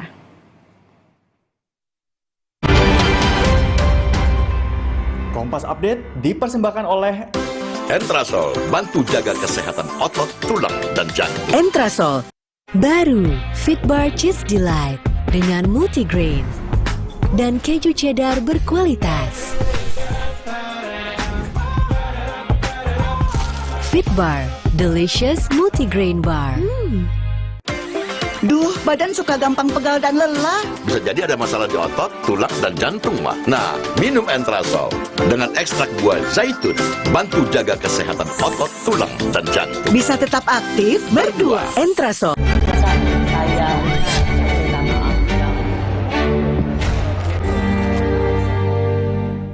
Belum memutuskan itu tidak menghalangi kami yang sering sidang-sidang di MK bisa melihat arah putusan. Oh, oke. Prediksi, tentu antisipasi. Ini cara kita untuk memberi kesempatan kepada MK sebelum diputus, tolong dipikirkan matang-matang. Karena ini dampaknya luar biasa. Saya justru ingin ini proporsional terbuka tetap dipertahankan. Itu secara logika bagi saya orang yang pernah berada dalam posisi sebagai hakim konstitusi. Menurut saya logika itu nggak benar. Nah, tapi kan Prof. Denny tadi sudah menyampaikan. Rupanya itu adalah kesimpulan-kesimpulan analisisnya sendiri melihat gelagat cara-cara hakim bertanya begitu kan. Kalau tujuannya adalah untuk mencegah Mahkamah Konstitusi dijadikan sebagai alat katanya, untuk mengawal Mahkamah Konstitusi katanya Prof. Denny tadi, ya caranya jangan dengan menyampaikan narasi yang justru mengarahkan rakyat untuk tidak percaya kepada Mahkamah Konstitusi. Ini berbahaya menurut saya. Saya masih bersama Ketua Mahkamah Konstitusi pertama periode 2003 saat pertama kali kita memiliki Mahkamah Konstitusi sampai 2008. Ia adalah Profesor Jimli Asyidiki. Prof tadi sudah sempat mendengarkan dialog kemarin bersama Budiman Tanurejo. Jadi bukan dari, kan Pak Mahfud bilang usut di dalam MK itu pasti ada yang membocorkan. Tetapi Denny Indrayana juga bisa membela dengan mengatakan nggak harus dari dalam MK. Sumber kredibel itu tidak melulu harus ada di inner circle. Kalau kita masih tetap, tadi kalau Bapak saya sudah tahu standpointnya, ini adalah ilusi dan kebohongan. Tapi kita bicara kalaulah ini benar. Kalaulah ini benar, apakah mungkin informasi yang berupa rahasia negara, bocornya putusan Mahkamah Konstitusi itu bisa didapat dari luar Mahkamah Konstitusi? Ya nggak bisa, namanya rahasia. Jadi orang yang terlibat di rapat itu saja, berarti dari dalam. Artinya Profesor Denny itu dapat dari second hand. Kalau dia tidak mau mengaku dari luar, dari dalam, berarti yang dari dalam membocorkan dulu, lalu orang kedua itu membocorkan ke Denny. Sama juga. Jadi pengusutan yang diminta oleh Pak Mahfud itu benar. Nah cuma yang saya persoalkan tadi, jangan ke ranah pidana lah, biar etika aja. Gimana bisa mengusutnya Pak ya? Bisa. Gimana? Jadi ketua pimpinan Mahkamah Konstitusi harus tegas. Bikin rapat, lalu putuskan bikin majelis kehormatan. Periksa, Denny-nya dipanggil, staf yang diduga atau orang luar yang dibilangnya itu harus dibawa, diundang, lalu nanti dikonfrontir dengan orang-orang yang ada di rapat RPH. Prof Jimli, menurut saya itu tidak segampang itu karena gampang sekali. Saya tidak yakin karena pasti seorang bukan yakin ya, tapi gampang sekali. Seorang Denny Indrayana tidak akan mungkin mau menyebut siapa sumbernya. Ya berarti dia bohong. Dia tidak bisa, kalau di dalam sidang dia wajib langsung dia di blacklist. Nah, begitu ya, kita harus tegas. Jadi walaupun teman sendiri, kita harus tegas. Ada jalan keluarnya, walaupun ya tentu kan kita juga harus mendidik bangsa ini tidak campur aduk gitu, antara profesi, pengacara, profesor dan politisi. Kalau ini jelas naluri politiknya yang bekerja. Hanya memang satu frase itu dipercaya oleh publik yang dikatakan oleh Denny Indrayana, yaitu no viral, no justice. No viral, no justice. Jadi memang harus diviralkan dulu untuk mendapatkan keadilan. Yang mana Profesor Jimli, ini dibenarkan, diaminkan oleh publik, ayo kita viralkan supaya ada keadilan. Sehingga apa yang dicuitkan atau dikatakan Denny Indrayana itu ditelan, oh ya benar juga ya. Karena memang selama ini presidennya memang harus ramein dulu, viralkan dulu, baru mendapat atensi atau mendapat ada keadilan. Dalam konteks kasus ini, no viral, no justice tidak relevan.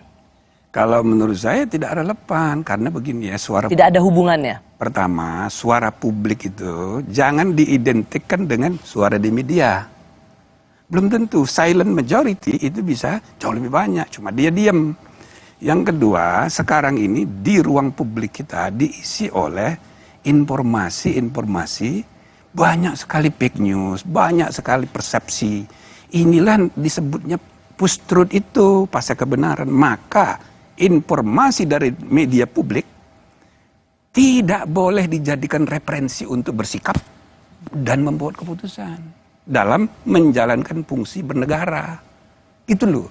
Nah, jadi kita harus hati-hati. Kita ini sedang dilanda oleh post-truth di seluruh dunia. Nah, jadi kalau dia no viral, no justice, ya nggak benar.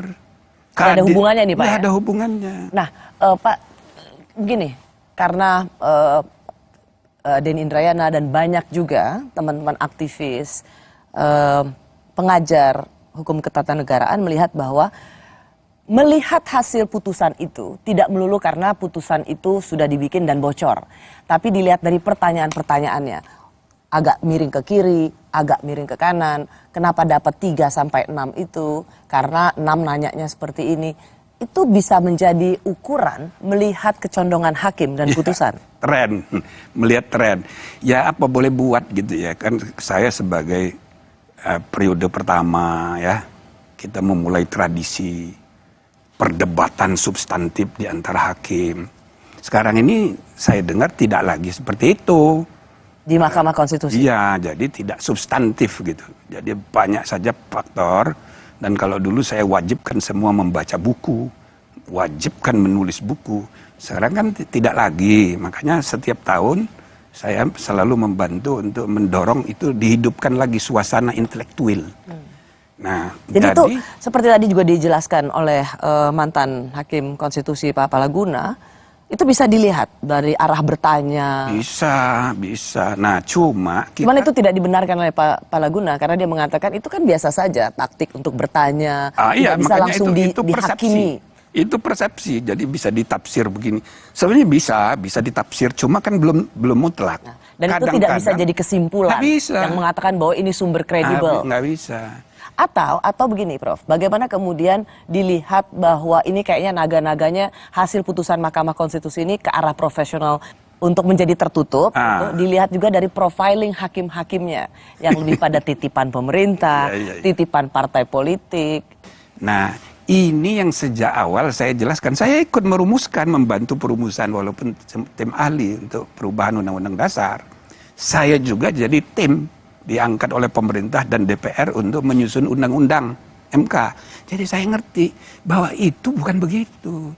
Jadi 3 hakim dipilih oleh DPR, 3 hakim dipilih oleh Presiden, 3 hakim dipilih oleh Mahkamah Agung. Bukan dari. Jadi mereka bertiga ini hanya tukang pilih. Setelah terpilih dia independen. Dan terminologi titipan itu menjadi tidak benar. Nah, tapi persepsinya kayak gitu sekarang. Nah, misalnya putusan mengenai undang-undang tentang KPK. Jadi kalau tanya saya lebih setuju dengan yang 4 orang dissenting opinion. Alasannya diskriminasi. Apanya yang diskriminasi? Diskriminasi itu hak asasi manusia, bukan hak asasi lembaga negara. Itu melekat pada diri manusia. Manusia. Kalau hak lembaga, kewenangan lembaga terserah kepada pembentuk undang-undang ngaturnya. Jadi Anda nggak setuju ya sebenarnya sangat tidak setuju. Pimpinan KPK. Tetapi yang putusan resmi itu kan yang berlima. Kita harus hormati. Itu tradisi untuk menghormati putusan pengadilan sama dengan keadilan itu sendiri. Ya sudah, kita kan mana ada orang putusan pengadilan puas semua orang, tidak ada. Satu lagi, harus kita terima. Satu lagi, Prof. Karena kemarin ramai-ramai partai-partai yang ada di parlemen itu konferensi pers. Bahkan mereka memberikan sinyal kalau Mahkamah Konstitusi sampai membuat putusan menjadikan sistem pemilu ini tertutup, bukan terbuka seperti yang kita lakukan sebelumnya, maka mereka akan mengevaluasi Mahkamah Konstitusi termasuk anggaran. Ini apakah sebuah ancaman yang serius dari para politisi pada Mahkamah Konstitusi? Kalau menurut saya itu sangat serius, sangat serius. Dan Prof bisa membenarkan itu? Tidak benar. Jadi saya mengajak semua politisi jangan hanya berpikir politik untuk kepentingan sesaat, the next election. Mari kita membangun negara bangsa ini makin berkualitas dalam jangka panjang, the next generation. Nah, jadi sekarang ini itu pada marah semua asal ada undang-undang di apalagi yang Ciptaker kemarin, marah semua, termasuk eksekutif. Itu loh. Nah, ini pengalaman banyak negara, tapi kan kita tidak boleh benarkan. Yang salah itu salah. Bukan cuma itu, saya pun mengalami dulu. Waktu tahun 2008 kami memutus anggaran pendidikan 20%, semua menteri marah. Yang paling marah Wapres. Maka waktu pemilihan ketua MK periode kedua, saya kan dikalahkan oleh hakim baru namanya Mahfud. Karena apa? Semua hakim itu dipanggilin oleh JK. Saya Pak Mahfud Menko Polhukam sekarang. Dipanggilin satu-satu oleh JK, jangan pilih Pak Jimli lagi. Masa? Iya. Nah, saya ketemu cawe-cawe dong. Cawe-cawe. Nah, jadi saya ketemu sama Pak SBY, saya cerita begini. Oh, ya, bukan saya. Iya, saya bilang. Ya begitu dia. Ya, tapi saya bilang saya ikhlas saja karena kan hubungan saya dengan JK sampai sekarang itu baik. Karena saya kenal sejak aktivis mahasiswa dulu. Jadi hubungan pribadi, institusi, kita pisahkan. Sama kayak Denny. Dan kamu dekat sekali sama saya. Tapi dalam urusan bernegara, kalau salah, saya bilang salah. Harus begitu. Jadi kita harus jangka panjang. Ini sudah abad 21. Kayak Bambang Pacul ngomongnya sekali. Adalah bubarkan MK. Ribut-ribut soal sistem pemilu terbuka dan tertutup. Lalu pertanyaannya apa sih manfaat untuk publik? Kami kembali saat lagi.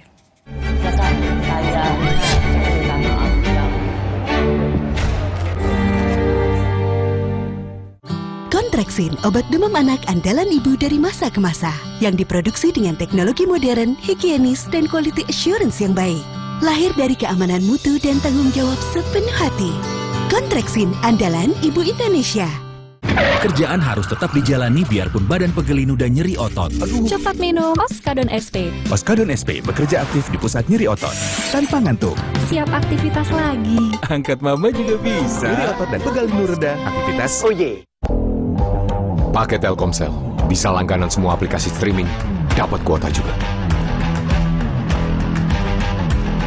Langganannya pakai pulsa atau e-wallet? Langganan sekarang di My Telkomsel. Mau tangan tetap lembut habis nyuci? Soulsoft, deterjen berbahan aktif tumbuhan, lembut di tangan, teruji secara dermatologi. Terbukti, bunga yang dicelupkan di Soulsoft tetap segar. Soulsoft bikin tangan tetap so soft. Dreamscare. Selamat datang, silakan. Hah? Emangnya ada waktu buat sakit kepala? Panadol Extra, cepat redakan sakit kepala dan nyeri yang mengganggu. Panadol Extra, cepat redakan sakit kepala, dapat diminum sebelum makan. Baru bangun kerjaan udah numpuk. Aqua dulu. Mas kawin seperangkat alat sholat dibayar tunai. Paham? Silakan. Gak usah gugup, Aqua dulu. Diciptakan oleh alam, 100% murni air mineral pegunungan. Apapun aktivitasmu, Aqua dulu. Baru Fitbar Cheese Delight dengan multigrain. dan keju cheddar berkualitas. Fit Bar, delicious multigrain bar. Sekarang badan gampang pegal dan lelah. Itu bisa jadi masalah di otot, tulang, dan jantung. Minum Entrasol. Dengan ekstrak buah zaitun, bantu jaga kesehatan otot, tulang, dan jantung. Jadi bisa tetap aktif. Entrasol. Isu terkini perpolitikan tanah air ramai menjadi perhatian publik. Sesama caleg dari partai sendiri dengan dapil yang sama, itu sikut menyikut. Maka ini adalah deepening democratic regression di Indonesia. Diulas oleh dua pandangan berbeda. Pelanggaran HAM berat masa lalu itu bukan perkara yang mudah. Tidak ada terbukti dan seterusnya, itu kan harus ditesnya di pengadilan. Dua arah. Setiap Jumat pukul 8:30 malam di Kompas TV. Sabtu ini Benu akan mencicipi aneka macam lauk pauk sedap yang disajikan di atas cobek tanah liat panas-panas. Pecah men. Sambelnya nyamber banget, enak banget. Ini sambelnya enak. Ini sambel berasa kayak di rumah gitu dimasakin sama emak ya. Istimewa. Asik ini. Ini Mumtaz food lover. Kalau yang ini, like this. Cerita Rasa. Sabtu 3 Juni pukul 10:30 siang di Kompas TV.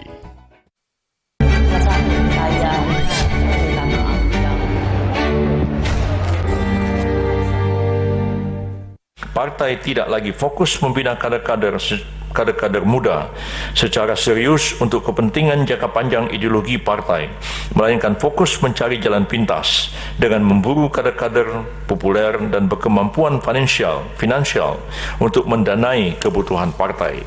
Kader-kader terbaik yang ideologis punya kapasitas untuk bekerja namun tidak begitu populer, perlahan-lahan tersingkir dari lingkaran partai dan digantikan oleh figur-figur terkenal yang nyatanya kadang belum tentu bisa bekerja dengan baik. Masih bersama saya mantan Ketua Mahkamah Konstitusi, Profesor Jimli Asyidiki, yang juga pernah menjabat anggota DPD DKI Jakarta periode 2019-2024. Pak Jimli, sebenarnya apa untungnya terbuka tertutup? Kenapa partai politik heboh sekali dan ribut sekali? Waktu pertama kan tertutup. 2004 tertutup. 2004 itu tertutup dengan variasi sedikit terbuka. Oke. Nah, 2009 7 hari menjelang pemilu waktu itu diubah putusan MK juga. Jadi ada ketidakadilan yang timbul dalam pengalaman 2024. Ada caleg yang nomornya di bawah 2004 itu suara yang nusuknya banyak. Sedangkan yang nomor 1 sedikit. Nah, tapi oleh partai diputuskan yang nomor 1 menduduki kursi. Jadi ada ketidakadilan dan itu bisa bukan hanya ketidakadilan tapi aspirasi rakyat yang berdaulat itu tidak tersalur. Maka atas dasar itulah MK membuat putusan. Ya, jadi terbuka. Supaya ada faktor partai politik juga, tapi siapa yang dipilih oleh rakyat, nama tertentu itu, meskipun dia nomor urutnya, nomor urut paling ekor, kalau dia dipilih, dia bisa yang dipilih.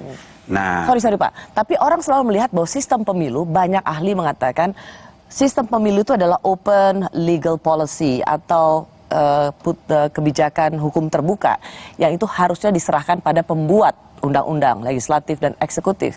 Jadi sebenarnya open legal policy seperti sistem pemilu ini bisa nggak diuji oleh Mahkamah Konstitusi? Kan terbukti kita sudah punya presiden bahwa ini pernah juga diuji di Mahkamah Konstitusi tahun 2008. Ya, tapi itu bukan open legal policy. Ini policy konstitusional bahwa keadilan aspirasi rakyat itu harus diutamakan. Pemilu hanya mekanisme cara. Jadi nggak bisa dibiarkan kalau misalnya bertentangan dengan konstitusi, nggak boleh. Artinya sebenarnya saat ini sistem pemilu di Mahkamah Konstitusi masih bisa diuji. Karena menurut Profesor Jimli Asyidiki ini ini tetap bisa menjadi kewenangan Mahkamah Konstitusi. Bukan milik pembuat undang-undang, DPR dan eksekutif. Betul. Masih bisa diuji di Mahkamah Konstitusi. Bisa. Prinsipnya nibis in idem, ya. Jadi kalau perkara itu sudah pernah diuji, tidak boleh lagi diuji. Tetapi kita buat pengecualian, kecuali kalau argumentasinya berubah. Gitu loh. Jadi bisa Apa aja. yang berubah kali ini? Nah, yang berubah itu seperti yang tadi dijelaskan oleh Pak Yusril itu sebagai ketua umum partai. Jadi sudah terjadi praktek, ya gampangnya demoralisasi politik, ya kan, persaingan internal, ya antar caleg di satu partai, lalu kemudian politik uang merajalela, yang penting popularitas dan uang, kapasitas nomor 2. Akibatnya para pemimpin kita banyak yang pop, muda-muda, bentukan pasar ekonomi politik, tapi belum tentu punya kapasitas, nggak ngerti masalah, tapi kuasa. Ini kan berbahaya. Sekaligus juga ada problem pelembagaan partai. Partai ini kan harus diperkuat. Nah, di dalam Undang-Undang Dasar itu eksplisit disebut untuk pileg, peserta pemilu itu partai politik. Maka bagaimanapun juga keterlibatan partai politik tetap perlu diperhitungkan. Sangat. Nah, jadi logika untuk mengembalikan ini ke tertutup, ya logis. Tapi ada syarat-syaratnya. Oke. Sorry, Ya, Prof. gitu. Jadi waktu 2008 itu atas azas keadilan. 2009. Waktu diputuskan 2009. 2009. Pemilu 2009. Seminggu sebelum. Satu minggu sebelum pemilu legislatif. Itu ada dasar pertimbangannya, yaitu untuk keadilan. Buat mereka yang dapat suaranya lebih banyak, ya berhak untuk memegang ke Senayan. Tapi itu kemudian ada perubahan situasi. Dianggap bahwa yang dapat suara banyak itu hanya populer saja tanpa punya kapasitas. Itu Dan yang membuat demokrasi mengalami demoralisasi yang kalau dipertimbangkan ini berbahaya. Oke, Prof, tapi tidakkah itu hakikat demokrasi? Kalau misalnya kita memang ingin membiarkan rakyat memilih, maka itulah harga yang harus dibayar dari sebuah demokrasi. Kita bisa memilih seseorang yang mendekati malaikat, tapi juga kita bisa salah pilih setengah iblis. Tapi kan aspek yang harus dipertimbangkan karena demokrasi itu kan luas. Maka dalam sejarah awal-awalnya orang mengidealkan majority rules. Tapi di kemudian hari, abad 19, muncul ide baru. Makanya muncul judicial review itu, minority rights. Jadi, Mahkamah Agung Amerika itu the protector of human right. The protector of citizens' right. Sama kayak kita. Jadi, di samping dia the guardian of the constitution, ya kan, pengawal demokrasi, juga pengawal minority rights. Ini berarti dalam perjalanan peradaban demokrasi mengalami evolving, kemajuan. Nah, termasuk ini. Kalau misalnya saya pernah bilang soal threshold presiden 20%. Itu sebetulnya tidak perlu. Tapi itu berdasarkan putusan MK dulu dibenarkan bahwa threshold 20% itu open legal policy. Terserah mau berapa persen. Ya kan? Tapi sesudah dipraktekkan ada bukti-bukti baru. Ya, kalau di dalam konsep pemilihan presiden dalam konstitusi kita 2 ronde, ya kan? Jadi kalau presiden ronde pertama belum mencapai 51% plus 1 requirement regional daerah, 51 jumlah provinsi, itu dia masuk ke ronde kedua. Walaupun dia udah 51, tapi provinsinya hanya di Jawa, dia tetap ronde kedua. Itu untuk memastikan presiden Indonesia bukan provinsi Pulau Jawa. Ya. Karena kalau hanya 3 Pulau Jawa saja pasti udah menang. Nah, ide ini tidak mungkin dilaksanakan, ya kan? Terhambat kalau thresholdnya ketinggian. Ya? Prof, kita akan panjang untuk bicara itu lagi di tema selanjutnya. Boleh nggak saya nanya, sebenarnya kalau untuk seorang hakim konstitusi seperti Prof. Jimli Asidiki lebih setuju sistem pemilunya kembali tertutup atau terbuka? Untuk jangka panjang saya setuju tertutup. Jangka panjang. Maksud saya jangka panjang itu harus dibenahi dulu integrated policy-nya. Jadi partai politik itu harus terbuka dulu. Kalau sekarang ini partai politik sangat tertutup. Oke, yang menentukan hanya ketua umum, 9 partai 9 ketua umum, maka nasib bangsa ini di tangan 9 orang. Lalu calegnya siapa, cagupnya siapa, capresnya siapa, di tangan ketua umum semua. Ditambah lagi kenyataan semua partai mengalami pembiruan darah dinasti. Ya kan? Partai yang lahir di era reformasi aja gampang sekali anaknya jadi ketua umum. Partai reformasinya Amin Rais besan-besanan, ya kan? Sampai harus cerai gara-gara. Jadi ini masih feodal. Nah, jadi ya kita harus benahi ini ke depan untuk membangun modernisasi partai politik dan pelembagaan politik yang yang kuat, tidak seperti sekarang yang terbuka, inklusif. Jadi kalau calon-calon nomor urut itu bukan ditentukan satu orang, misalnya ada preliminary election di antara partai itu sendiri. Iya, internal. Lalu ada konvensi daerah untuk menjadi gubernur, konvensi nasional untuk capres. Jangan kayak sekarang petugas partai itu persis kalimatnya Megawati itu bukan hanya dari Megawati, itu praktek di semua partai. Kan gitu. Nah jadi selama partainya kayak begini nggak bisa tertutup, malah berbahaya. Gitu kira-kira. Oke.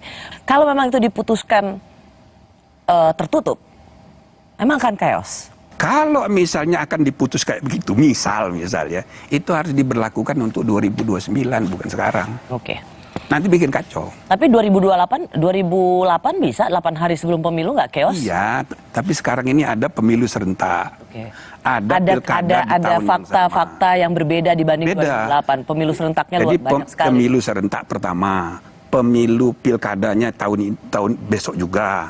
Terus yang kedua Pilpres dulu. Ya, pilpresnya ini agak seru. Pilkada. Lebih seru dari yang tempo hari. Karena ada pembelahan politik. Ini berbahaya kalau menurut saya. Plus tambah lagi pengalaman 2019. Petugas banyak meninggal.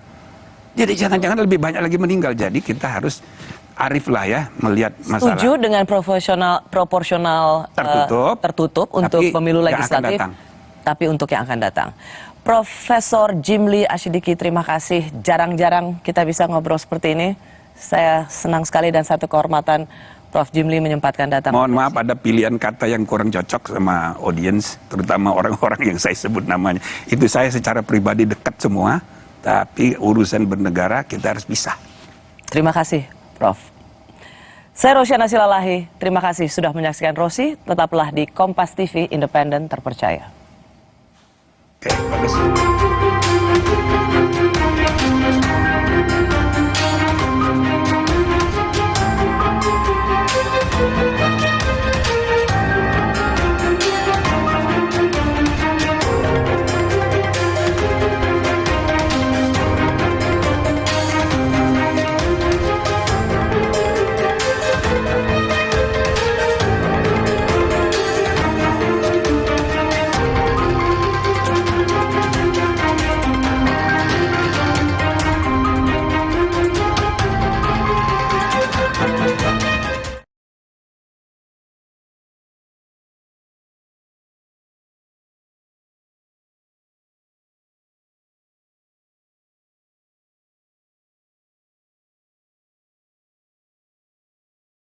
Dituding membocorkan rahasia negara. Saya memakai istilah MK akan memutuskan, memang belum ada keputusan, bahwa sumber yang saya dapat bukan dari MK. Karena itu tidak ada pembocoran rahasia negara. Bantahan Denny yang sempat menjadi tersangka kasus korupsi payment gateway di Kemenkumham tahun 2015 itu dianggap Menko Polhukam Mahfud MD tetap layak diproses hukum. Terutama siapa sosok kredibel yang disebut Denny Indrayana. Kredibel itu artinya A1 kalau dalam ilmu intelijen dibahasakan bahasa sosial. Ya, bahasa ilmu sosial. Kalau ilmu A1 itu artinya sangat kredibel, gitu. Pasti dari orang dalam. Nggak mungkin orang luar bisa kredibel kalau tidak nguping. Kan gitu. Wong itu sidangnya tertutup, ada di lantai 16 di MK itu. Nggak boleh orang masuk, kedap rekaman. Belum jelas apa tujuan Denny menyebarkan cuitan yang menimbulkan kehebohan jelang pemilu itu. Namun, dalam program Satu Meja The Forum, Denny akui sengaja menyebarkan informasi agar Hakim MK menolak permohonan sistem proporsional tertutup. Bung Denny, ini kan menarik juga karena ada orang yang kemudian membaca pernyataan Anda untuk meningkatkan elektabilitas dari Partai Demokrat. Betul nggak sih itu? Saya justru berharap SBDM. Saya justru berharap ujungnya nanti putusan MK mengatakan proporsional buka. Oh, jadi ini sebetulnya political statement dari Denny Indrayana ya?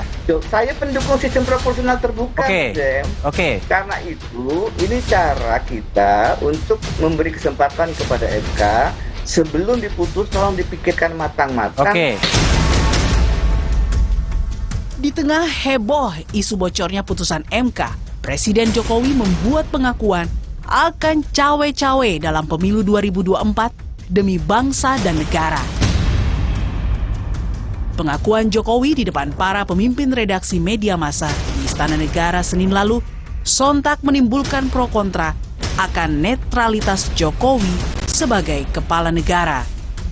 Manuver politik dari Presiden tentu akan memiliki imbas terhadap konteks politik praktis. Bagaimana seorang ketua umum Partai Golkar yang juga Menko di dalam kabinet mengatakan bahwa dalam menentukan capres-cawapres, Golkar akan mengikuti arahan dan petunjuk dari Presiden. Ketua umum PAN yang saat ini menjadi Menteri Perdagangan mengatakan bahwa Presiden adalah panglima tertinggi di dalam penentuan koalisi. Kalau berjalan jujur dan adil, itu lembaga-lembaga kepemiluan sudah ada.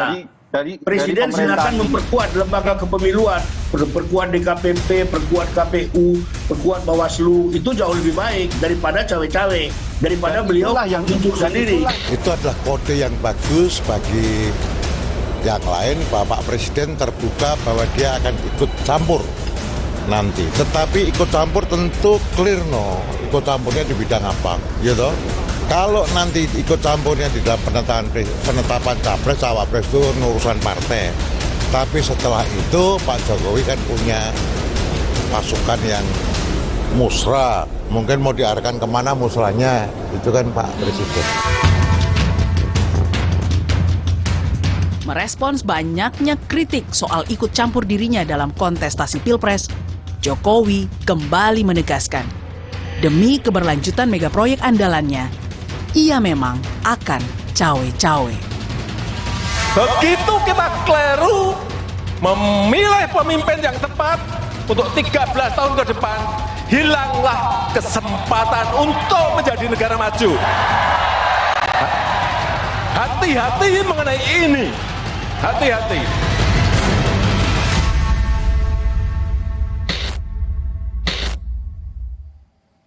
Saya sudah bersama Ketua Mahkamah Konstitusi pertama, yaitu periode 2003 hingga 2008, Profesor Jimli Asyidiki. Prof, terima kasih benar-benar menyempatkan waktu untuk di Rosi. Ambil libur ya. Terima kasih banyak ya, Prof ya. Saya juga terima kasih, udah lama nggak diundang ini. Lama sekali. Saya kira Rosi lupa sama saya. Nggak mungkin saya lupa dengan Profesor Jimli. Prof, banyak isu yang hari ini sedang banyak dibicarakan, rasanya nggak lengkap kalau tidak mendengar juga pandangan dari Profesor Jimli. Yang pertama dulu, soal cawe-cawe, karena Presiden secara belak-belakan mengatakan cawe-cawe dalam pemilu nanti. Bagaimana Prof. Jimli melihat pernyataan Presiden dan kemudian dikhawatirkan akan menjadi sikap seorang Presiden kalau dilihat dari hukum ketatanegaraan? Kalau isu lainnya apaan? Katanya tiga. Tiga itu. Satu, cawe-cawe. Dua? Tidak akan netral. Netral. Tiga? Yang ketiga, tapi tidak akan melibatkan TNI Polri. Oh, jadi saya begini kalau menurut saya ya. Kita harus memandang proses ini jangka panjang. Indonesia ini sekarang sudah dikenal sebagai the third largest democracy in the world. Jadi secara kuantitatif, kita negara hukum, negara demokrasi ketiga. Kalau negara hukum nomor 4 kalau RRC disebut. Tapi indeks kualitasnya masih 64. Jauh sekali. Apa nih maksudnya, konteksnya apa nih, Prof? Konteks kualitas dari praktek berdemokrasi itu masih jauh dari standar dunia. Jadi dinamika seperti sekarang ini, apalagi menjelang pemilu 2024 yang rumit sekali karena pertama kali serentak, bahkan pilkada juga di tahun yang sama, ini pasti banyak masalah. Lagi pula periode Presiden 10 tahun Jokowi sudah berakhir. Jadi tidak bisa dicegah, tidak bisa dihindarkan, dinamikanya keras. Saya rasa walaupun kita harus berharap ya, tidak ada misalnya politik identitas, isu-isu SARA, black campaign sama Negatif campaign itu nggak bisa dihindari. Nah, jadi termasuklah soal cawe-cawe ini.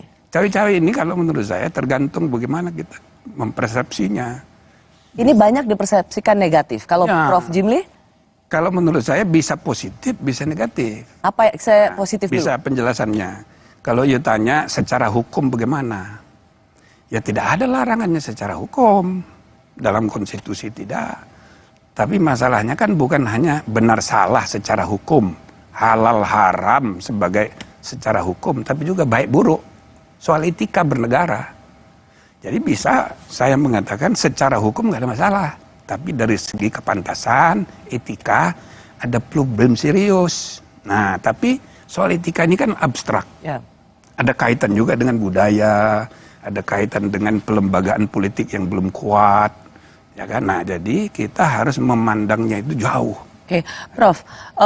Karena kemudian dijelaskan oleh Deputi Biro Pers Media dan Informasi Sekretariat Presiden, Pak B. Mahmudin, ia memberikan penjelasan lengkap, termasuk di Kompas TV, soal cawe-cawe Presiden. Itu adalah Presiden ingin memastikan pemilu serentak 2024 dapat berlangsung secara demokratis, jujur, dan adil. Presiden berkepentingan terselenggaranya pemilu dengan baik dan aman tanpa meninggalkan polarisasi atau konflik sosial di masyarakat. Bagaimana Prof. Jimli memandang istilah cawe-cawe tidak netral secara adil? Ya, dari segi penjelasan soal pemilu itu tidak begitu tepat, itu cari dalih aja alasan. Karena pemilu itu urusan penyelenggara pemilu. Jadi selalu saya bilang penyelenggara pemilu itu cabang keempat. Karena presiden peserta pemilu, DPR peserta pemilu. Pengadilan mengadili proses dan hasil pemilu, maka penyelenggara pemilu itu sendiri. Jadi bukan tanggung jawabnya presiden, sudah ada diatur di konstitusi dan di undang-undang. Itu satu ya. Nah, yang kedua soal itu kembali lagi ke soal hukum tadi ya. Nggak ada larangan. Seperti misalnya sama kayak di negara yang udah maju kayak di Amerika. Obama waktu masih presiden jadi menjadi tim sukses untuk Hillary. Tidak ada masalah secara hukum, cuma masalah etik saja. Nah, jadi ini kan harus melihat bahwa kalau Presiden mengatakan saya akan cawe-cawe untuk memastikan siapa pemimpin yang tepat di masa depan, itu nggak ada sesuatu yang salah dari sisi hukum, tidak akan berakibat atau kita sangkakan akan membuat pemilu jadi tidak jujur. Nah, itu dia. Kalau Obama kan langsung kampanye, berarti kan dia menghendaki Hillary jadi presiden kan? Gitu. Nah, cuma beda dengan Amerika itu sistem politiknya sudah kuat, pelembagaan politik sudah sangat kuat. Budaya feodalnya sudah lumer. Oke. Jadi kita ini masih pelembagaan politik belum kuat, budaya feodalnya itu di mana-mana terjadi darah biru, termasuk partai politik semua berdarah biru. Jadi presiden itu tidak perlu nyuruh orang di desa pilih si ini, nggak usah. Dengan statement yang seperti tadi saja orang udah paham. Inisiatif nggak perlu dari atas. Ya kan? Nah, jadi karena budaya kita masih feodal. Dan itu bisa diikuti oleh pejabat-pejabat lainnya untuk cawe-cawe. Pak Jimli, cawe-cawe presiden itu kemudian diartikan juga kemana-mana, termasuk misalnya soal kasus perebutan atau disebut dalam bahasa politiknya pencopetan Partai Demokrat oleh KSP Muldoko. Dan kemudian kalau kita lihat Profesor Denny Indrayana yang juga kemarin men-tweet soal sistem pemilu terbuka tertutup, itu akan kita bahas nanti. Yeah. Tapi masuk ke sini, cawe-cawe presiden yang membiarkan menterinya mengambil alih, mengkudeta partai milik Pak SBY yang sekarang ketumnya adalah putranya itu Mas AHY. Secara teori harusnya ikut campurnya istana dalam pengambil alihan paksa Partai Demokrat juga bisa menjadi pintu masuk pemakzulan Presiden Jokowi. Seberapa kuat pandangan hukum ini? Ya bisa aja kalau dia dengan bersengaja untuk melakukan tindakan yang menyalahi aturan. Kan dia udah bersumpah. Ya, tapi ini memang bisa pintu masuk. Ini masuk akal nggak? Kalau soal pintu masuk sih bisa aja. Saya kan sudah bilang waktu hakim MK dipecat, itu pintu masuk. Kan dia bisa bikin perpu memperpanjang masa jabatan seenaknya. Toh DPR sudah dikuasai, nanti kalau sudah disetujui. Jadi pintu masuknya itu banyak. Tapi apa dasarnya Hakim Aswanto diberhentikan. Nah, saya sudah bilang sama Pak Mahfud sebagai Menko, dasarnya begini nggak boleh. Nah, tapi alasannya ini kan sudah dari DPR, berarti cara berpikirnya sangat formalistik prosedural. Itu bertentangan dengan teori Mahfud sendiri. Keadilan substantif, demokrasi substantif, kan gitu kan di bukunya dia soal ceramah. Ini sangat prosedural. Alasannya itu, oh nggak bisa, ini sudah ada DPR. Nah, dia politisi, sehingga menunggangi. Dia itu siapa? Ya presidennya, karena dia politisi. Coba kalau dia negarawan. Coba kalau dia bertindak sebagai kepala negara, bukan kepala pemerintah. Oke, tapi kalau saya masuk ke poin itu, jadi ini memang apa? Yang Mahkamah Agung ini sama kayak gitu. Dia kan membiarkan itu dalam arti, karena dia politisi, transaksional. Dia bilang dari segi hukum bisa diperdebatkan. Bahwa ini nggak salah, bukan saya kok. Dan ini hak politik dari Pak Muldoko. Menteri, ya. Muldoko itu setingkat menteri, tapi kan bukan menteri. Harusnya KSP itu melayani pimpinan, bukan ngurusin partai. Makanya saya pernah menyarankan sebaiknya Muldoko itu diberhentikan dari KSP. Biar tidak menimbulkan citra yang buruk. Supaya tidak ada prasangka bahwa presiden mendiamkan, itu termasuk juga sesungguhnya ikut cawe-cawe. Cuman Prof belum menjawab pertanyaan saya. Jadi kalau ini bisa pintu masuk, apa iya? Urusan yang sebenarnya sudah menang di pengadilan tingkat pertama, kedua, dan sekarang sedang menunggu kasasi. Kalau perkaranya itu tidak bisa, itu kan independence Mahkamah Agung itu. Jadi kalau putusan Mahkamah Agung sudah inkrah, ya presiden harus ikut.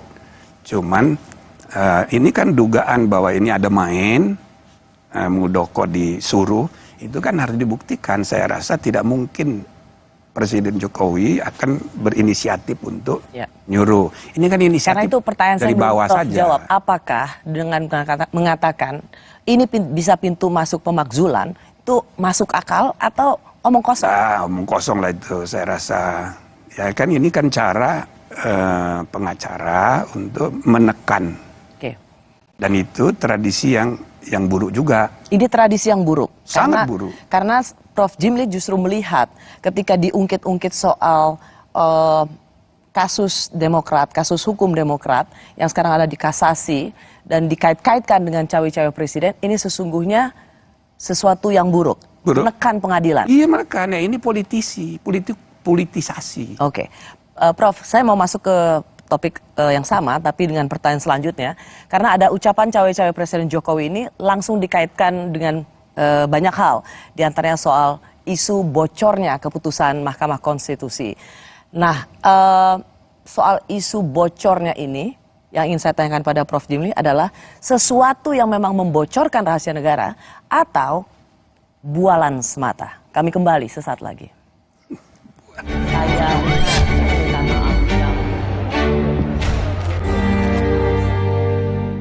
Baru Fitbar Cheese Delight dengan multigrain dan keju cheddar berkualitas. Fitbar Delicious Multigrain Bar. Duh, badan suka gampang pegal dan lelah. Bisa jadi ada masalah di otot, tulang, dan jantung, mah. Nah, minum Entrasol dengan ekstrak buah zaitun, bantu jaga kesehatan otot, tulang, dan jantung. Bisa tetap aktif berdua. Entrasol. Yang terbaik untuk Anda, Optik Melawai.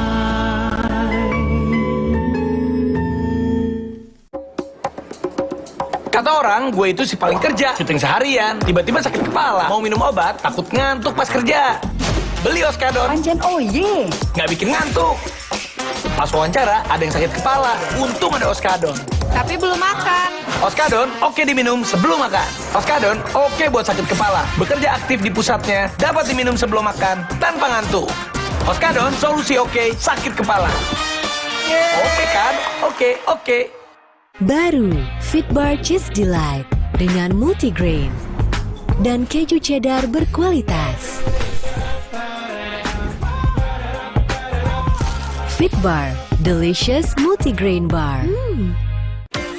Duh, badan suka gampang pegal dan lelah. Bisa jadi ada masalah di otot, tulang, dan jantung, mah. Nah, minum Entrasol dengan ekstrak buah zaitun, bantu jaga kesehatan otot, tulang, dan jantung. Bisa tetap aktif berdua. Entrasol.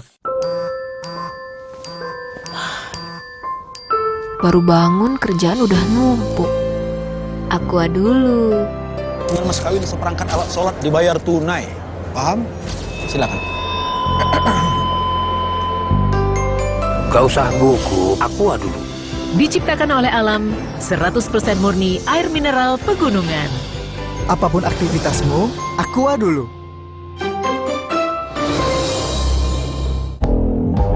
Pakai Telkomsel, bisa langganan semua aplikasi streaming, dapat kuota juga.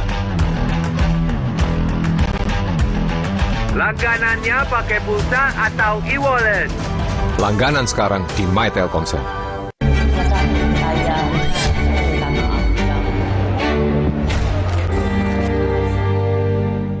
Bagi saya kalau info kredibel itu bukan hakim MK tapi bisa dari dalam MK. Saya dengar sekjennya, kesekjenan, kepaniteraan mau diperiksa itu. Harus mungkin memang bukan hakim. Gitu.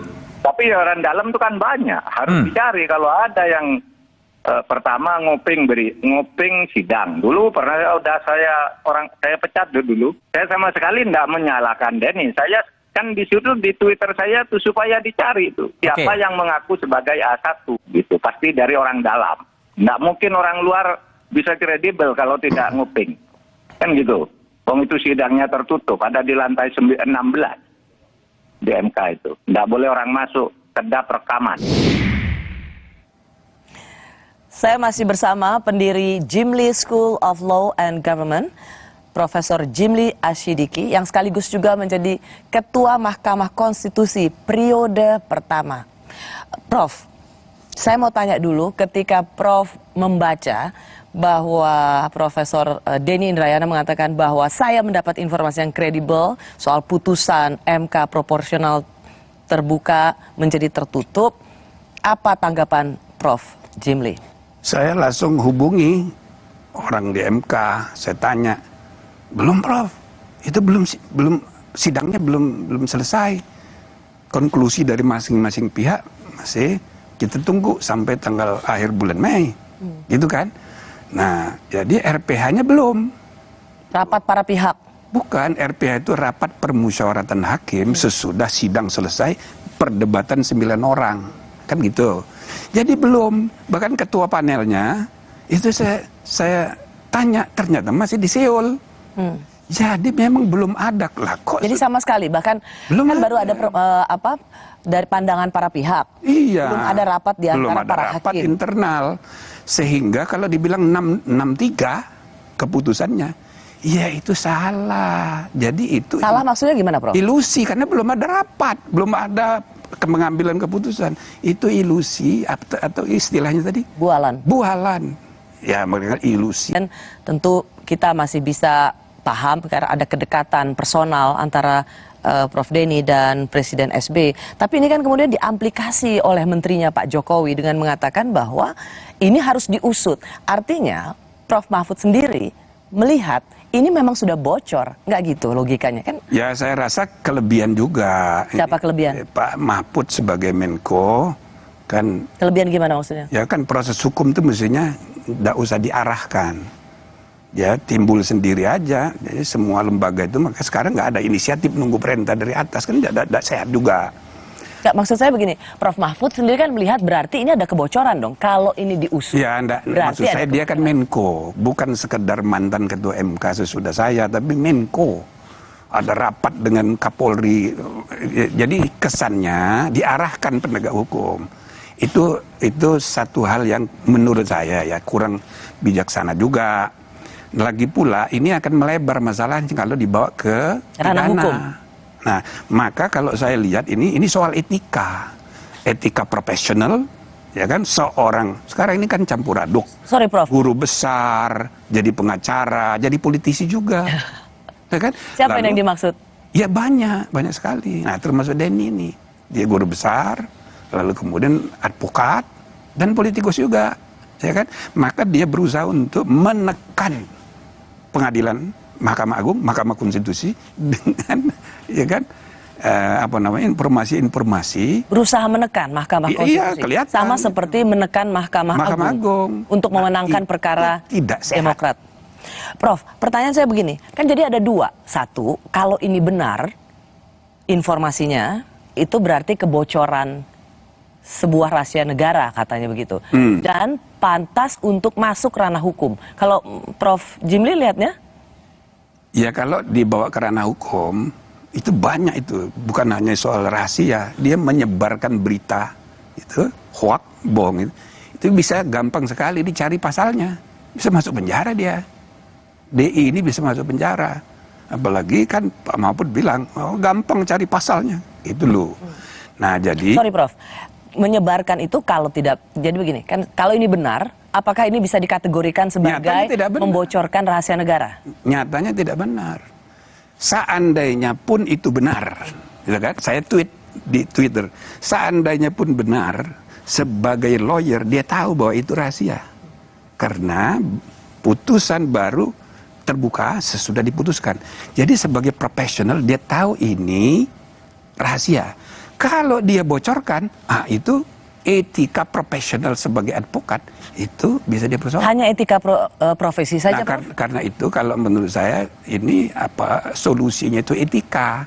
Bukan ke ranah hukum. Nggak usah jadi panjang ceritanya. Jadi panjang dan ini kan campur aduk. Kalau Prof Jimli melihat ini kena sanksi dari sisi etika profesi. Iya, blacklist. Di blacklist dari berperkara di MK, nggak boleh lagi. Nah, begitu juga kalau pegawai, bisa aja ada pegawai iseng, bisa juga ada pegawai yang, karena mereka mestinya tahu belum ada putusan, atau membuat analisa-analisa. Kalau itu ketahuan, ya bisa, kalau terbukti pelanggarnya berat, pecat. Kita mesti tegas gitu loh. Oh, jadi Prof Jimli lebih melihat ketegasan itu adalah bukan apa-apa harus dibawa ke ranah hukum, tapi sanksi etika profesi. Misalnya seperti Denny Indrayana yang juga berprofesi sebagai pengacara di Mahkamah Konstitusi, Prof Jimli melihat yang paling efektif adalah di blacklist. Ya. Apa landasan pandangannya, Prof? Dengan Pak Profesor Denny itu dekat, termasuk saya anggap kader. Ya kan, sejak muda dia sering datang ke saya. Tapi apa landasannya kenapa dia tidak boleh berpraktek? Karena, tapi kita mesti tegas. Walaupun teman sendiri, keluarga sendiri, kalau salah ya kita harus tegas. Jadi saya berharap MK itu cepat bertindak. So kalau enggak, ini terus cepat bertindak maksudnya, Prof? Ya harus bersikap. Misalnya kan begini ya. MK itu dalam sejarah belum pernah image-nya itu di bawah Mahkamah Agung, belum pernah. Saya mau ke situ. Tapi maksudnya yang bersikap membuat seorang Denny Indrayana atau advokat lainnya di blacklist dari sidang-sidang MK itu siapa? Ya MK. Rapat RPH MK, kode etiknya dipanggil dikonfrontir antara pihak DI dengan yang disangkakan narasumber. Nah, di sidang kan pasti tidak akan majelis kehormatan kan pasti nggak akan ketemu, Prof. Kalau dia tidak ketemu, pecat. Kalau dia tidak mau datang, berarti siapa yang dipecat sih, Prof, maksudnya? Iya, pegawai itu kalau dia nggak mau datang. Kalau Denny Indrayana tidak mau datang, dipanggil oleh misalnya majelis kehormatan, ya berarti benar. Nah, langsung di blacklist. Kita mesti tegas. Nah, MK ini jangan sampai makin terpuruk. Saya nggak tega. Kita membuatnya dulu capek. Gitu loh. Nah, jadi ya, sejak 2003, setiap kali ada berita tentang MK, dipuji-puji. Setiap kali ada berita tentang Mahkamah Agung, dimaki-maki. Dulu ya? Dulu begitu. Sampai terakhir sekarang ini, Mahkamah Agung sedang terpuruk sekali. 2 hakim agung ketangkap. Sekretaris yang dulu sudah masuk penjara. Sekretaris yang sekarang sedang bermasalah juga. Tetapi menurut hasil survei, survei Kompas, image public trust-nya, MK itu di bawah Mahkamah Agung. Ya. Nah, sekarang saya bilang, dalam keadaan kayak begitu, tiba-tiba muncul Denny dengan statementnya dia itu. Maka lihat, semua partai politik kemarin bicara. Itu Rocky Gerung segala macam itu di podcastnya. Bubarkan MK. Dan 8 fraksi itu menolak dan bila perlu dengan undang-undang mau dipretelin kewenangan MK. Ini hanya karena satu cuitan. Itu dia. Yang kemudian diamplifikasi oleh Menko Polhukam. Bukan cuma itu, SBY terkena, SBY juga ikut mendukung gara-gara Denny Indrayana. Maka saya bilang, padahal menurut Prof sendiri lihat ini sama sekali tidak punya landasan kebenaran. Tidak faktual, ini hanya ilusi, hanya persepsi yang mendorong dia itu aktivisme politiknya dia. Nah itu yang saya bilang tidak profesional sebagai advokat. Karena mau menggerakkan dukungan politik publik gitu untuk menekan putusan. Ini tidak sehat untuk membangun kualitas demokrasi dan negara hukum.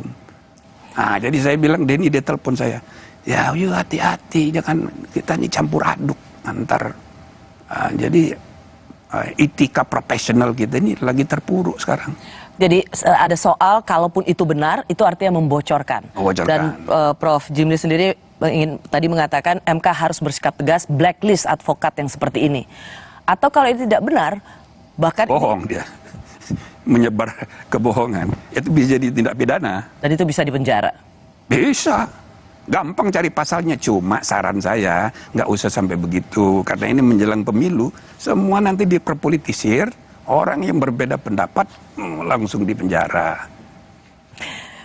Kami kembali sesaat lagi untuk melihat sebenarnya menyebarkan isu tentang Mahkamah Konstitusi, apa motifnya? Kami kembali saat lagi.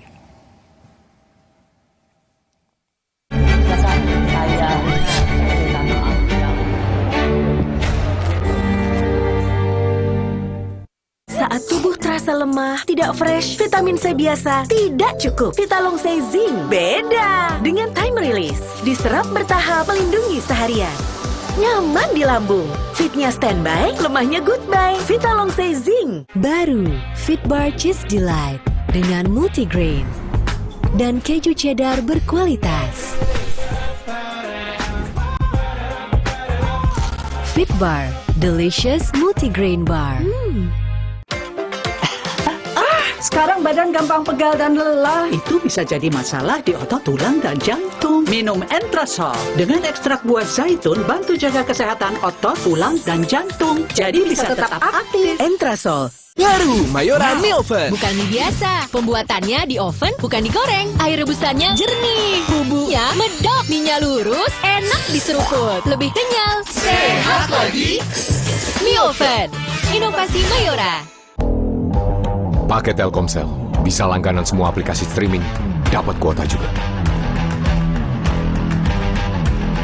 Langganannya pakai pulsa atau e-wallet? Langganan sekarang di My Telkomsel.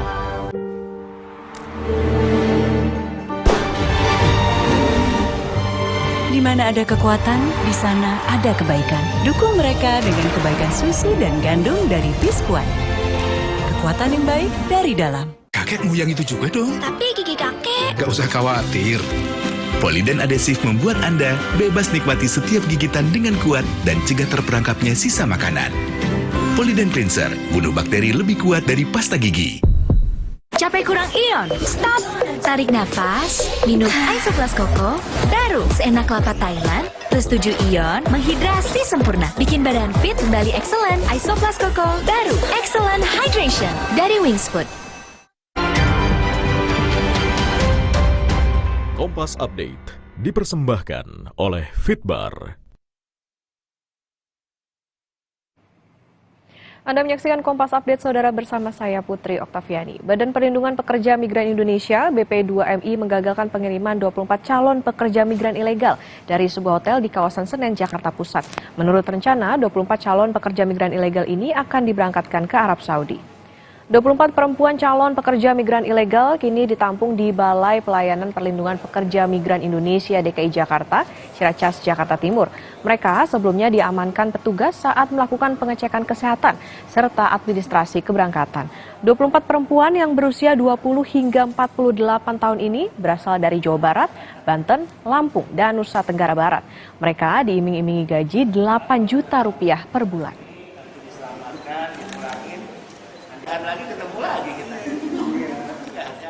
Demikian Kompas Update, saya Putri Oktaviani, sampai jumpa.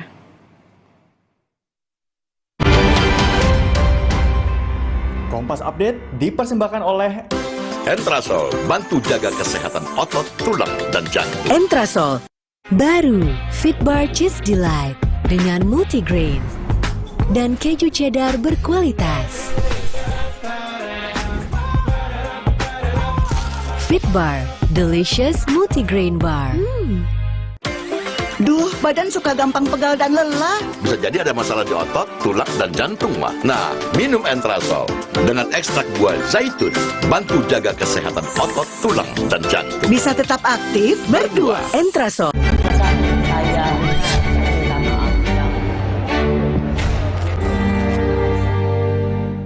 Belum memutuskan itu tidak menghalangi kami yang sering sidang-sidang di MK bisa melihat arah putusan. Oke. Prediksi, tentu antisipasi. Ini cara kita untuk memberi kesempatan kepada MK sebelum diputus, tolong dipikirkan matang-matang. Karena ini dampaknya luar biasa. Saya justru ingin ini proporsional terbuka tetap dipertahankan. Itu secara logika bagi saya orang yang pernah berada dalam posisi sebagai hakim konstitusi. Menurut saya logika itu nggak benar. Nah, tapi kan Prof. Denny tadi sudah menyampaikan. Rupanya itu adalah kesimpulan-kesimpulan analisisnya sendiri melihat gelagat cara-cara hakim bertanya begitu kan. Kalau tujuannya adalah untuk mencegah Mahkamah Konstitusi dijadikan sebagai alat katanya, untuk mengawal Mahkamah Konstitusi katanya Prof. Denny tadi, ya caranya jangan dengan menyampaikan narasi yang justru mengarahkan rakyat untuk tidak percaya kepada Mahkamah Konstitusi. Ini berbahaya menurut saya. Saya masih bersama Ketua Mahkamah Konstitusi pertama periode 2003 saat pertama kali kita memiliki Mahkamah Konstitusi sampai 2008. Ia adalah Profesor Jimli Asyidiki. Prof tadi sudah sempat mendengarkan dialog kemarin bersama Budiman Tanurejo. Jadi bukan dari, kan Pak Mahfud bilang usut di dalam MK itu pasti ada yang membocorkan. Tetapi Denny Indrayana juga bisa membela dengan mengatakan nggak harus dari dalam MK. Sumber kredibel itu tidak melulu harus ada di inner circle. Kalau kita masih tetap, tadi kalau Bapak saya sudah tahu standpointnya, ini adalah ilusi dan kebohongan. Tapi kita bicara kalaulah ini benar. Kalaulah ini benar. Apakah mungkin informasi yang berupa rahasia negara, bocornya putusan Mahkamah Konstitusi itu bisa didapat dari luar Mahkamah Konstitusi? Ya nggak bisa, namanya rahasia. Jadi orang yang terlibat di rapat itu saja, berarti dari dalam. Artinya Profesor Denny itu dapat dari second hand. Kalau dia tidak mau mengaku dari luar, dari dalam, berarti yang dari dalam membocorkan dulu, lalu orang kedua itu membocorkan ke Denny. Sama juga. Jadi pengusutan yang diminta oleh Pak Mahfud itu benar. Nah cuma yang saya persoalkan tadi, jangan kerana pidana lah, biar etika aja. Gimana bisa mengusutnya Pak ya? Bisa. Gimana? Jadi ketua pimpinan Mahkamah Konstitusi harus tegas. Bikin rapat, lalu putuskan bikin majelis kehormatan. Periksa, Denny-nya dipanggil, staf yang diduga atau orang luar yang dibilangnya itu harus dibawa, diundang. Lalu nanti dikonfrontir dengan orang-orang yang ada di rapat RPH. Prof. Jimli, menurut saya itu tidak segampang itu karena gampang sekali. Saya tidak yakin karena pasti seorang bukan yakin ya, tapi gampang sekali. Seorang Denny Indrayana tidak akan mungkin mau menyebut siapa sumbernya. Ya berarti dia bohong. Dia tidak bisa kalau dalam sidang dia wajib langsung dia di blacklist. Nah, begitu ya, kita harus tegas. Jadi walaupun teman sendiri, kita harus tegas. Ada jalan keluarnya. Walaupun ya tentu kan kita juga harus mendidik bangsa ini tidak campur aduk gitu. Antara profesi, pengacara, profesor dan politisi. Kalau ini jelas naluri politiknya yang bekerja. Hanya memang satu frase itu dipercaya oleh publik yang dikatakan oleh Denny Indrayana, yaitu no viral, no justice. No viral, no justice.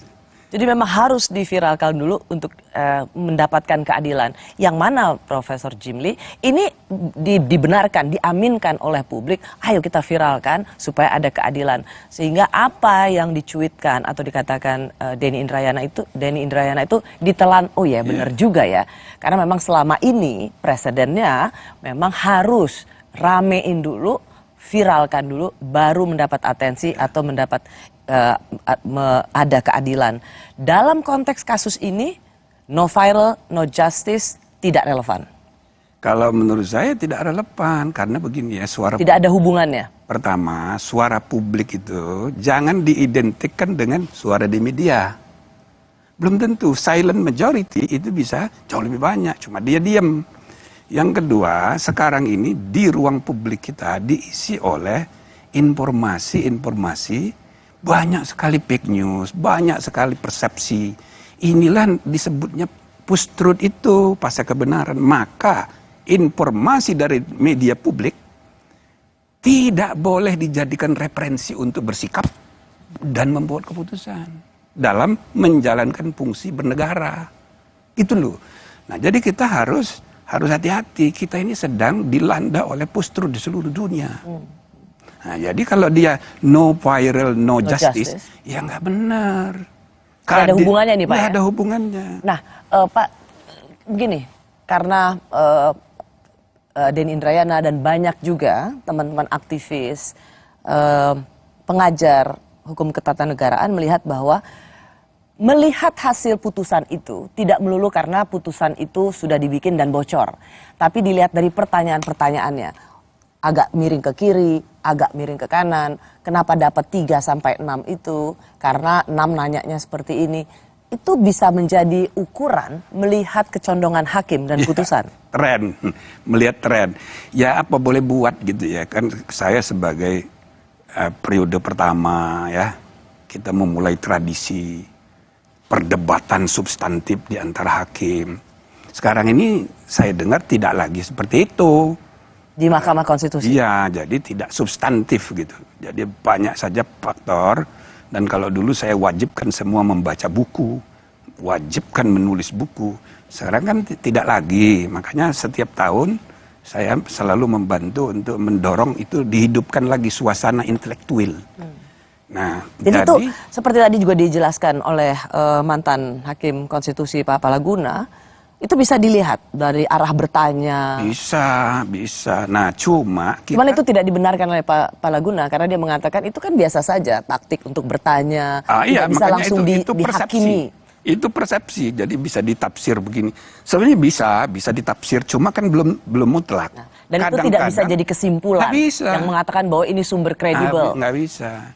Atau begini Prof, bagaimana kemudian dilihat bahwa ini kayaknya naga-naganya hasil putusan Mahkamah Konstitusi ini ke arah profesional untuk menjadi tertutup, dilihat juga dari profiling hakim-hakimnya yang lebih pada titipan pemerintah, titipan partai politik. Nah, ini yang sejak awal saya jelaskan, saya ikut merumuskan, membantu perumusan walaupun tim ahli untuk perubahan Undang-Undang Dasar. Saya juga jadi tim diangkat oleh pemerintah dan DPR untuk menyusun undang-undang MK. Jadi saya ngerti bahwa itu bukan begitu. Jadi 3 hakim dipilih oleh DPR, 3 hakim dipilih oleh Presiden, 3 hakim dipilih oleh Mahkamah Agung. Bukan dari. Jadi mereka bertiga ini hanya tukang pilih. Setelah terpilih dia independen. Dan terminologi titipan itu menjadi tidak benar. Nah, tapi persepsinya kayak gitu sekarang. Nah, misalnya putusan mengenai undang-undang tentang KPK. Jadi kalau tanya saya lebih setuju dengan yang 4 orang dissenting opinion. Alasannya diskriminasi. Apanya yang diskriminasi? Diskriminasi itu hak asasi manusia, bukan hak asasi lembaga negara. Itu melekat pada diri manusia. Kalau hak lembaga, kewenangan lembaga terserah kepada pembentuk undang-undang ngaturnya. Jadi Anda nggak setuju ya sebenarnya sangat tidak setuju. Pimpinan KPK.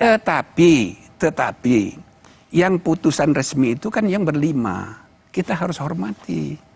Itu tradisi untuk menghormati putusan pengadilan sama dengan keadilan itu sendiri. Ya sudah, kita kan mana ada orang putusan pengadilan puas semua orang, tidak ada. harus kita terima. Satu lagi, Prof. Karena kemarin ramai-ramai partai-partai yang ada di parlemen itu konferensi pers. Bahkan mereka memberikan sinyal kalau Mahkamah Konstitusi sampai membuat putusan menjadikan sistem pemilu ini tertutup, bukan terbuka seperti yang kita lakukan sebelumnya, maka mereka akan mengevaluasi Mahkamah Konstitusi termasuk anggaran. Ini apakah sebuah ancaman yang serius dari para politisi pada Mahkamah Konstitusi? Kalau menurut saya itu sangat serius, sangat serius. Dan Prof bisa membenarkan itu? Tidak benar. Jadi saya mengajak semua politisi jangan hanya berpikir politik untuk kepentingan sesaat, the next election. Mari kita membangun negara bangsa ini makin berkualitas dalam jangka panjang, the next generation. Nah, jadi sekarang ini itu pada marah semua asal ada undang-undang di apalagi yang Ciptaker kemarin marah semua, termasuk eksekutif. Itu loh. Nah, ini pengalaman banyak negara, tapi kan kita tidak boleh benarkan. Yang salah itu salah. Bukan cuma itu, saya pun mengalami dulu. Waktu tahun 2008 kami memutus anggaran pendidikan 20%. Semua menteri marah. Yang paling marah Wapres. Maka waktu pemilihan ketua MK periode kedua, saya kan dikalahkan oleh hakim baru namanya Mahfud. Karena apa? Semua hakim itu dipanggilin oleh JK. Saya Pak Mahfud Menko Polhukam sekarang. Dipanggilin satu-satu oleh JK, jangan pilih Pak Jimli lagi. Masa? Iya. Nah, saya ketemu cawe-cawe dong. Cawe-cawe. Nah, jadi saya ketemu sama Pak SBY, saya cerita begini. Oh, ya, bukan saya. Iya, saya bilang. Ya begitu dia. Ya, tapi saya bilang saya ikhlas saja karena kan hubungan saya dengan JK sampai sekarang itu baik. Karena saya kenal sejak aktivis mahasiswa dulu. Jadi hubungan pribadi, institusi, kita pisahkan. Sama kayak Denny. Dan kamu dekat sekali sama saya. Tapi dalam urusan bernegara, kalau salah, saya bilang salah. Harus begitu. Jadi kita harus jangka panjang. Ini sudah abad 21. Kayak Bambang Pacul ngomongnya sekali. Adalah bubarkan MK.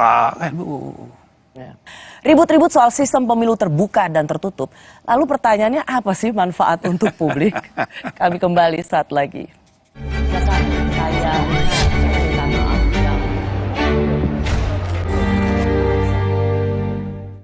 Kontraksin, obat demam anak andalan ibu dari masa ke masa. Yang diproduksi dengan teknologi modern, higienis, dan quality assurance yang baik. Lahir dari keamanan mutu dan tanggung jawab sepenuh hati. Kontraksin, andalan ibu Indonesia. Kerjaan harus tetap dijalani biarpun badan pegel dan nyeri otot. Cepat minum Oskadon SP. Oskadon SP bekerja aktif di pusat nyeri otot. Tanpa ngantuk. Siap aktivitas lagi. Angkat mama juga bisa. Nyeri otot dan pegal reda. Aktivitas. Pakai Telkomsel. Bisa langganan semua aplikasi streaming. Dapat kuota juga.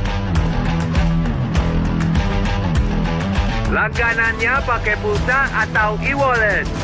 Langganan sekarang di My Telkomsel. Mau tangan tetap lembut habis nyuci? Soulsoft, deterjen berbahan aktif tumbuhan, lembut di tangan, teruji secara dermatologi. Terbukti, bunga yang dicelupkan di Soulsoft tetap segar. Soulsoft bikin tangan tetap so soft. Dreamscare. Selamat datang, silakan. Hah? Emangnya ada waktu buat sakit kepala? Panadol Extra, cepat redakan sakit kepala dan nyeri yang mengganggu. Panadol Extra, cepat redakan sakit kepala, dapat diminum sebelum makan. Baru bangun kerjaan udah numpuk. Aqua dulu. Yang mas kawin seperangkat alat sholat dibayar tunai. Paham? Silakan. Gak usah gugup, Aqua dulu. Diciptakan oleh alam, 100% murni air mineral pegunungan. Apapun aktivitasmu, Aqua dulu. Baru, Fitbar Cheese Delight dengan multigrain dan keju cheddar berkualitas. Fitbar, delicious multigrain bar. Sekarang badan gampang pegal dan lelah. Itu bisa jadi masalah di otot, tulang, dan jantung. Minum Entrasol. Dengan ekstrak buah zaitun, bantu jaga kesehatan otot, tulang, dan jantung. Jadi bisa tetap aktif. Entrasol. Isu terkini perpolitikan tanah air ramai menjadi perhatian publik. Sesama caleg dari partai sendiri dengan dapil yang sama, itu sikut menyikut. Maka ini adalah deepening democratic regression di Indonesia. Diulas oleh dua pandangan berbeda. Pelanggaran HAM berat masa lalu itu bukan perkara yang mudah. Tidak ada terbukti dan seterusnya, itu kan harus ditesnya di pengadilan. Dua arah. Setiap Jumat pukul 8:30 malam di Kompas TV. Sabtu ini Benu akan mencicipi aneka macam lauk pauk sedap yang disajikan di atas cobek tanah liat panas-panas. Pecah men. Sambalnya nyamber banget, enak banget. Ini sambalnya enak. Ini sambal berasa kayak di rumah gitu dimasakin sama emak ya. Istimewa. Asik ini. Ini Mumtaz food lover. Kalau yang ini, like this. Cerita Rasa. Sabtu 3 Juni pukul 10:30 siang di Kompas TV.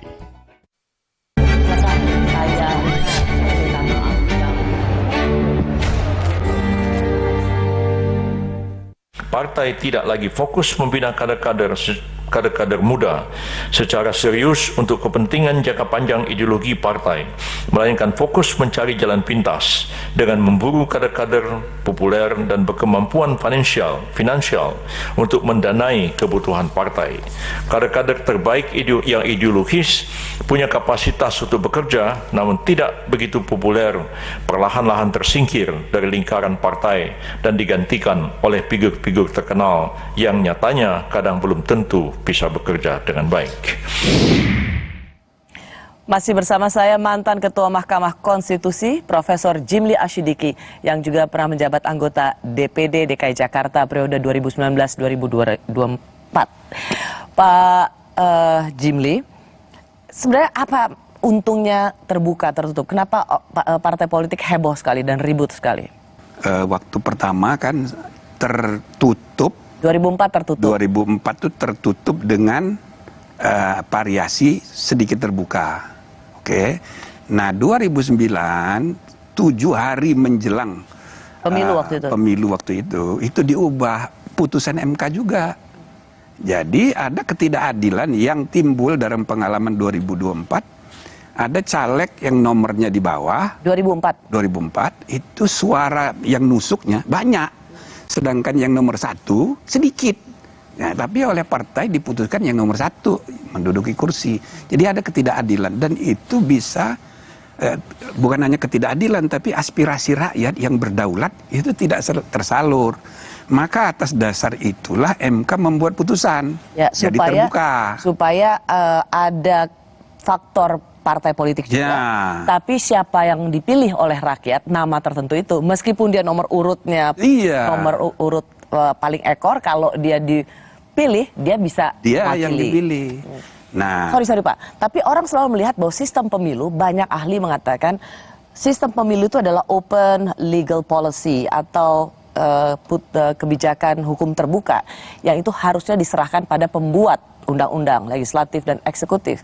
Jadi sebenarnya open legal policy seperti sistem pemilu ini bisa nggak diuji oleh Mahkamah Konstitusi? Kan terbukti kita sudah punya presiden bahwa ini pernah juga diuji di Mahkamah Konstitusi tahun 2008. Ya, tapi itu bukan open legal policy.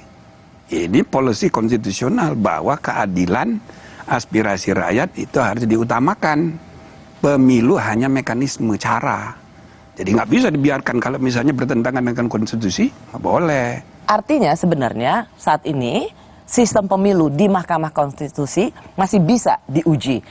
Karena menurut Profesor Jimli Asyidiki ini ini tetap bisa menjadi kewenangan Mahkamah Konstitusi. Bukan milik pembuat undang-undang, DPR dan eksekutif. Betul. Masih bisa diuji di Mahkamah Konstitusi. Bisa. Prinsipnya nibus in idem, ya. Jadi kalau perkara itu sudah pernah diuji, tidak boleh lagi diuji. Tetapi kita buat pengecualian, kecuali kalau argumentasinya berubah. Gitu loh. Jadi bisa aja. Apa yang berubah kali ini? Nah, yang berubah itu seperti yang tadi dijelaskan oleh Pak Yusril itu sebagai Ketua Umum Partai. Jadi sudah terjadi praktek, ya gampangnya demoralisasi politik, ya kan, persaingan internal, ya antar caleg di satu partai. Lalu kemudian politik uang merajalela, yang penting popularitas dan uang, kapasitas nomor 2. Akibatnya para pemimpin kita banyak yang pop, muda-muda, bentukan pasar ekonomi politik, tapi belum tentu punya kapasitas, nggak ngerti masalah, tapi kuasa. Ini kan berbahaya. Sekaligus juga ada problem pelembagaan partai. Partai ini kan harus diperkuat. Nah, di dalam Undang-Undang Dasar itu eksplisit disebut untuk pileg, peserta pemilu itu partai politik. Maka bagaimanapun juga keterlibatan partai politik tetap perlu diperhitungkan. Sangat. Nah, jadi logika untuk mengembalikan ini ke tertutup, ya logis. Tapi ada syarat-syaratnya. Oke. Sorry, Prof. Jadi waktu 2008 itu atas azas keadilan. 2009. Waktu diputuskan 2009. 2009. Pemilu 2009. Seminggu sebelum. Satu minggu sebelum pemilu legislatif. Itu ada dasar pertimbangannya, yaitu untuk keadilan. Buat mereka yang dapat suaranya lebih banyak, ya berhak untuk memegang ke Senayan. Tapi itu kemudian ada perubahan situasi. Dianggap bahwa yang dapat suara banyak itu hanya populer saja tanpa punya kapasitas. Itu Dan yang membuat demokrasi mengalami demoralisasi yang kalau dipertimbangkan ini berbahaya. Oke, Prof, tapi tidakkah itu hakikat demokrasi? Kalau misalnya kita memang ingin membiarkan rakyat memilih, maka itulah harga yang harus dibayar dari sebuah demokrasi. Kita bisa memilih seseorang yang mendekati malaikat, tapi juga kita bisa salah pilih setengah iblis. Tapi kan aspek yang harus dipertimbangkan, karena demokrasi itu kan luas. Maka dalam sejarah, awal-awalnya orang mengidealkan majority rules. Tapi di kemudian hari, abad 19, muncul ide baru. Makanya muncul judicial review itu, minority rights. Jadi, Mahkamah Agung Amerika itu the protector of human right. The protector of citizens' rights. Sama kayak kita. Jadi, di samping dia the guardian of the constitution, ya kan, pengawal demokrasi, juga pengawal minority rights. Ini berarti dalam perjalanan peradaban demokrasi mengalami evolving, kemajuan. Nah, termasuk ini. Kalau misalnya saya pernah bilang soal threshold presiden 20%. Itu sebetulnya tidak perlu. Tapi itu berdasarkan putusan MK dulu dibenarkan bahwa threshold 20% itu open legal policy. Terserah mau berapa persen. Ya kan? Tapi sesudah dipraktekkan ada bukti-bukti baru. Ya, kalau di dalam konsep pemilihan presiden dalam konstitusi kita 2 ronde, ya kan? Jadi kalau presiden ronde pertama belum mencapai 51% plus 1 requirement regional daerah, 51 jumlah provinsi, itu dia masuk ke ronde kedua. Walaupun dia udah 51, tapi provinsinya hanya di Jawa, dia tetap ronde kedua. Itu untuk memastikan presiden Indonesia itu bukan provinsi Pulau Jawa. Ya, karena kalau hanya 3 Pulau Jawa saja pasti udah menang. Nah, ide ini tidak mungkin dilaksanakan, ya kan? Terhambat kalau thresholdnya ketinggian. Ya? Prof, kita akan panjang untuk bicara itu lagi di tema selanjutnya. Boleh nggak saya nanya, sebenarnya kalau untuk seorang hakim konstitusi seperti Prof. Jimli Asidiki lebih setuju sistem pemilunya kembali tertutup atau terbuka? Untuk jangka panjang saya setuju tertutup. Jangka panjang. Maksud saya jangka panjang itu harus dibenahi dulu integrated policy-nya. Jadi partai politik itu harus terbuka dulu. Kalau sekarang ini partai politik sangat tertutup. Oke, yang menentukan hanya ketua umum, 9 partai 9 ketua umum, maka nasib bangsa ini di tangan 9 orang. Lalu calegnya siapa, cagupnya siapa, capresnya siapa, di tangan ketua umum semua. Ditambah lagi kenyataan semua partai mengalami pembiruan darah dinasti. Ya kan? Partai yang lahir di era reformasi aja gampang sekali anaknya jadi ketua umum. Partai reformasinya Amin Rais besan-besanan, ya kan? Sampai harus cerai gara-gara. Jadi ini masih feodal. Nah, jadi ya kita harus benahi ini ke depan untuk membangun modernisasi partai politik dan pelembagaan politik yang yang kuat, tidak seperti sekarang yang terbuka, inklusif. Jadi kalau calon-calon nomor urut itu bukan ditentukan satu orang, misalnya ada preliminary election di antara partai itu sendiri. Iya, internal. Lalu ada konvensi daerah untuk menjadi gubernur, konvensi nasional untuk capres. Jangan kayak sekarang petugas partai itu persis kalimatnya Megawati itu bukan hanya dari Megawati, itu praktek di semua partai. Kan gitu. Nah jadi selama partainya kayak begini nggak bisa tertutup, malah berbahaya. Gitu kira-kira. Oke.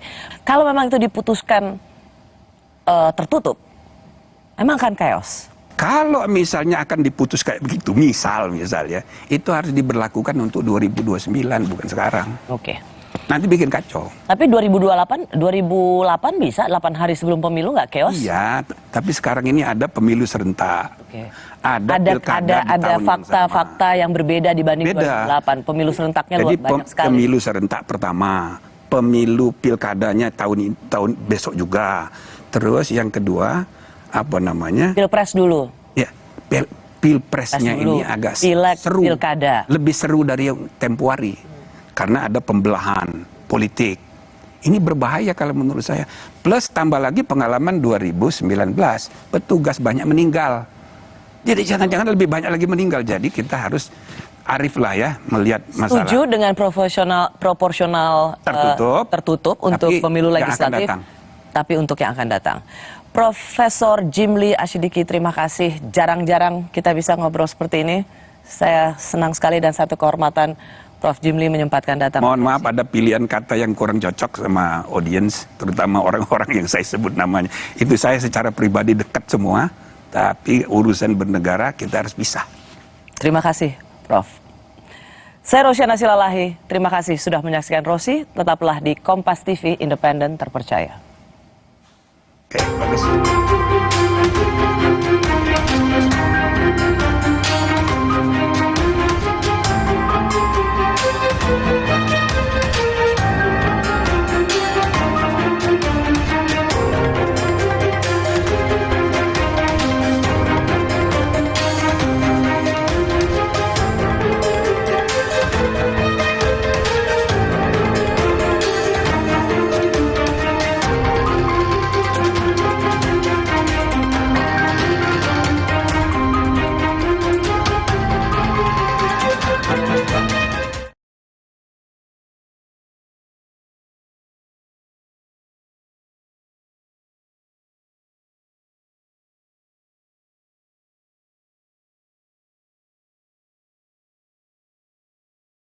dituding membocorkan rahasia negara. Saya memakai istilah MK akan memutuskan, memang belum ada keputusan, bahwa sumber yang saya dapat bukan dari MK. Karena itu tidak ada pembocoran rahasia negara. Bantahan Denny yang sempat menjadi tersangka kasus korupsi payment gateway di Kemenkumham tahun 2015 itu dianggap Menko Polhukam Mahfud MD tetap layak diproses hukum. Terutama siapa sosok kredibel yang disebut Denny Indrayana. Kredibel itu artinya A1 kalau dalam ilmu intelijen dibahasakan bahasa sosial. Ya, bahasa ilmu sosial. Kalau ilmu intelijen A1 itu artinya sangat kredibel, gitu. Pasti dari orang dalam. Nggak mungkin orang luar bisa kredibel kalau tidak nguping. Kan gitu. Wong itu sidangnya tertutup, ada di lantai 16 di MK itu. Nggak boleh orang masuk, kedap rekaman. Belum jelas apa tujuan Denny menyebarkan cuitan yang menimbulkan kehebohan jelang pemilu itu. Namun, dalam program Satu Meja The Forum, Denny akui sengaja menyebarkan informasi agar Hakim MK menolak permohonan sistem proporsional tertutup. Bung Denny, ini kan menarik juga karena ada orang yang kemudian membaca pernyataan Anda untuk meningkatkan elektabilitas dari Partai Demokrat. Betul nggak sih itu? Saya justru berharap, SBDM, saya justru berharap ujungnya nanti putusan MK mengatakan proporsional buka. Oh, jadi ini sebetulnya political statement dari Denny Indrayana ya? Saya pendukung sistem proporsional terbuka, Oke. Karena itu, ini cara kita untuk memberi kesempatan kepada MK sebelum diputus tolong dipikirkan matang-matang. Di tengah heboh isu bocornya putusan MK, Presiden Jokowi membuat pengakuan akan cawe-cawe dalam pemilu 2024 demi bangsa dan negara. Pengakuan Jokowi di depan para pemimpin redaksi media massa di Istana Negara Senin lalu sontak menimbulkan pro kontra akan netralitas Jokowi sebagai kepala negara. Manuver politik dari Presiden tentu akan memiliki imbas terhadap konteks politik praktis. Bagaimana seorang ketua umum Partai Golkar yang juga Menko di dalam kabinet mengatakan bahwa dalam menentukan capres-cawapres Golkar akan mengikuti arahan dan petunjuk dari Presiden. Ketua umum PAN yang saat ini menjadi Menteri Perdagangan mengatakan bahwa Presiden adalah panglima tertinggi di dalam penentuan koalisi. Kalau berjalan jujur dan adil, itu lembaga-lembaga kepemiluan sudah ada. Presiden silakan memperkuat lembaga kepemiluan, perkuat DKPP, perkuat KPU, perkuat Bawaslu, itu jauh lebih baik daripada cawe-cawe, daripada beliau yang jujur sendiri. Itu adalah kode yang bagus bagi yang lain. Bapak Presiden terbuka bahwa dia akan ikut campur nanti. Tetapi ikut campur tentu clear ikut campurnya di bidang apa, gitu. Kalau nanti ikut campurnya di dalam penetapan capres, cawapres itu urusan partai. Tapi setelah itu Pak Jokowi kan punya pasukan yang musra. Mungkin mau diarahkan kemana musranya, itu kan Pak Presiden. Merespons banyaknya kritik soal ikut campur dirinya dalam kontestasi Pilpres, Jokowi kembali menegaskan, demi keberlanjutan megaproyek andalannya, ia memang akan cawe-cawe. Begitu kita keliru memilih pemimpin yang tepat untuk 13 tahun ke depan, hilanglah kesempatan untuk menjadi negara maju. Hati-hati mengenai ini. Hati-hati.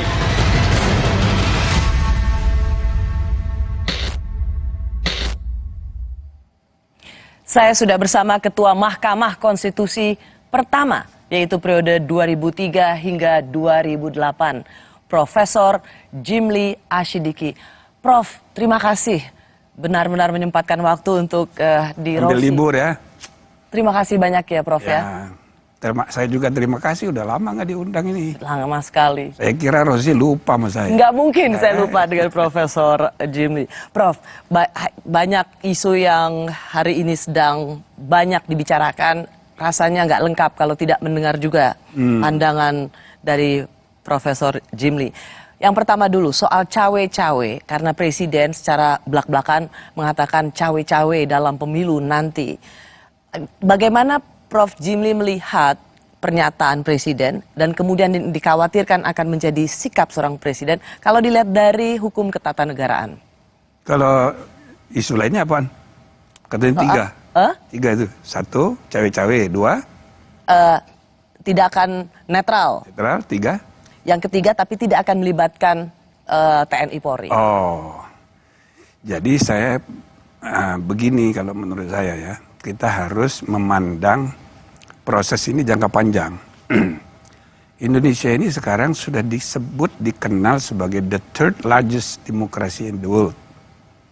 Jadi secara kuantitatif, kita negara hukum, negara demokrasi ketiga. Kalau negara hukum nomor 4 kalau RRC disebut. Tapi indeks kualitasnya masih 64. Jauh sekali. Apa nih maksudnya, konteksnya apa nih, Prof? Konteks kualitas dari praktek berdemokrasi itu masih jauh dari standar dunia. Jadi dinamika seperti sekarang ini apalagi menjelang pemilu 2024 yang rumit sekali karena pertama kali serentak, bahkan pilkada juga di tahun yang sama. Ini pasti banyak masalah. Lagi pula periode presiden 10 tahun Jokowi sudah berakhir. Jadi tidak bisa dicegah, tidak bisa dihindarkan, dinamikanya keras. Saya rasa walaupun kita harus berharap ya, tidak ada misalnya politik identitas, isu-isu SARA, black campaign sama negatif campaign itu nggak bisa dihindarkan. Jadi termasuklah soal cawe-cawe ini. Cawe-cawe ini kalau menurut saya tergantung bagaimana kita mempersepsinya. Ini banyak dipersepsikan negatif. Kalau Prof. Jimli? Kalau menurut saya bisa positif, bisa negatif. Apa saya positif dulu? Bisa penjelasannya. Kalau you tanya secara hukum bagaimana? Ya tidak ada larangannya secara hukum. Dalam konstitusi tidak. Tapi masalahnya kan bukan hanya benar salah secara hukum. Halal haram sebagai secara hukum. Tapi juga baik buruk. Soal etika bernegara.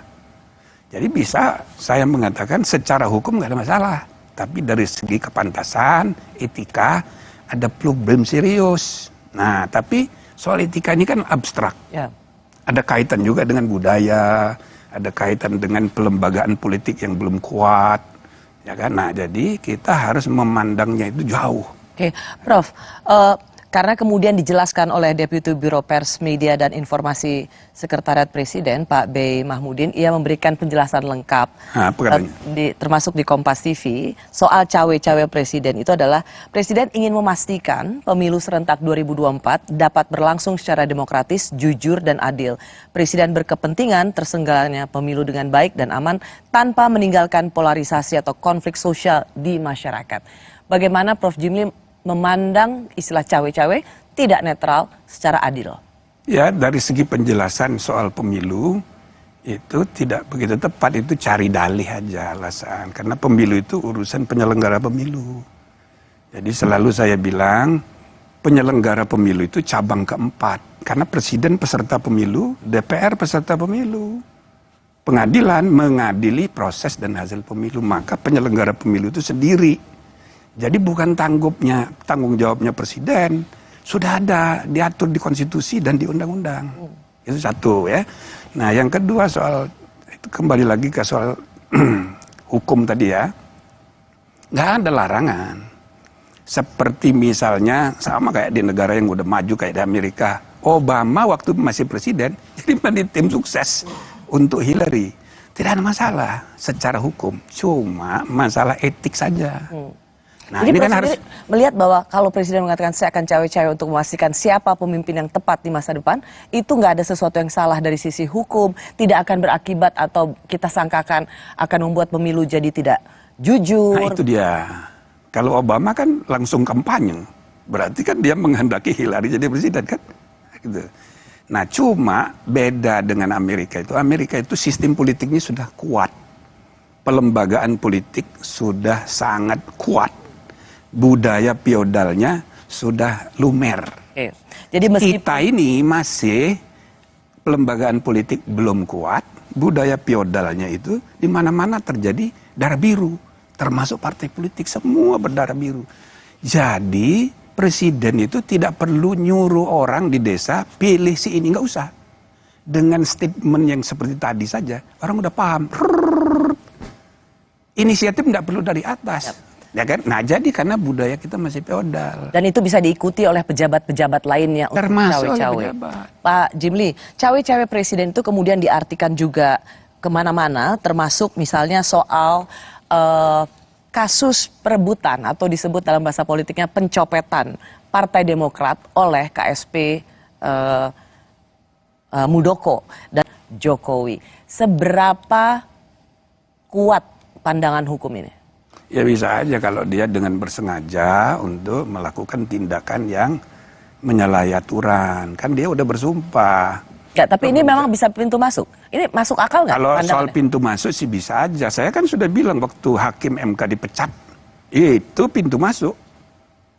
Kan dia bisa bikin perpu memperpanjang masa jabatan seenaknya. Toh DPR sudah dikuasai, nanti kalau sudah disetujui. Jadi pintu masuknya itu banyak. Tapi apa dasarnya Hakim Aswanto diberhentikan? Nah, saya sudah bilang sama Pak Mahfud sebagai Menko, dasarnya begini nggak boleh. Nah, tapi alasannya ini kan sudah dari DPR, berarti cara berpikirnya sangat formalistik prosedural, itu bertentangan dengan teori Mahfud sendiri. Keadilan substantif, demokrasi substantif, kan gitu kan di bukunya dia ceramah. Ini sangat prosedural. Alasannya itu, oh nggak bisa, ini sudah ada DPR. Nah, dia politisi, sehingga menunggangi. Dia itu siapa? Ya presidennya, karena dia politisi. Coba kalau dia negarawan. Coba kalau dia bertindak sebagai kepala negara, bukan kepala pemerintah. Oke, tapi kalau saya masuk ke poin itu, jadi ini memang apa? Yang Mahkamah Agung ini sama kayak gitu. Dia kan membiarkan itu dalam arti karena dia politisi, transaksional. Dia biarin dari segi hukum bisa diperdebatkan. Bahwa ini nggak salah, bukan saya kok. Dan ini hak politik dari Pak Muldoko. Menteri, ya. Muldoko itu setingkat menteri, tapi kan bukan menteri. Harusnya KSP itu melayani pimpinan, bukan ngurusin partai. Makanya saya pernah menyarankan sebaiknya Muldoko itu diberhentikan dari KSP, biar tidak menimbulkan citra yang buruk. Supaya tidak ada prasangka bahwa Presiden mendiamkan, itu termasuk juga sesungguhnya ikut cawe-cawe. Cuman Prof belum menjawab pertanyaan saya. Jadi kalau ini bisa pintu masuk, apa iya? Urusan yang sebenarnya sudah menang di pengadilan tingkat pertama, kedua, dan sekarang sedang menunggu kasasi. Kalau perkaranya itu tidak bisa, itu kan independence Mahkamah Agung itu. Jadi kalau putusan Mahkamah Agung sudah inkrah, ya Presiden harus ikut. Cuman ini kan dugaan bahwa ini ada main, Muldoko disuruh, itu kan harus dibuktikan. Saya rasa tidak mungkin Presiden Jokowi akan berinisiatif untuk nyuruh. Ini kan inisiatif. Karena itu pertanyaan dari bawah saja. Jawab, apakah dengan mengatakan ini bisa pintu masuk pemakzulan, itu masuk akal atau omong kosong? Omong kosong lah itu, saya rasa. Ya kan ini kan cara pengacara untuk menekan. Dan itu tradisi yang buruk juga. Ini tradisi yang buruk. Sangat buruk. Karena Prof Jimli justru melihat ketika diungkit-ungkit soal kasus Demokrat, kasus hukum Demokrat yang sekarang ada di kasasi dan dikait-kaitkan dengan cawe-cawe Presiden, ini sesungguhnya sesuatu yang buruk. Menekan pengadilan. Iya, menekan. Ya, ini politisasi. Oke. Prof, saya mau masuk ke topik yang sama, tapi dengan pertanyaan selanjutnya. Karena ada ucapan cawe-cawe Presiden Jokowi ini langsung dikaitkan dengan banyak hal. Di antaranya soal isu bocornya keputusan Mahkamah Konstitusi.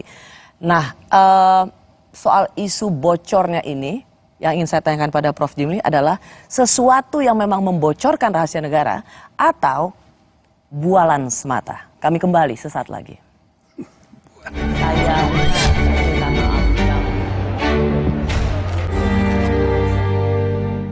Baru Fitbar Cheese Delight dengan multigrain dan keju cheddar berkualitas. Fitbar Delicious Multigrain Bar. Duh, badan suka gampang pegal dan lelah. Bisa jadi ada masalah di otot, tulang, dan jantung, mah. Nah, minum Entrasol dengan ekstrak buah zaitun, bantu jaga kesehatan otot, tulang, dan jantung. Bisa tetap aktif berdua. Entrasol. Yang terbaik untuk Anda, Optik Melawai.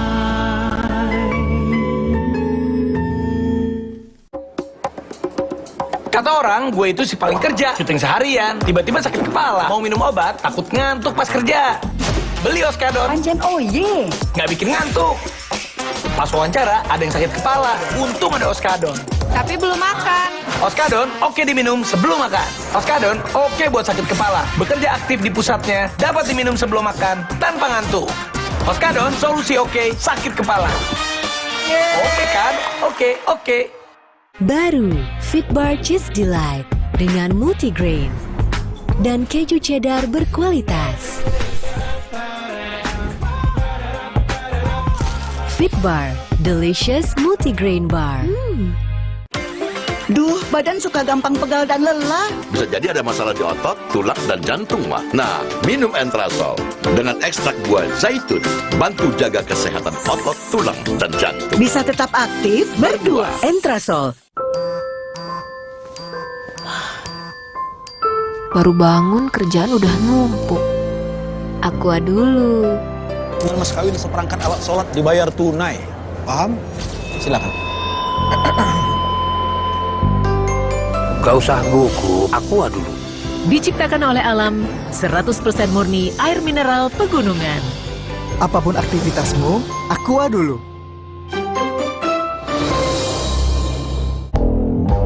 Pakai Telkomsel, bisa langganan semua aplikasi streaming, dapat kuota juga.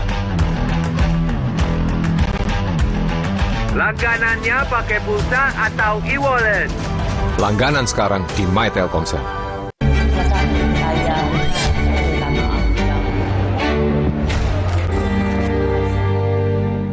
Bagi saya kalau info kredibel itu bukan hakim MK tapi bisa dari dalam MK. Saya dengar sekjennya, kesekjenan, kepaniteraan mau diperiksa itu.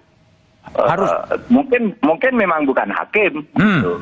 Tapi orang dalam itu kan banyak. Harus dicari kalau ada yang pertama nguping sidang. Dulu pernah saya pecat dulu. Saya sama sekali tidak menyalahkan Denny. Saya kan di situ di Twitter saya tuh supaya dicari itu siapa yang mengaku sebagai A1 gitu, pasti dari orang dalam. Nggak mungkin orang luar bisa kredibel kalau tidak nguping, kan gitu. Wong itu sidangnya tertutup, ada di lantai 16 di MK itu, nggak boleh orang masuk, kedap rekaman. Saya masih bersama pendiri Jimli School of Law and Government, Profesor Jimli Asyidiki, yang sekaligus juga menjadi Ketua Mahkamah Konstitusi periode pertama. Prof, saya mau tanya dulu, ketika Prof membaca bahwa Profesor Denny Indrayana mengatakan bahwa saya mendapat informasi yang kredibel soal putusan MK proporsional terbuka menjadi tertutup, apa tanggapan Prof Jimli? Saya langsung hubungi orang di MK, saya tanya, belum Prof, itu belum sidangnya belum selesai. Konklusi dari masing-masing pihak masih kita tunggu sampai tanggal akhir bulan Mei, gitu kan? Nah, jadi RPH-nya belum. Rapat para pihak? Bukan, RPH itu rapat permusyawaratan hakim sesudah sidang selesai, perdebatan 9 orang, kan gitu. Jadi belum, bahkan ketua panelnya itu saya tanya, ternyata masih di Seoul. Jadi memang belum ada lah kok. Jadi sama sekali, bahkan belum kan baru ada dari pandangan para pihak. Iya. Belum ada rapat di antara para hakim. Rapat internal. Sehingga kalau dibilang 663 keputusannya, ya itu salah. Jadi itu salah maksudnya gimana, Prof? Ilusi, karena belum ada rapat, belum ada pengambilan keputusan. Itu ilusi atau istilahnya tadi? Bualan. Bualan. Ya, mereka ilusi dan persepsi. Ya, itu banyak sekarang ini dalam komunikasi publik, terutama kalau berkaitan dengan politik. Ya kayak gitu itu. Prof, tetapi menarik, mengapa tweet, kalau Prof kan langsung mengecek, karena bagaimanapun juga Prof Jimli pernah menjadi Ketua Mahkamah Konstitusi dan dikasih tahu berproses saja belum untuk masuk final dalam putusan. Tapi ini menjadi begitu menggemparkan karena kemudian diamplifikasi. Oke, kalau itu dari Pak SBY, mantan presiden, tentu kita masih bisa paham karena ada kedekatan personal antara Prof Denny dan Presiden SBY. Tapi ini kan kemudian diamplikasi oleh menterinya Pak Jokowi dengan mengatakan bahwa ini harus diusut. Artinya Prof Mahfud sendiri melihat ini memang sudah bocor, nggak gitu logikanya kan? Ya, saya rasa kelebihan juga. Siapa kelebihan? Pak Mahfud sebagai Menko kan. Kelebihan gimana maksudnya? Ya kan proses hukum itu mestinya nggak usah diarahkan. Ya timbul sendiri aja. Jadi semua lembaga itu, maka sekarang nggak ada inisiatif nunggu perintah dari atas, kan nggak sehat juga. Nggak, maksud saya begini, Prof Mahfud sendiri kan melihat berarti ini ada kebocoran dong kalau ini diusut. Ya, maksud saya dia kan Menko, bukan sekedar mantan ketua MK sesudah saya, tapi Menko. Ada rapat dengan Kapolri, jadi kesannya diarahkan penegak hukum. Itu satu hal yang menurut saya ya kurang bijaksana juga. Lagi pula ini akan melebar masalahnya kalau dibawa ke ranah hukum. Nah, maka kalau saya lihat ini soal etika profesional, ya kan, seorang sekarang ini kan campur aduk. Sorry, Prof. Guru besar, jadi pengacara, jadi politisi juga, ya kan? Siapa yang dimaksud? Ya banyak sekali. Nah, termasuk Denny ini, dia guru besar, lalu kemudian advokat dan politikus juga, ya kan? Maka dia berusaha untuk menekan pengadilan, Mahkamah Agung, Mahkamah Konstitusi dengan, ya kan, informasi-informasi. Berusaha menekan Mahkamah Konstitusi. Iya, kelihatan. Sama seperti menekan Mahkamah Agung untuk memenangkan perkara Demokrat.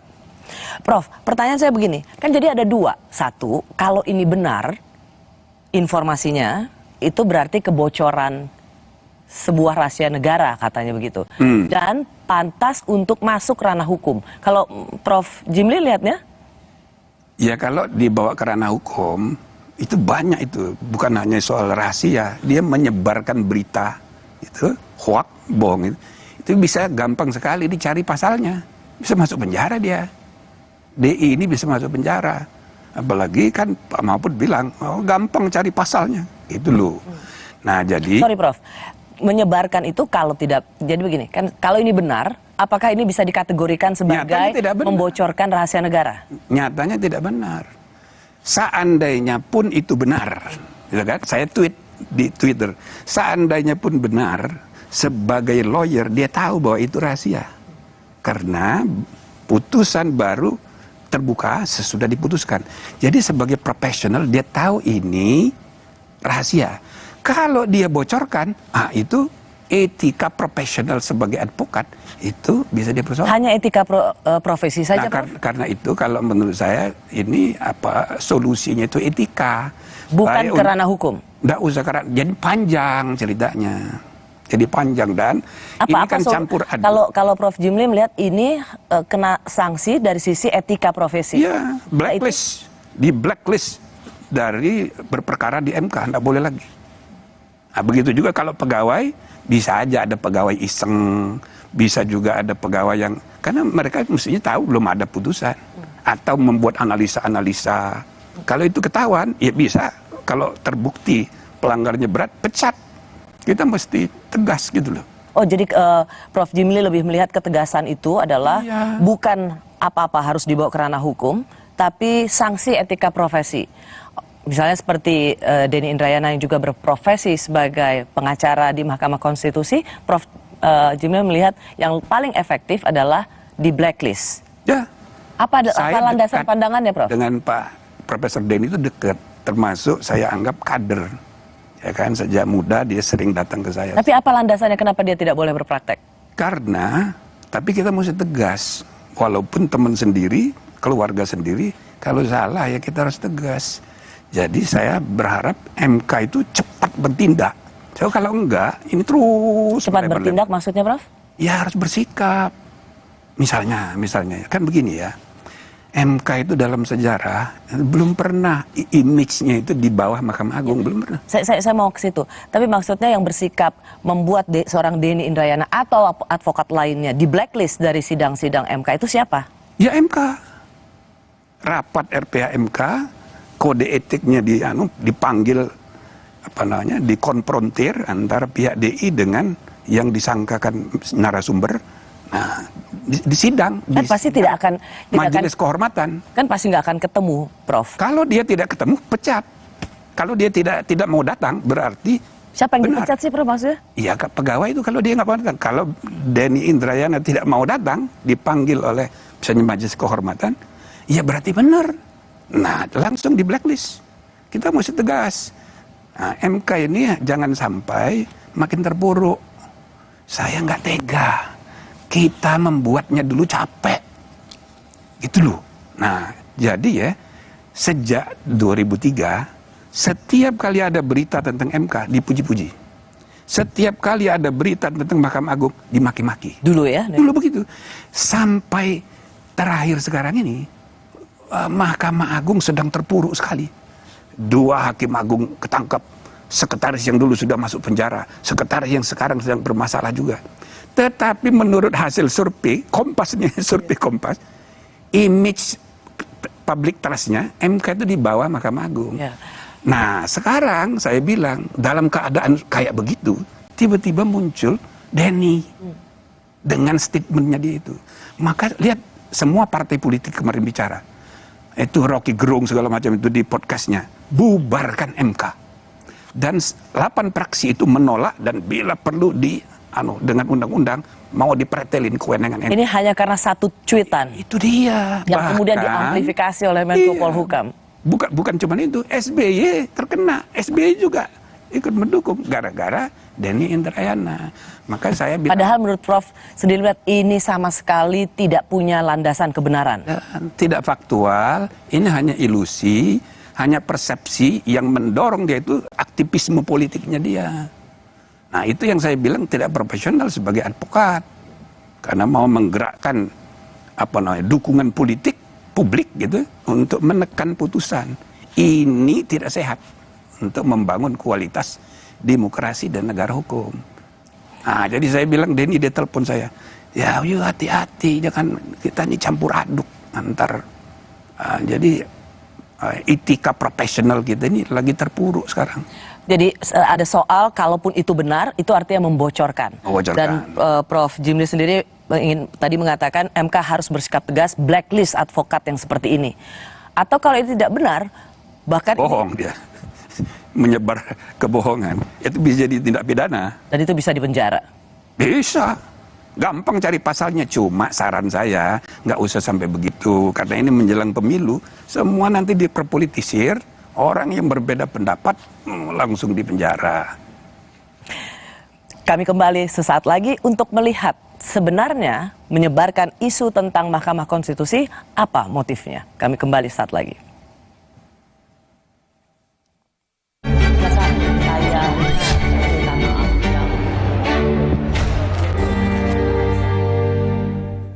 Saat tubuh terasa lemah, tidak fresh, vitamin C biasa tidak cukup. Vitalong C Zinc beda. Dengan time release, diserap bertahap melindungi seharian. Nyaman di lambung, fitnya standby, lemahnya goodbye. Vitalong C Zinc. Baru Fitbar Cheese Delight dengan multigrain dan keju cheddar berkualitas.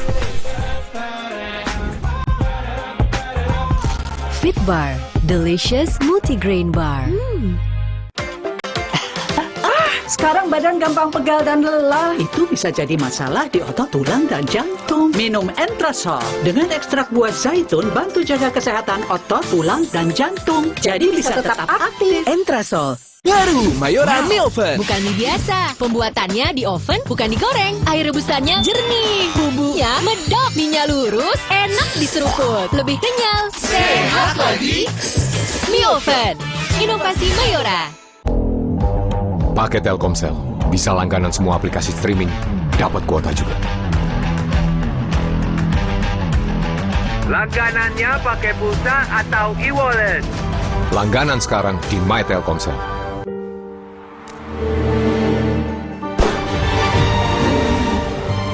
Di mana ada kekuatan, di sana ada kebaikan. Dukung mereka dengan kebaikan susu dan gandum dari Biskuat. Kekuatan yang baik dari dalam. Kakek mau yang itu juga dong. Tapi gigi kakek. Gak usah khawatir. Poliden Adhesive membuat Anda bebas nikmati setiap gigitan dengan kuat dan cegah terperangkapnya sisa makanan. Poliden Cleanser, bunuh bakteri lebih kuat dari pasta gigi. Capek kurang ion? Stop! Tarik nafas, minum Isoflas Koko, baru seenak kelapa Thailand, plus 7 ion, menghidrasi sempurna. Bikin badan fit kembali excellent. Isoflas Koko, baru Excellent Hydration dari Wings Food. Kompas Update dipersembahkan oleh Fitbar. Anda menyaksikan Kompas Update, saudara, bersama saya Putri Oktaviani. Badan Perlindungan Pekerja Migran Indonesia (BP2MI) menggagalkan pengiriman 24 calon pekerja migran ilegal dari sebuah hotel di kawasan Senen, Jakarta Pusat. Menurut rencana, 24 calon pekerja migran ilegal ini akan diberangkatkan ke Arab Saudi. 24 perempuan calon pekerja migran ilegal kini ditampung di Balai Pelayanan Perlindungan Pekerja Migran Indonesia DKI Jakarta, Ciracas, Jakarta Timur. Mereka sebelumnya diamankan petugas saat melakukan pengecekan kesehatan serta administrasi keberangkatan. 24 perempuan yang berusia 20 hingga 48 tahun ini berasal dari Jawa Barat, Banten, Lampung, dan Nusa Tenggara Barat. Mereka diiming-imingi gaji 8 juta rupiah per bulan.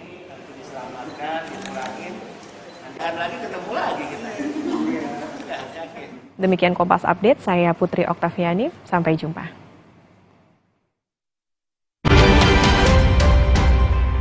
Kompas Update dipersembahkan oleh Entrasol, bantu jaga kesehatan otot, tulang, dan jantung. Entrasol. Baru Fitbar Cheese Delight dengan multigrain dan keju cheddar berkualitas. Fitbar, delicious multigrain bar. Duh, badan suka gampang pegal dan lelah. Bisa jadi ada masalah di otot, tulang, dan jantung, mah. Nah, minum Entrasol dengan ekstrak buah zaitun, bantu jaga kesehatan otot, tulang, dan jantung. Bisa tetap aktif berdua. Entrasol.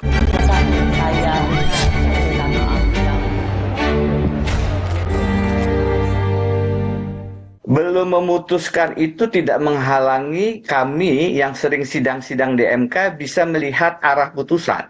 Oke. Prediksi, tentu antisipasi. Ini cara kita untuk memberi kesempatan kepada MK sebelum diputus, tolong dipikirkan matang-matang.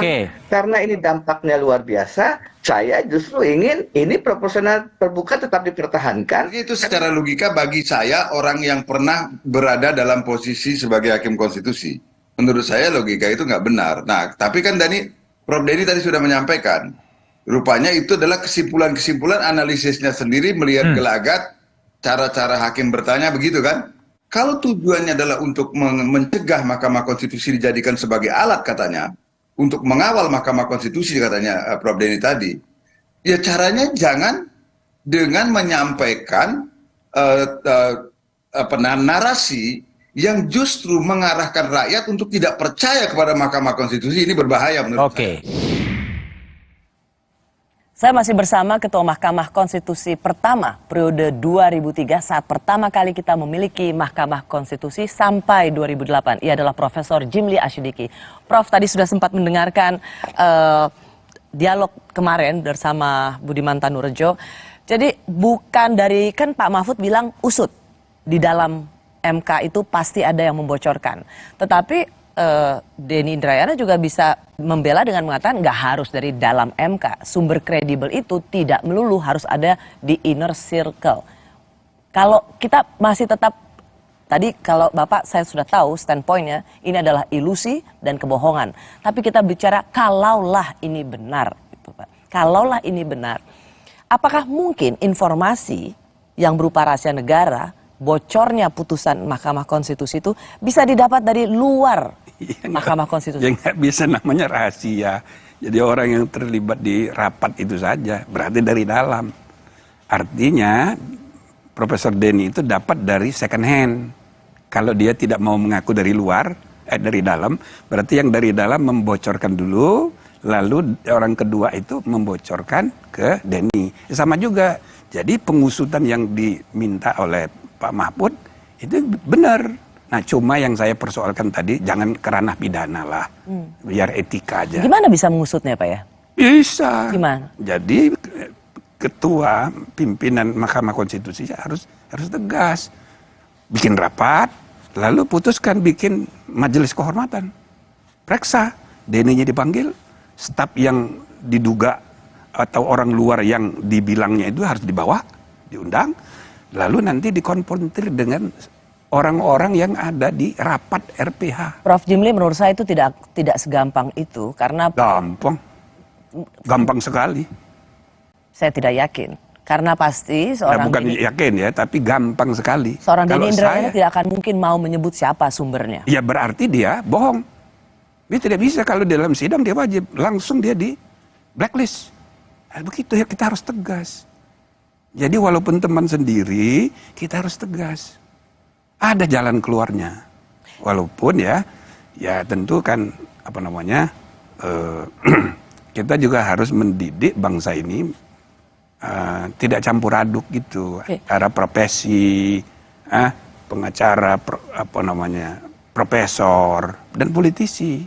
Kalau ini jelas naluri politiknya yang bekerja. Hanya memang satu frase itu dipercaya oleh publik yang dikatakan oleh Denny Indrayana, yaitu no viral, no justice. No viral, no justice. Jadi memang harus diviralkan dulu untuk mendapatkan keadilan. Yang mana Profesor Jimli ini dibenarkan, diaminkan oleh publik, ayo kita viralkan supaya ada keadilan. Sehingga apa yang dicuitkan atau dikatakan Denny Indrayana itu ditelan, oh ya benar juga ya. Karena memang selama ini presidennya memang harus ramein dulu, viralkan dulu, baru mendapat atensi atau mendapat ada keadilan. Dalam konteks kasus ini, no viral, no justice tidak relevan. Kalau menurut saya tidak relevan, karena begini ya, suara tidak ada hubungannya. Pertama, suara publik itu jangan diidentikan dengan suara di media. Belum tentu silent majority itu bisa jauh lebih banyak, cuma dia diam. Yang kedua, sekarang ini di ruang publik kita diisi oleh informasi-informasi, banyak sekali fake news, banyak sekali persepsi. Inilah disebutnya post-truth itu, pasca kebenaran. Maka informasi dari media publik tidak boleh dijadikan referensi untuk bersikap dan membuat keputusan dalam menjalankan fungsi bernegara. Gitu loh. Nah, jadi kita harus hati-hati. Kita ini sedang dilanda oleh post-truth di seluruh dunia. Nah, jadi kalau dia no viral, no justice, ya nggak benar.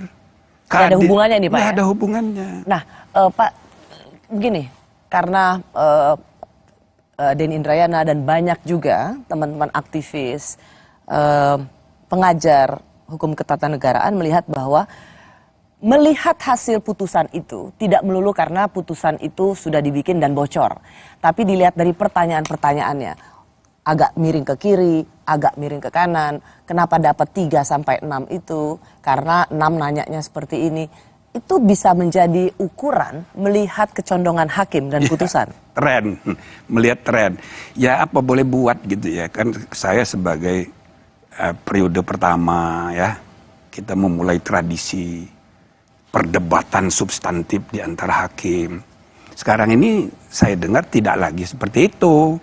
Di Mahkamah Konstitusi? Iya, jadi tidak substantif gitu. Jadi banyak saja faktor, dan kalau dulu saya wajibkan semua membaca buku, wajibkan menulis buku. Sekarang kan tidak lagi, makanya setiap tahun saya selalu membantu untuk mendorong itu dihidupkan lagi suasana intelektual. Nah, jadi itu seperti tadi juga dijelaskan oleh mantan Hakim Konstitusi Pak Palaguna, itu bisa dilihat dari arah bertanya. Bisa. Nah, cuman itu tidak dibenarkan oleh Pak Palaguna karena dia mengatakan itu kan biasa saja taktik untuk bertanya, iya, tidak bisa langsung itu dihakimi. Itu persepsi, jadi bisa ditafsir begini. Sebenarnya bisa ditafsir, cuma kan belum mutlak. Nah, dan itu tidak bisa jadi kesimpulan yang mengatakan bahwa ini sumber kredibel. Nggak bisa. Atau begini Prof, bagaimana kemudian dilihat bahwa ini kayaknya naga-naganya hasil putusan Mahkamah Konstitusi ini ke arah profesional untuk menjadi tertutup, gitu. Dilihat juga dari profiling hakim-hakimnya yang lebih pada titipan pemerintah, titipan partai politik.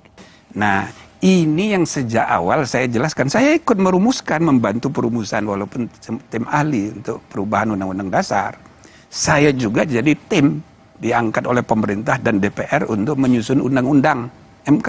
Jadi saya ngerti bahwa itu bukan begitu.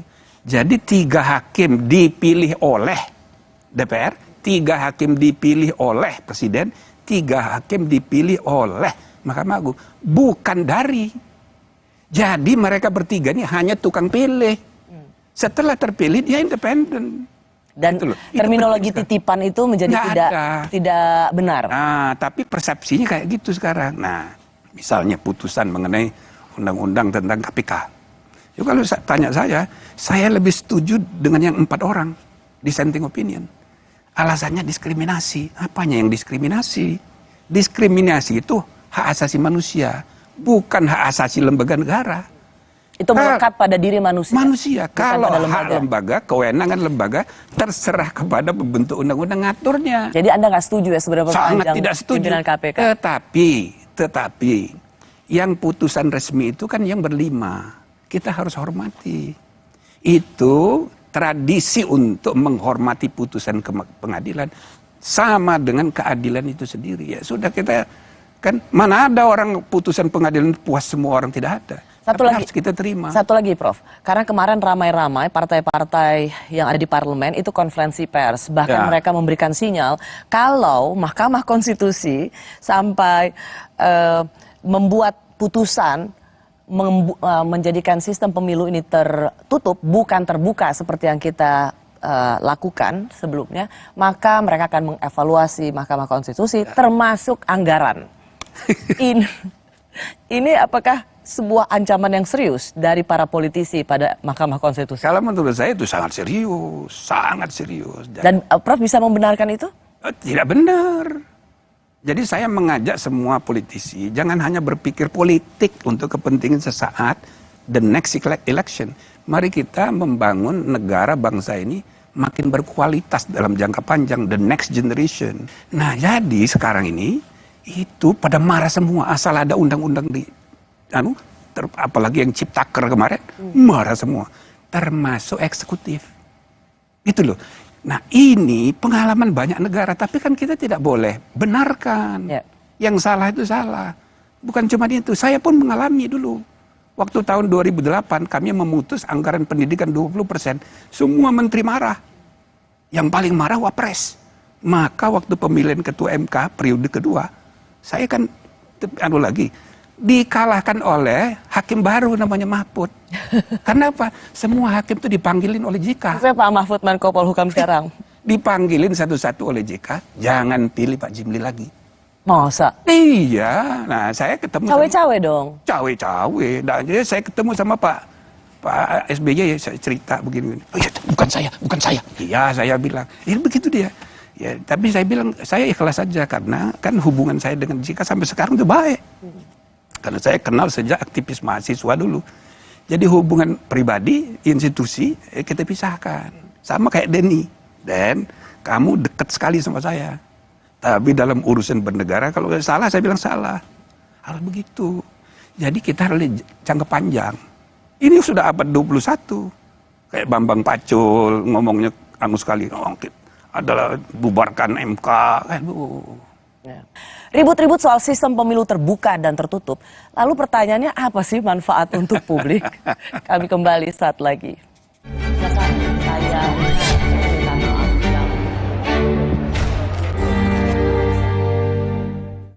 Kontreksin, obat demam anak andalan ibu dari masa ke masa. Yang diproduksi dengan teknologi modern, higienis, dan quality assurance yang baik. Lahir dari keamanan mutu dan tanggung jawab sepenuh hati. Kontreksin, andalan ibu Indonesia. Kerjaan harus tetap dijalani biarpun badan pegel linu dan nyeri otot. Cepat minum Oskadon SP. Oskadon SP bekerja aktif di pusat nyeri otot tanpa ngantuk. Siap aktivitas lagi. Angkat mama juga bisa. Nyeri otot dan pegal linu reda, aktivitas. Pakai Telkomsel, bisa langganan semua aplikasi streaming, dapat kuota juga. Langganannya pakai pulsa atau e-wallet. Langganan sekarang di My Telkomsel. Mau tangan tetap lembut habis nyuci? Soulsoft, deterjen berbahan aktif tumbuhan, lembut di tangan, teruji secara dermatologi. Terbukti, bunga yang dicelupkan di Soulsoft tetap segar. Soulsoft bikin tangan tetap so soft. Wingscare. Selamat datang, silakan. Hah? Emangnya ada waktu buat sakit kepala? Panadol Extra, cepat redakan sakit kepala dan nyeri yang mengganggu. Panadol Extra, cepat redakan sakit kepala, dapat diminum sebelum makan. Baru bangun, kerjaan udah numpuk. Aqua dulu. Mas kawin seperangkat alat sholat dibayar tunai. Paham? Silakan. Gak usah gugup, Aqua dulu. Diciptakan oleh alam, 100% murni air mineral pegunungan. Apapun aktivitasmu, Aqua dulu.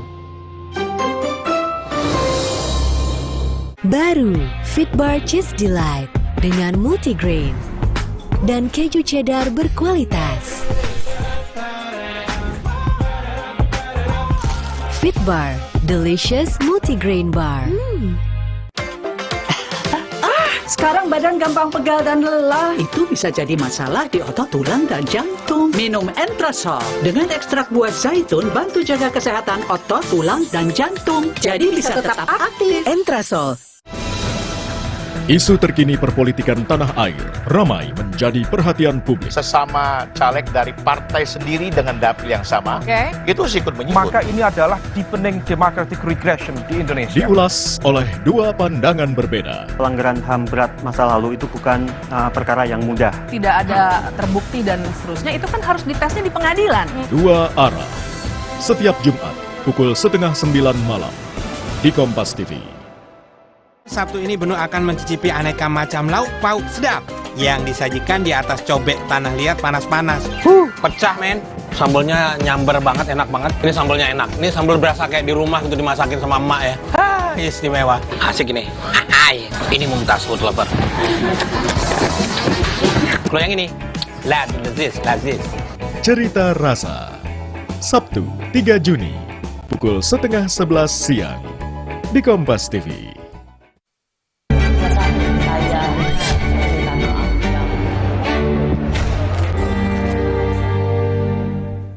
Partai tidak lagi fokus membina kader-kader muda secara serius untuk kepentingan jangka panjang ideologi partai, melainkan fokus mencari jalan pintas dengan memburu kader-kader populer dan berkemampuan finansial untuk mendanai kebutuhan partai. Kader-kader terbaik yang ideologis punya kapasitas untuk bekerja namun tidak begitu populer, perlahan-lahan tersingkir dari lingkaran partai dan digantikan oleh figur-figur terkenal yang nyatanya kadang belum tentu bisa bekerja dengan baik. Masih bersama saya mantan Ketua Mahkamah Konstitusi, Profesor Jimli Asyidiki, yang juga pernah menjabat anggota DPD DKI Jakarta periode 2019-2024. Pak Jimli, sebenarnya apa untungnya terbuka tertutup? Kenapa partai politik heboh sekali dan ribut sekali? Waktu pertama kan tertutup. 2004 tertutup. 2004 itu tertutup dengan variasi sedikit terbuka. Oke. Nah, 2009 7 hari menjelang pemilu waktu itu diubah putusan MK juga. Jadi ada ketidakadilan yang timbul dalam pengalaman 2024. Ada caleg yang nomornya di bawah 2004 itu suara yang nusuknya banyak. Sedangkan yang nomor 1 sedikit. Nah, tapi oleh partai diputuskan yang nomor 1 menduduki kursi. Jadi ada ketidakadilan dan itu bisa bukan hanya ketidakadilan tapi aspirasi rakyat yang berdaulat itu tidak tersalur.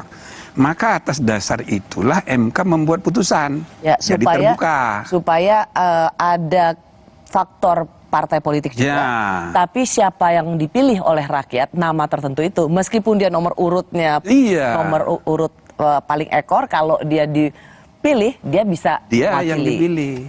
Nah, sorry Pak, tapi orang selalu melihat bahwa sistem pemilu, banyak ahli mengatakan sistem pemilu itu adalah open legal policy atau kebijakan hukum terbuka, yang itu harusnya diserahkan pada pembuat undang-undang, legislatif dan eksekutif.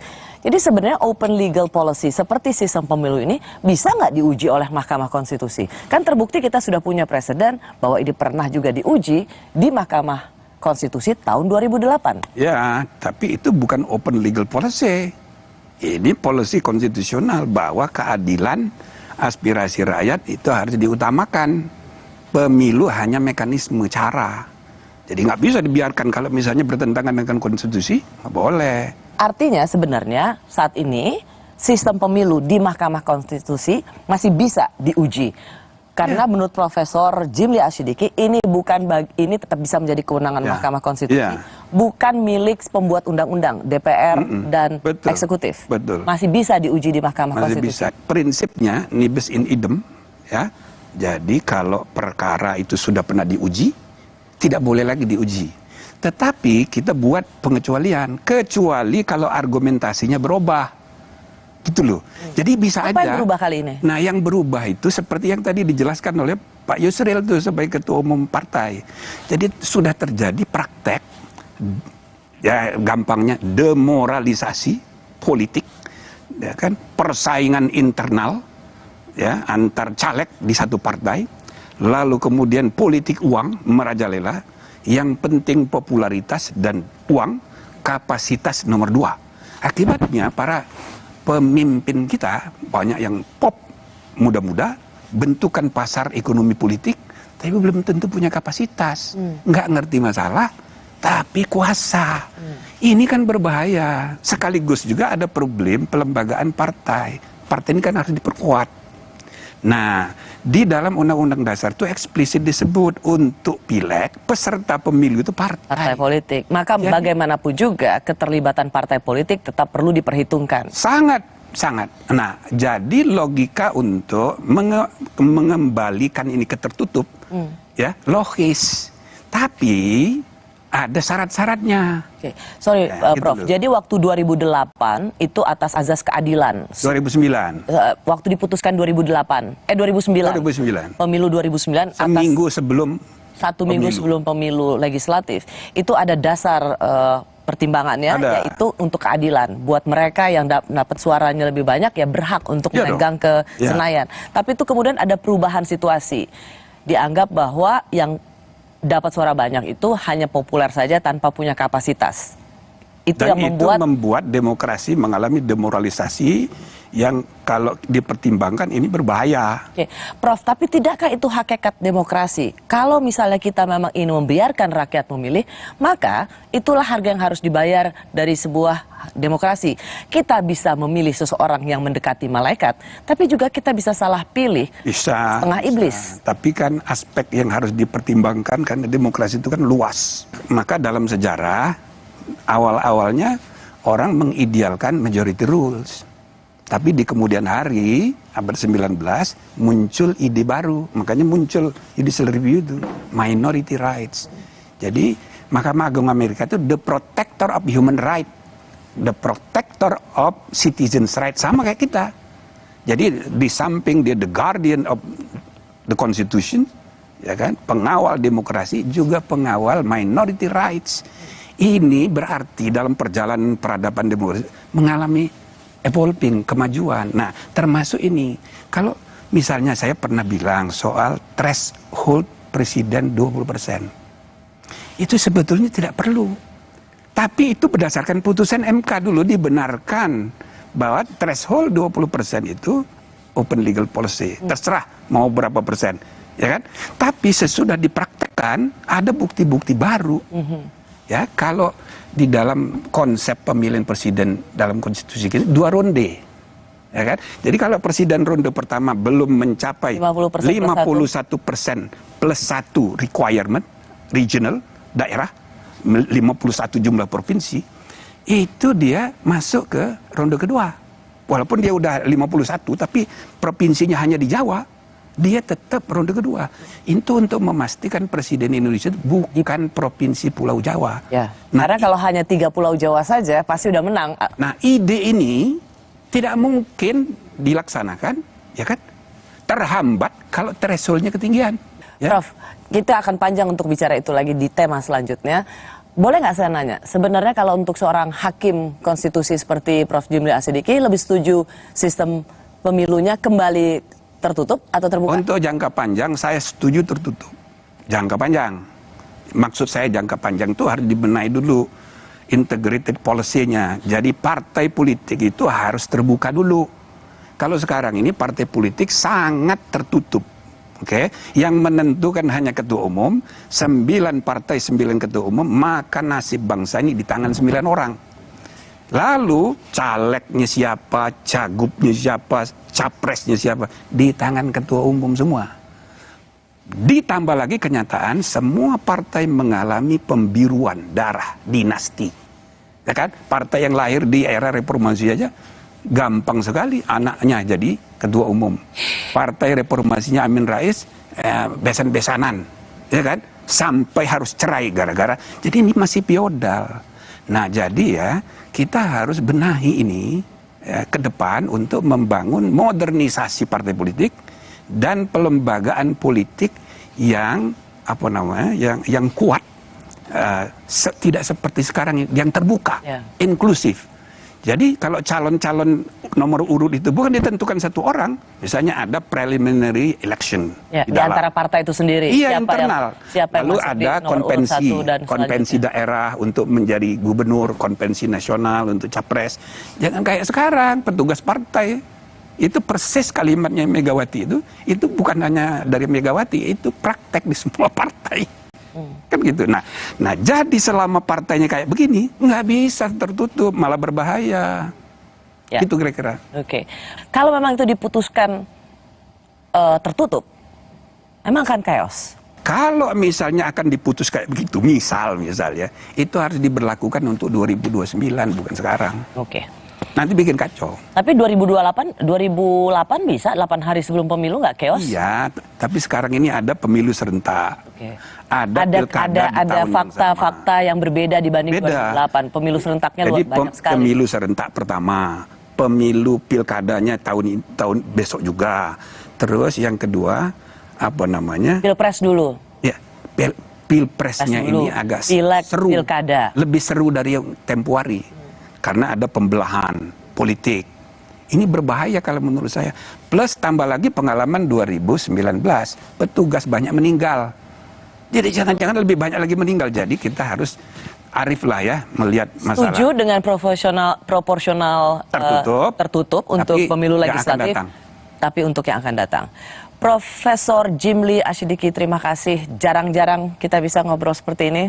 Saya senang sekali dan satu kehormatan Prof. Jimli menyempatkan datang. Mohon maaf ada pilihan kata yang kurang cocok sama audiens, terutama orang-orang yang saya sebut namanya. Itu saya secara pribadi dekat semua, tapi urusan bernegara kita harus pisah. Terima kasih, Prof. Saya Rosyana Silalahi, terima kasih sudah menyaksikan Rosi. Tetaplah di Kompas TV, independen terpercaya. Oke, bagus.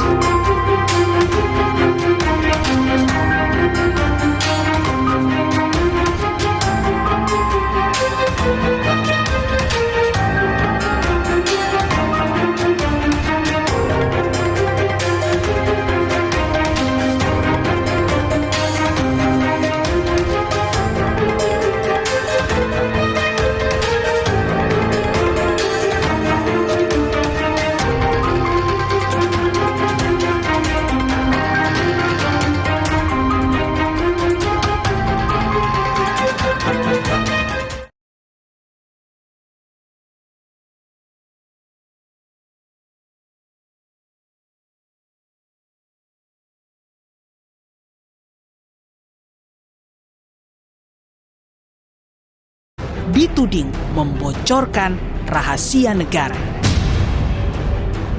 Saya memakai istilah MK akan memutuskan, memang belum ada keputusan, bahwa sumber yang saya dapat bukan dari MK. Karena itu tidak ada pembocoran rahasia negara.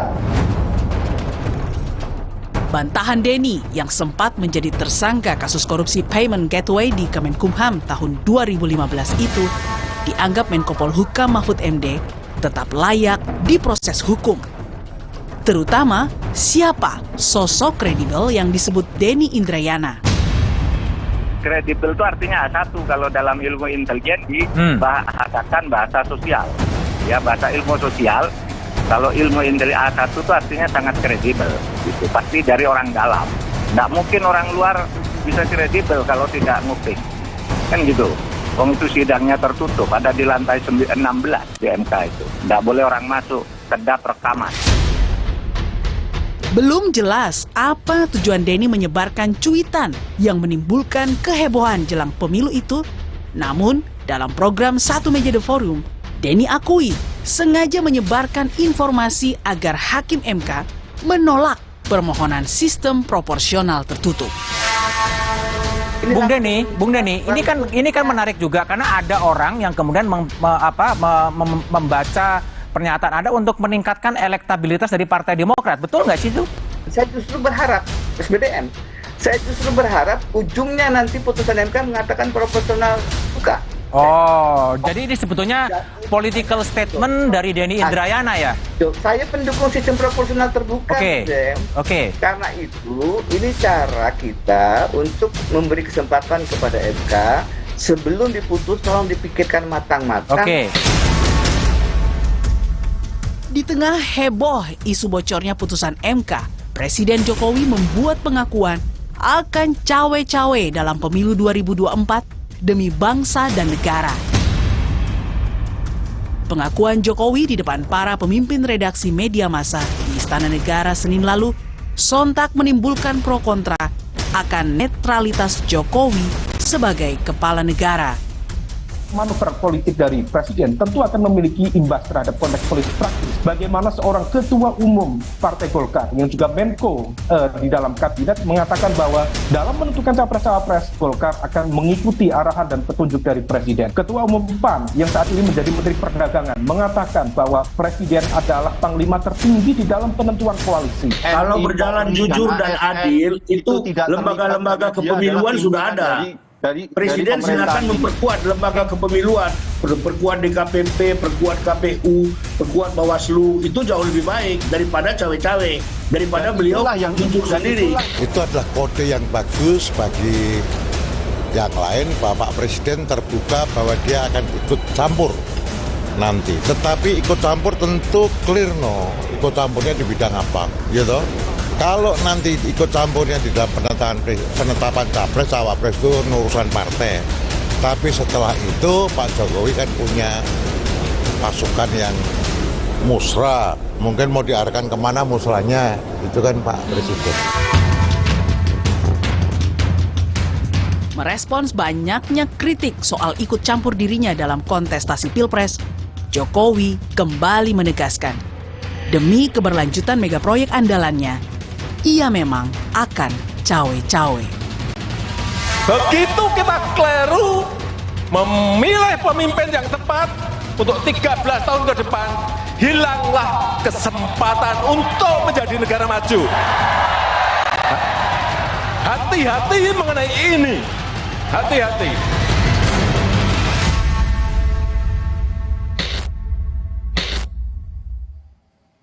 Saya sudah bersama Ketua Mahkamah Konstitusi pertama, yaitu periode 2003 hingga 2008, Profesor Jimli Asyidiki. Prof, terima kasih benar-benar menyempatkan waktu untuk di Rosi. Ambil libur ya.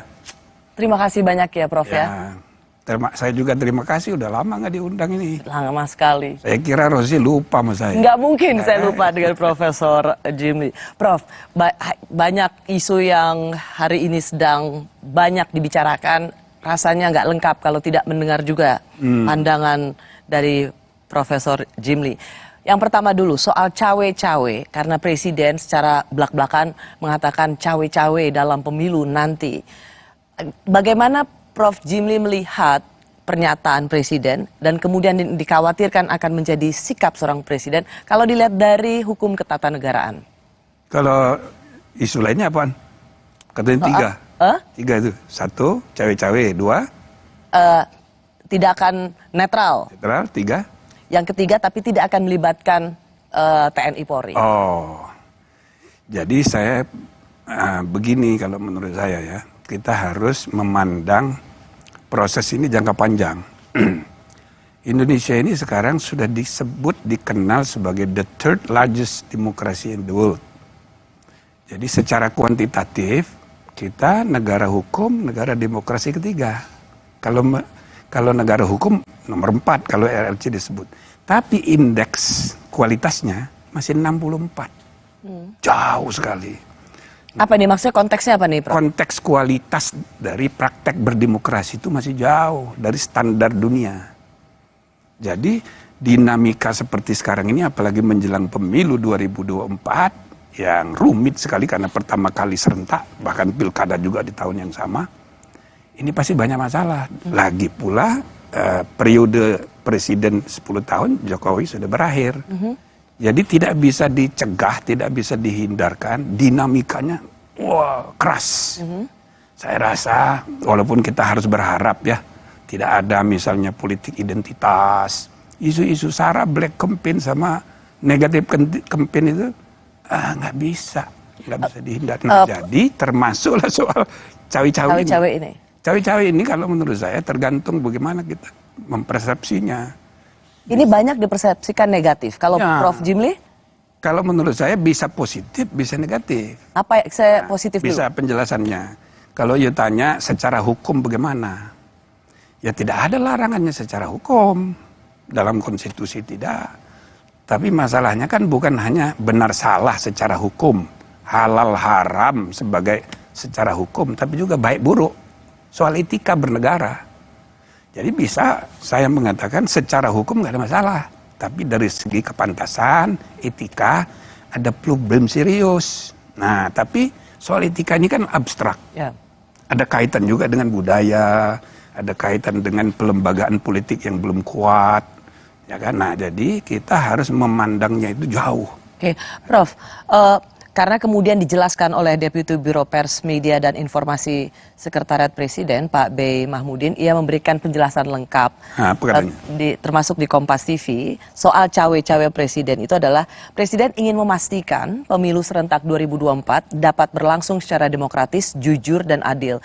Presiden berkepentingan terselenggaranya pemilu dengan baik dan aman tanpa meninggalkan polarisasi atau konflik sosial di masyarakat.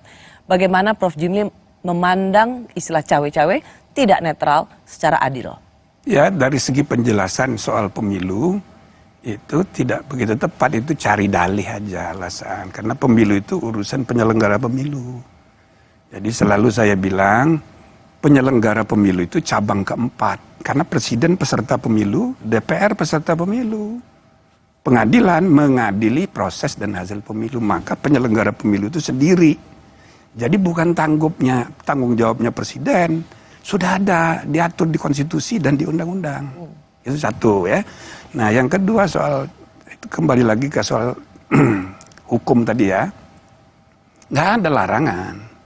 Seperti misalnya sama kayak di negara yang udah maju kayak di Amerika. Obama waktu masih presiden, jadi menjadi tim sukses untuk Hillary.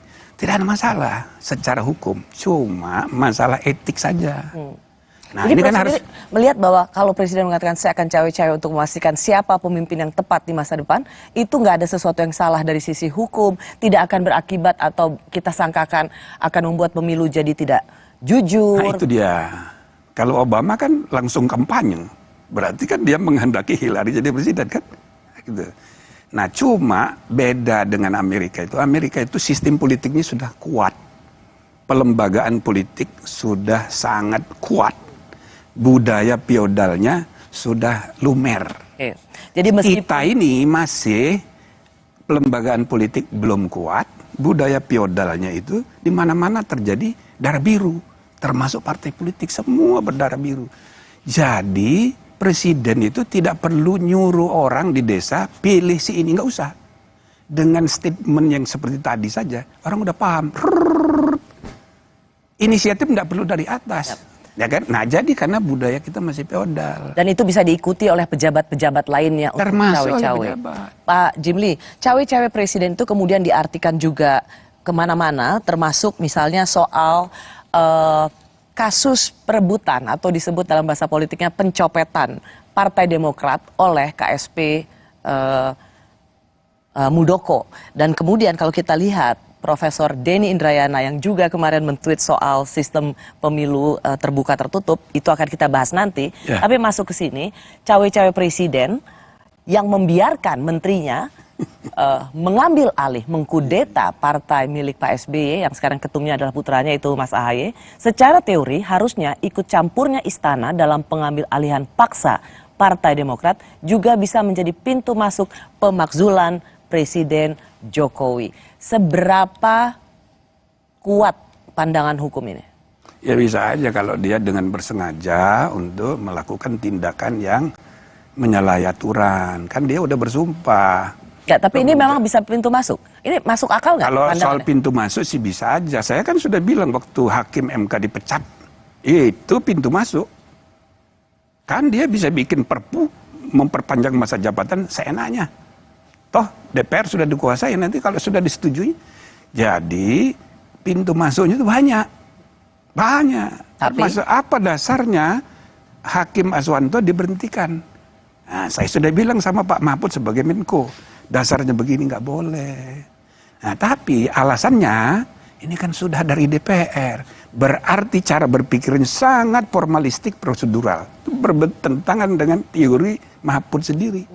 Keadilan substantif, demokrasi substantif. Kan gitu kan di bukunya dia soal ceramah. Ini sangat prosedural. Alasannya itu, oh nggak bisa, ini sudah ada DPR. Nah, dia politisi sehingga menunggangi. Dia itu siapa? Ya presidennya, karena dia politisi. Coba kalau dia negarawan. Coba kalau dia bertindak sebagai kepala negara, bukan kepala pemerintah. Oke, tapi kalau saya masuk ke poin itu, jadi ini memang apa? Yang Mahkamah Agung ini sama kayak gitu. Dia kan membiarkan itu dalam arti karena dia politisi, transaksional. Dia biarin dari segi hukum bisa diperdebatkan bahwa ini nggak salah, bukan saya kok. Dan ini hak politik dari Pak Muldoko. Menteri, ya. Muldoko itu setingkat menteri, tapi kan bukan menteri. Harusnya KSP itu melayani pimpinan, bukan ngurusin partai. Makanya saya pernah menyarankan sebaiknya Muldoko itu diberhentikan dari KSP, biar tidak menimbulkan citra yang buruk. Supaya tidak ada prasangka bahwa Presiden mendiamkan, itu termasuk juga sesungguhnya ikut cawe-cawe. Cuman Prof belum menjawab pertanyaan saya. Jadi kalau ini bisa pintu masuk, apa iya? Urusan yang sebenarnya sudah menang di pengadilan tingkat pertama, kedua, dan sekarang sedang menunggu kasasi. Kalau perkaranya itu tidak bisa, itu kan independence Mahkamah Agung itu. Jadi kalau putusan Mahkamah Agung sudah inkrah, ya presiden harus ikut.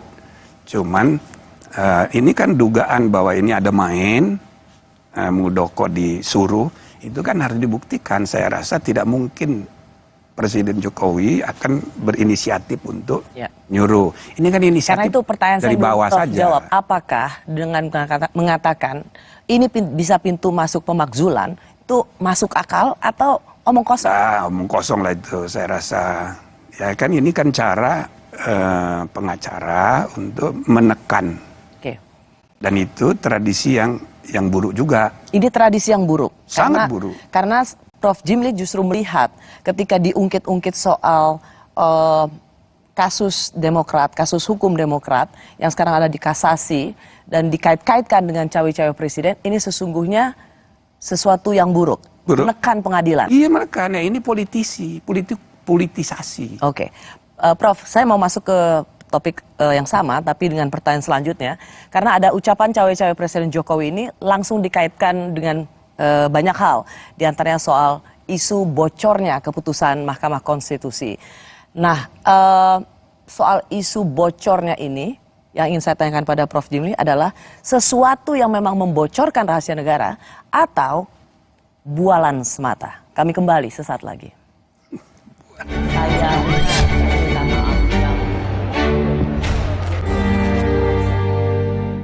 Baru Fitbar Cheese Delight dengan multigrain dan keju cheddar berkualitas.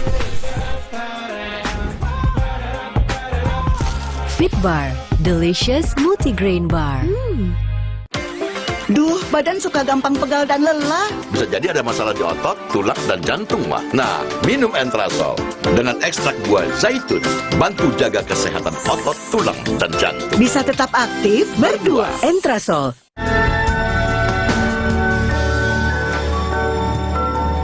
Terbaik untuk Anda, Optik Melawai.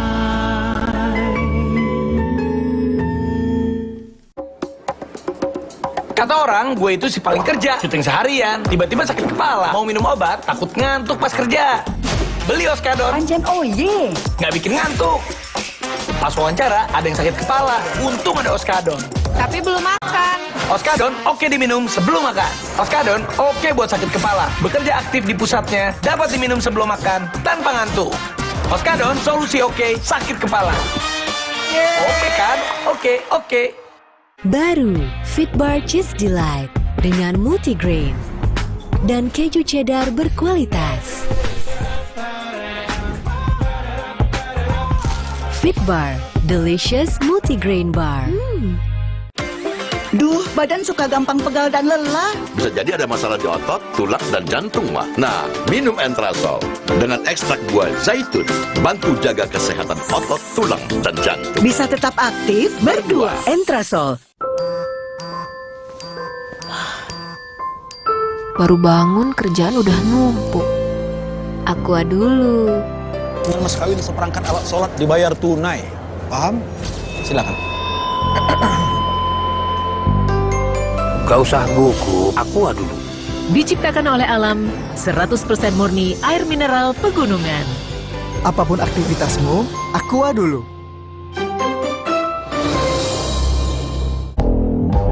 Pakai Telkomsel, bisa langganan semua aplikasi streaming, dapat kuota juga. Langganannya pakai pulsa atau e-wallet? Langganan sekarang di My Telkomsel.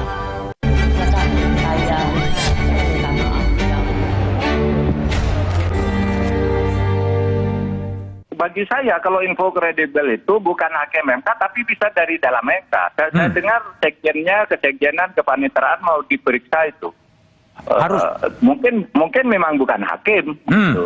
Tapi orang dalam itu kan banyak. Harus dicari kalau ada yang pertama nguping sidang. Dulu pernah saya pecat dulu. Saya sama sekali tidak menyalahkan Denny. Saya kan di situ di Twitter saya tuh supaya dicari itu siapa yang mengaku sebagai A1 gitu. Pasti dari orang dalam.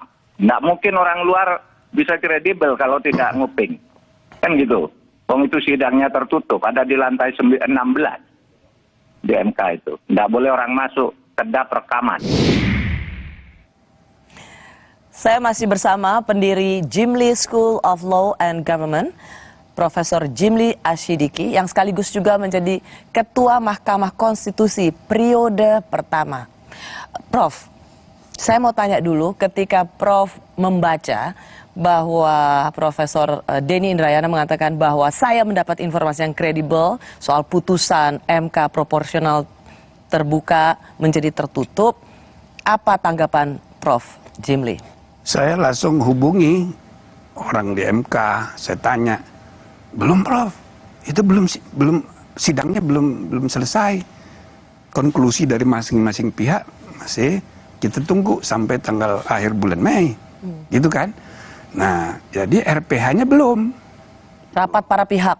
Bukan, RPH itu rapat permusyawaratan hakim sesudah sidang selesai, perdebatan 9 orang. Kan gitu. Jadi belum, bahkan ketua panelnya, itu saya tanya, ternyata masih di Seoul. Jadi memang belum ada lah kok. Jadi sama sekali, bahkan belum kan baru ada dari pandangan para pihak. Iya. Belum ada rapat di antara para hakim. Rapat internal. Sehingga kalau dibilang 6-3 keputusannya, ya itu salah. Jadi itu salah maksudnya gimana, Prof? Ilusi, karena belum ada rapat, belum ada pengambilan keputusan. Itu ilusi atau istilahnya tadi? Bualan. Bualan. Ya, mereka ilusi dan persepsi.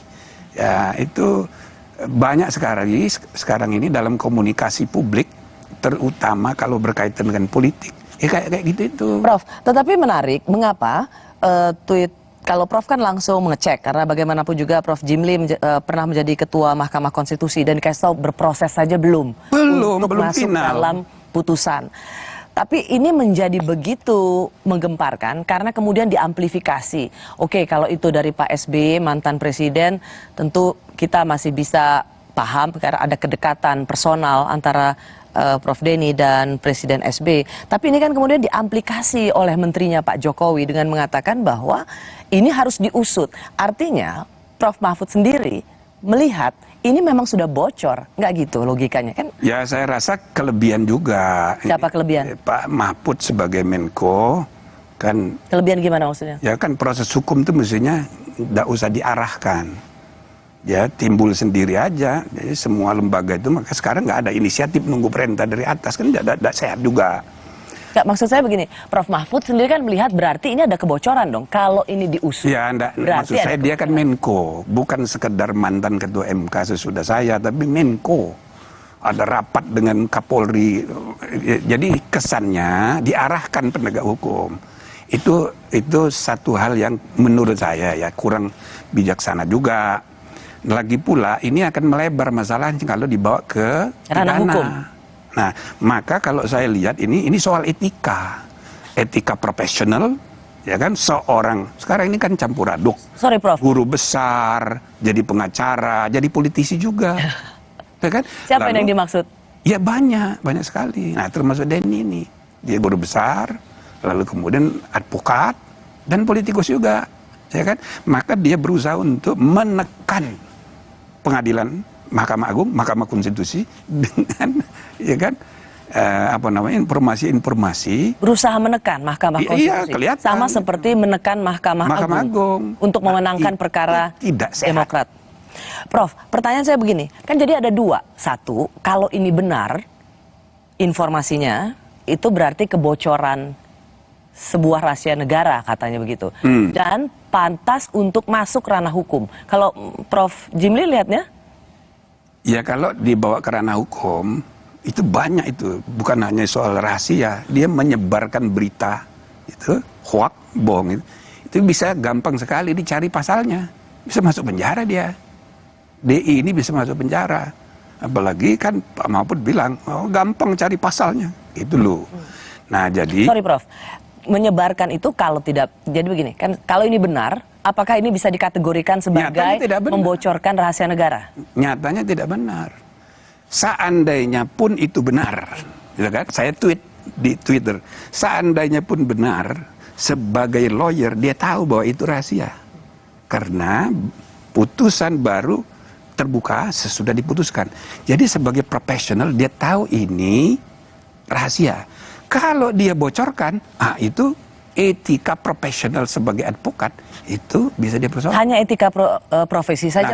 Karena itu kalau menurut saya ini solusinya itu etika. Bukan ke ranah hukum. Nggak usah karena jadi panjang ceritanya. Jadi panjang dan ini kan campur aduk. Kalau Prof Jimli melihat ini kena sanksi dari sisi etika profesi. Iya, blacklist. Di blacklist dari berperkara di MK, nggak boleh lagi. Nah, begitu juga kalau pegawai, bisa aja ada pegawai iseng, bisa juga ada pegawai yang, karena mereka mestinya tahu belum ada putusan. Atau membuat analisa-analisa. Kalau itu ketahuan, ya bisa. Kalau terbukti pelanggarnya berat, pecat.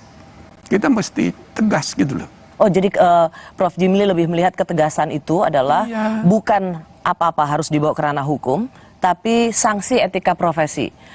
Misalnya seperti Denny Indrayana yang juga berprofesi sebagai pengacara di Mahkamah Konstitusi, Prof Jimli melihat yang paling efektif adalah di blacklist. Ya. Apa landasan pandangannya, Prof? Dengan Pak Profesor Denny itu dekat, termasuk saya anggap kader. Ya kan, sejak muda dia sering datang ke saya. Tapi apa landasannya kenapa dia tidak boleh berpraktek? Karena, tapi kita mesti tegas. Walaupun teman sendiri, keluarga sendiri, kalau salah ya kita harus tegas. Jadi saya berharap MK itu cepat bertindak. So, kalau enggak, ini terus... Cepat bertindak maksudnya, Prof? Ya harus bersikap. Misalnya, kan begini ya. MK itu dalam sejarah belum pernah image-nya itu di bawah Mahkamah Agung, belum pernah. Saya mau ke situ. Tapi maksudnya yang bersikap membuat seorang Denny Indrayana atau advokat lainnya di blacklist dari sidang-sidang MK itu siapa? Ya MK. Rapat RPH MK, kode etiknya dipanggil dikonfrontir antara pihak DI dengan yang disangkakan narasumber. Nah, di sidang kan pasti tidak akan majelis kehormatan kan pasti nggak akan ketemu, Prof. Kalau dia tidak ketemu pecat. Kalau dia tidak mau datang berarti siapa yang dipecat sih, Prof, maksudnya? Iya, pegawai itu kalau dia nggak mau datang. Kalau Denny Indrayana tidak mau datang, dipanggil oleh misalnya majelis kehormatan, ya berarti benar. Nah, langsung di blacklist. Kita mesti tegas. Nah, MK ini jangan sampai makin terpuruk. Saya nggak tega. Kita membuatnya dulu capek. Gitu loh. Nah, jadi ya, sejak 2003, setiap kali ada berita tentang MK, dipuji-puji. Setiap kali ada berita tentang Mahkamah Agung, dimaki-maki. Dulu ya? Dulu begitu. Sampai terakhir sekarang ini, Mahkamah Agung sedang terpuruk sekali. 2 hakim agung ketangkap. Sekretaris yang dulu sudah masuk penjara. Sekretaris yang sekarang sedang bermasalah juga.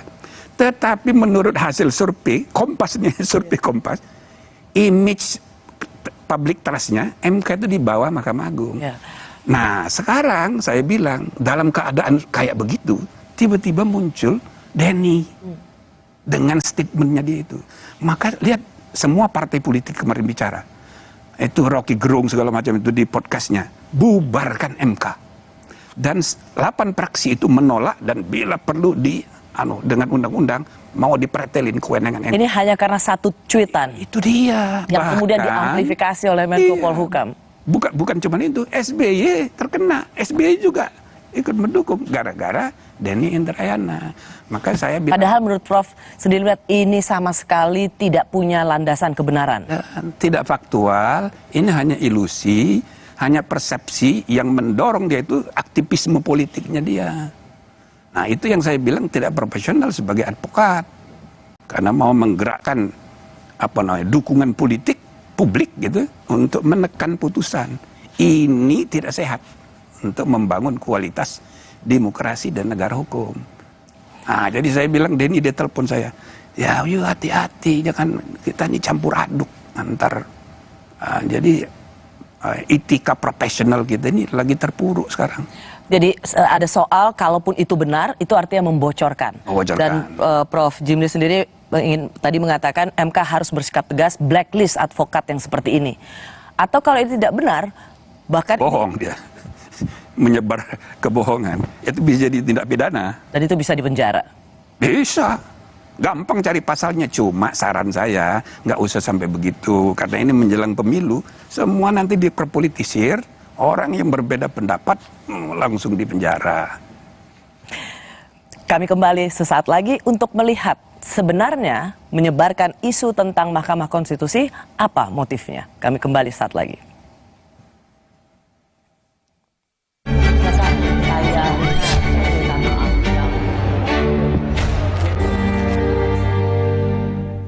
Saat tubuh terasa lemah, tidak fresh, vitamin C biasa tidak cukup. Vitalong C Zinc beda. Dengan time release, diserap bertahap melindungi seharian.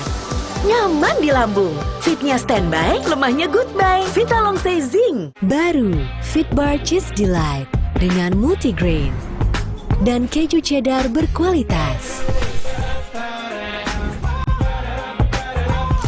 Fitbar, delicious multigrain bar.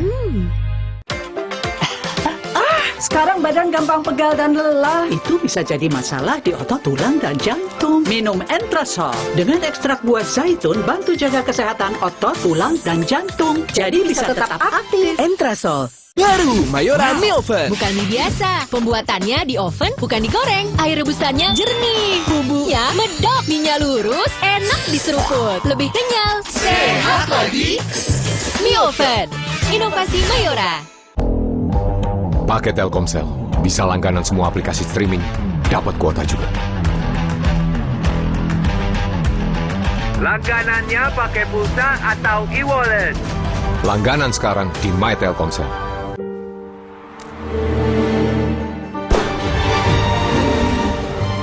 Di mana ada kekuatan, di sana ada kebaikan. Dukung mereka dengan kebaikan susu dan gandum dari Biskuat. Kekuatan yang baik dari dalam. Kakekmu yang itu juga dong. Tapi gigi kakek. Gak usah khawatir. Poliden adhesif membuat Anda bebas nikmati setiap gigitan dengan kuat dan cegah terperangkapnya sisa makanan. Poliden Cleanser, bunuh bakteri lebih kuat dari pasta gigi. Capek kurang ion? Stop! Tarik nafas, minum Isoplas Koko, baru seenak kelapa Thailand, plus 7 ion, menghidrasi sempurna. Bikin badan fit kembali excellent. Isoplas Koko, baru excellent hydration dari Wingsfood. Kompas Update dipersembahkan oleh Fitbar. Anda menyaksikan Kompas Update, saudara, bersama saya Putri Oktaviani. Badan Perlindungan Pekerja Migran Indonesia (BP2MI) menggagalkan pengiriman 24 calon pekerja migran ilegal dari sebuah hotel di kawasan Senen, Jakarta Pusat.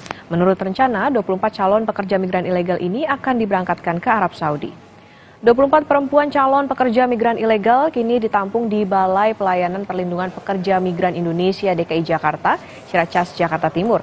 Mereka sebelumnya diamankan petugas saat melakukan pengecekan kesehatan serta administrasi keberangkatan. 24 perempuan yang berusia 20 hingga 48 tahun ini berasal dari Jawa Barat, Banten, Lampung, dan Nusa Tenggara Barat. Mereka diiming-imingi gaji 8 juta rupiah per bulan.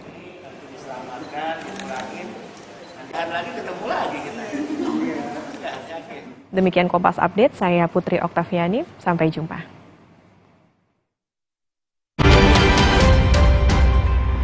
Kompas Update dipersembahkan oleh Entrasol, bantu jaga kesehatan otot, tulang, dan jantung. Entrasol baru Fitbar Cheese Delight dengan multigrain dan keju cheddar berkualitas. Fitbar Delicious Multigrain Bar. Duh, badan suka gampang pegal dan lelah. Bisa jadi ada masalah di otot, tulang, dan jantung, mah. Nah, minum Entrasol dengan ekstrak buah zaitun, bantu jaga kesehatan otot, tulang, dan jantung. Bisa tetap aktif berdua. Entrasol.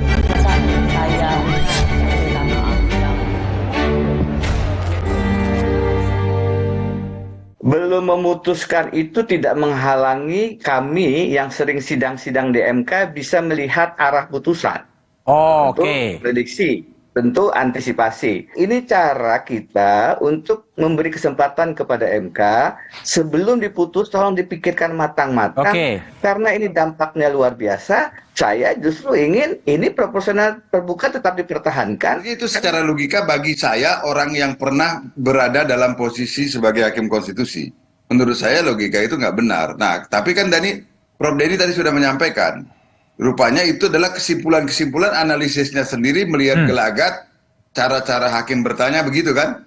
Kalau tujuannya adalah untuk mencegah Mahkamah Konstitusi dijadikan sebagai alat katanya, untuk mengawal Mahkamah Konstitusi katanya Prof. Denny tadi, ya caranya jangan dengan menyampaikan narasi yang justru mengarahkan rakyat untuk tidak percaya kepada Mahkamah Konstitusi. Ini berbahaya menurut saya. Saya masih bersama Ketua Mahkamah Konstitusi pertama periode 2003 saat pertama kali kita memiliki Mahkamah Konstitusi sampai 2008. Ia adalah Profesor Jimli Asyidiki. Prof tadi sudah sempat mendengarkan dialog kemarin bersama Budiman Tanurejo. Jadi bukan dari, kan Pak Mahfud bilang usut di dalam MK itu pasti ada yang membocorkan. Tetapi Denny Indrayana juga bisa membela dengan mengatakan nggak harus dari dalam MK. Sumber kredibel itu tidak melulu harus ada di inner circle. Kalau kita masih tetap, tadi kalau Bapak saya sudah tahu standpointnya, ini adalah ilusi dan kebohongan. Tapi kita bicara kalaulah ini benar. Kalaulah ini benar. Apakah mungkin informasi yang berupa rahasia negara, bocornya putusan Mahkamah Konstitusi itu bisa didapat dari luar Mahkamah Konstitusi? Ya nggak bisa, namanya rahasia. Jadi orang yang terlibat di rapat itu saja, berarti dari dalam. Artinya Profesor Denny itu dapat dari second hand. Kalau dia tidak mau mengaku dari luar, dari dalam, berarti yang dari dalam membocorkan dulu, lalu orang kedua itu membocorkan ke Denny. Sama juga. Jadi pengusutan yang diminta oleh Pak Mahfud itu benar. Nah cuma yang saya persoalkan tadi, jangan ke ranah pidana lah, biar etika aja. Gimana bisa mengusutnya Pak ya? Bisa. Gimana? Jadi ketua pimpinan Mahkamah Konstitusi harus tegas. Bikin rapat, lalu putuskan bikin majelis kehormatan. Periksa, Denny-nya dipanggil, staf yang diduga atau orang luar yang dibilangnya itu harus dibawa, diundang, lalu nanti dikonfrontir dengan orang-orang yang ada di rapat RPH. Prof Jimli, menurut saya itu tidak segampang itu karena gampang sekali. Saya tidak yakin karena pasti seorang bukan yakin ya, tapi gampang sekali. Seorang Denny Indrayana tidak akan mungkin mau menyebut siapa sumbernya. Ya berarti dia bohong. Dia tidak bisa, kalau di dalam sidang dia wajib langsung dia di blacklist. Nah, begitu ya, kita harus tegas. Jadi walaupun teman sendiri, kita harus tegas. Ada jalan keluarnya, walaupun ya tentu kan kita juga harus mendidik bangsa ini tidak campur aduk gitu, antara profesi, pengacara, profesor dan politisi. Kalau ini jelas naluri politiknya yang bekerja. Hanya memang satu frase itu dipercaya oleh publik yang dikatakan oleh Denny Indrayana, yaitu no viral, no justice. No viral, no justice. Jadi memang harus diviralkan dulu untuk mendapatkan keadilan. Yang mana Profesor Jimli, ini dibenarkan, diaminkan oleh publik, ayo kita viralkan supaya ada keadilan. Sehingga apa yang dicuitkan atau dikatakan Denny Indrayana itu ditelan, oh ya benar juga ya. Karena memang selama ini presidennya memang harus ramein dulu, viralkan dulu, baru mendapat atensi atau mendapat ada keadilan. Dalam konteks kasus ini, no viral, no justice tidak relevan. Kalau menurut saya tidak relevan, karena begini ya, tidak ada hubungannya. Pertama, suara publik itu jangan diidentikan dengan suara di media. Belum tentu silent majority itu bisa jauh lebih banyak, cuma dia diam. Yang kedua, sekarang ini di ruang publik kita diisi oleh informasi-informasi, banyak sekali fake news, banyak sekali persepsi. Inilah disebutnya post-truth itu, pasca kebenaran. Maka informasi dari media publik tidak boleh dijadikan referensi untuk bersikap dan membuat keputusan dalam menjalankan fungsi bernegara. Itu loh. Nah, jadi kita harus hati-hati. Kita ini sedang dilanda oleh post-truth di seluruh dunia. Nah, jadi kalau dia no viral, no justice, ya nggak benar. Nggak ada hubungannya nih Pak. Nggak ada hubungannya. Nah Pak, begini, karena Denny Indrayana dan banyak juga teman-teman aktivis, pengajar hukum ketatanegaraan melihat bahwa melihat hasil putusan itu tidak melulu karena putusan itu sudah dibikin dan bocor, tapi dilihat dari pertanyaan-pertanyaannya. Agak miring ke kiri, agak miring ke kanan. Kenapa dapat 3 sampai 6 itu? Karena 6 nanyanya seperti ini. Itu bisa menjadi ukuran melihat kecondongan hakim dan putusan. Ya, tren, melihat tren. Ya apa boleh buat gitu ya. Kan saya sebagai periode pertama ya, kita memulai tradisi perdebatan substantif di antara hakim. Sekarang ini saya dengar tidak lagi seperti itu. Di Mahkamah Konstitusi? Iya, jadi tidak substantif gitu. Jadi banyak saja faktor, dan kalau dulu saya wajibkan semua membaca buku, wajibkan menulis buku. Sekarang kan tidak lagi, makanya setiap tahun saya selalu membantu untuk mendorong itu dihidupkan lagi suasana intelektual. Nah, jadi itu seperti tadi juga dijelaskan oleh mantan Hakim Konstitusi Pak Palaguna, itu bisa dilihat dari arah bertanya. Bisa. Nah, cuman itu tidak dibenarkan oleh Pak Palaguna karena dia mengatakan itu kan biasa saja taktik untuk bertanya, iya, tidak bisa langsung itu dihakimi. Itu persepsi, jadi bisa ditafsir begini. Sebenarnya bisa ditafsir, cuma kan belum mutlak. Nah, dan itu tidak bisa jadi kesimpulan yang mengatakan bahwa ini sumber kredibel. Nggak bisa. Atau begini Prof, bagaimana kemudian dilihat bahwa ini kayaknya naga-naganya hasil putusan Mahkamah Konstitusi ini ke arah profesional untuk menjadi tertutup, dilihat juga dari profiling hakim-hakimnya yang lebih pada titipan pemerintah, titipan partai politik. Nah, ini yang sejak awal saya jelaskan, saya ikut merumuskan, membantu perumusan walaupun tim ahli untuk perubahan Undang-Undang Dasar. Saya juga jadi tim diangkat oleh pemerintah dan DPR untuk menyusun undang-undang MK. Jadi saya ngerti bahwa itu bukan begitu.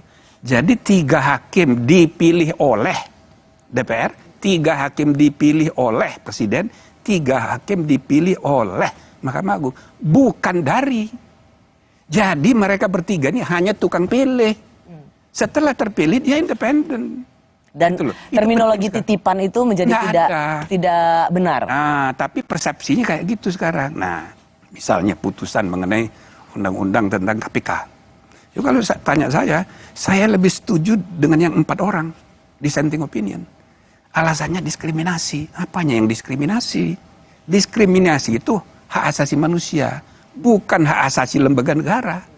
Itu melekat pada diri manusia. Kalau hak lembaga, kewenangan lembaga terserah kepada pembentuk undang-undang ngaturnya. Jadi Anda nggak setuju ya sebenarnya sangat tidak setuju. Pimpinan KPK.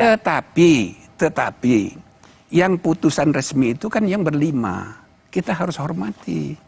Itu tradisi untuk menghormati putusan pengadilan sama dengan keadilan itu sendiri. Ya sudah, kita kan mana ada orang putusan pengadilan puas semua orang, tidak ada. harus kita terima. Satu lagi, Prof. Karena kemarin ramai-ramai partai-partai yang ada di parlemen itu konferensi pers. Bahkan mereka memberikan sinyal kalau Mahkamah Konstitusi sampai membuat putusan menjadikan sistem pemilu ini tertutup, bukan terbuka seperti yang kita lakukan sebelumnya, maka mereka akan mengevaluasi Mahkamah Konstitusi termasuk anggaran.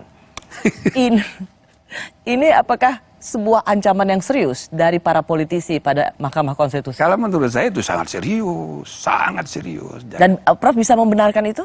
Tidak benar. Jadi saya mengajak semua politisi jangan hanya berpikir politik untuk kepentingan sesaat, the next election. Mari kita membangun negara bangsa ini makin berkualitas dalam jangka panjang, the next generation. Nah, jadi sekarang ini itu pada marah semua asal ada undang-undang di apalagi yang Ciptaker kemarin, marah semua, termasuk eksekutif. Itu loh.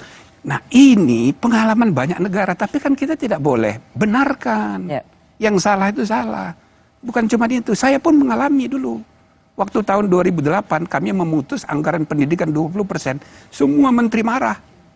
Yang paling marah Wapres.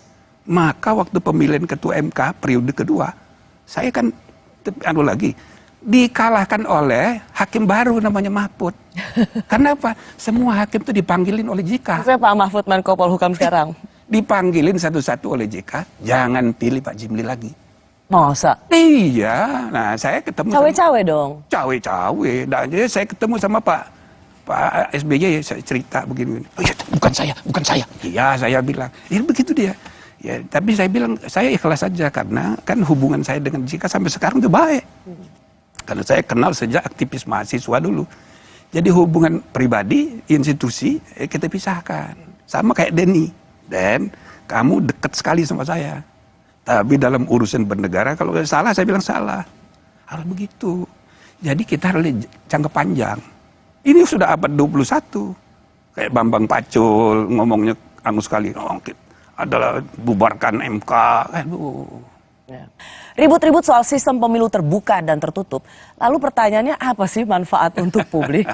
Kami kembali saat lagi.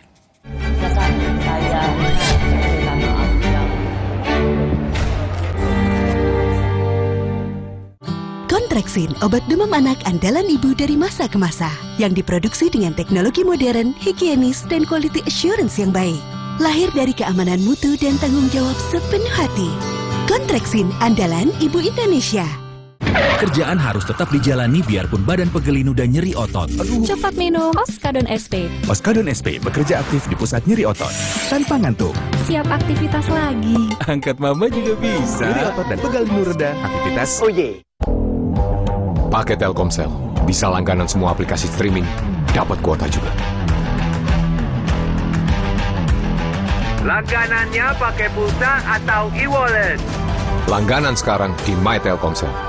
Mau tangan tetap lembut habis nyuci? So Soft, deterjen berbahan aktif tumbuhan, lembut di tangan, teruji secara dermatologi. Terbukti, bunga yang dicelupkan di So Soft tetap segar. So Soft bikin tangan tetap so soft. Wingscare. Selamat datang, silakan. Hah? Emangnya ada waktu buat sakit kepala? Panadol Extra, cepat redakan sakit kepala dan nyeri yang mengganggu. Panadol Extra, cepat redakan sakit kepala, dapat diminum sebelum makan. Baru bangun, kerjaan udah numpuk. Aqua dulu. Mas kawin seperangkat alat sholat dibayar tunai. Paham? Silakan. Gak usah gugup, Aqua dulu. Diciptakan oleh alam, 100% murni air mineral pegunungan. Apapun aktivitasmu, Aqua dulu. Baru, Fitbar Cheese Delight dengan multigrain dan keju cheddar berkualitas. Fitbar, delicious multigrain bar. Sekarang badan gampang pegal dan lelah. Itu bisa jadi masalah di otot, tulang, dan jantung. Minum Entrasol dengan ekstrak buah zaitun bantu jaga kesehatan otot, tulang, dan jantung. Jadi bisa tetap aktif. Entrasol. Isu terkini perpolitikan tanah air ramai menjadi perhatian publik. Sesama caleg dari partai sendiri dengan dapil yang sama, itu ikut menyinggung. Maka ini adalah deepening democratic regression di Indonesia. Diulas oleh dua pandangan berbeda. Pelanggaran HAM berat masa lalu itu bukan perkara yang mudah. Tidak ada terbukti dan seterusnya, itu kan harus ditesnya di pengadilan. Dua arah. Setiap Jumat pukul 8:30 malam di Kompas TV. Sabtu ini Benu akan mencicipi aneka macam lauk pauk sedap yang disajikan di atas cobek tanah liat panas-panas. Pecah men, sambalnya nyamber banget, enak banget. Ini sambalnya enak, ini sambal berasa kayak di rumah gitu dimasakin sama emak ya. Istimewa. Asik ini. Hai, ini Mumtaz food lover. Kalau yang ini, like this. Cerita Rasa. Sabtu 3 Juni pukul 10:30 siang di Kompas TV.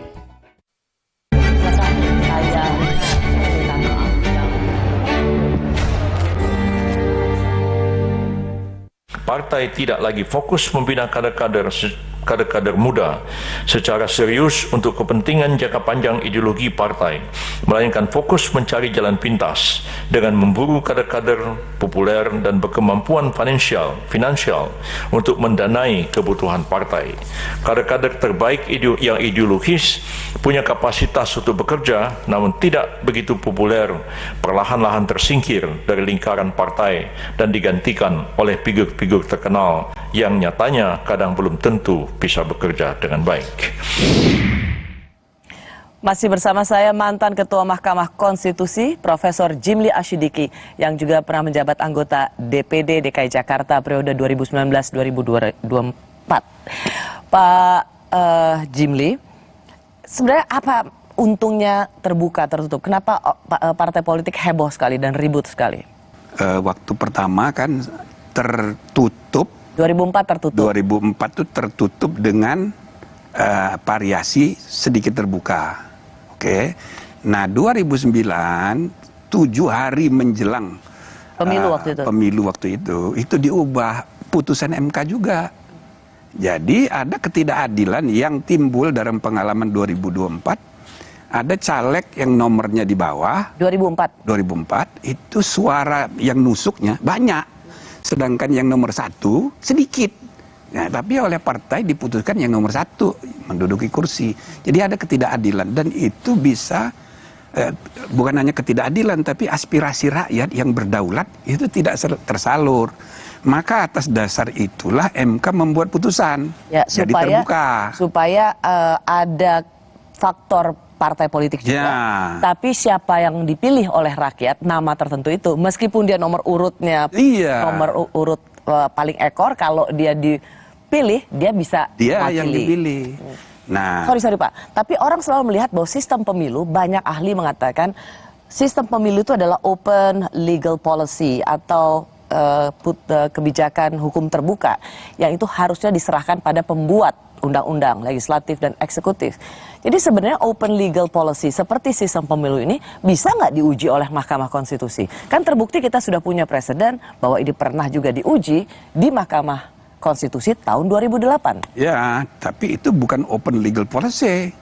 Ini policy konstitusional bahwa keadilan aspirasi rakyat itu harus diutamakan. Pemilu hanya mekanisme cara. Jadi nggak bisa dibiarkan kalau misalnya bertentangan dengan konstitusi, nggak boleh. Artinya sebenarnya saat ini sistem pemilu di Mahkamah Konstitusi masih bisa diuji. Karena menurut Profesor Jimli Asyidiki ini ini tetap bisa menjadi kewenangan Mahkamah Konstitusi. Bukan milik pembuat undang-undang, DPR dan eksekutif. Betul. Masih bisa diuji di Mahkamah Konstitusi. Masih bisa. Prinsipnya nibis in idem, ya. Jadi kalau perkara itu sudah pernah diuji, tidak boleh lagi diuji. Tetapi kita buat pengecualian, kecuali kalau argumentasinya berubah. Gitu loh. Jadi bisa aja. Apa yang berubah kali ini? Nah, yang berubah itu seperti yang tadi dijelaskan oleh Pak Yusril itu sebagai Ketua Umum Partai.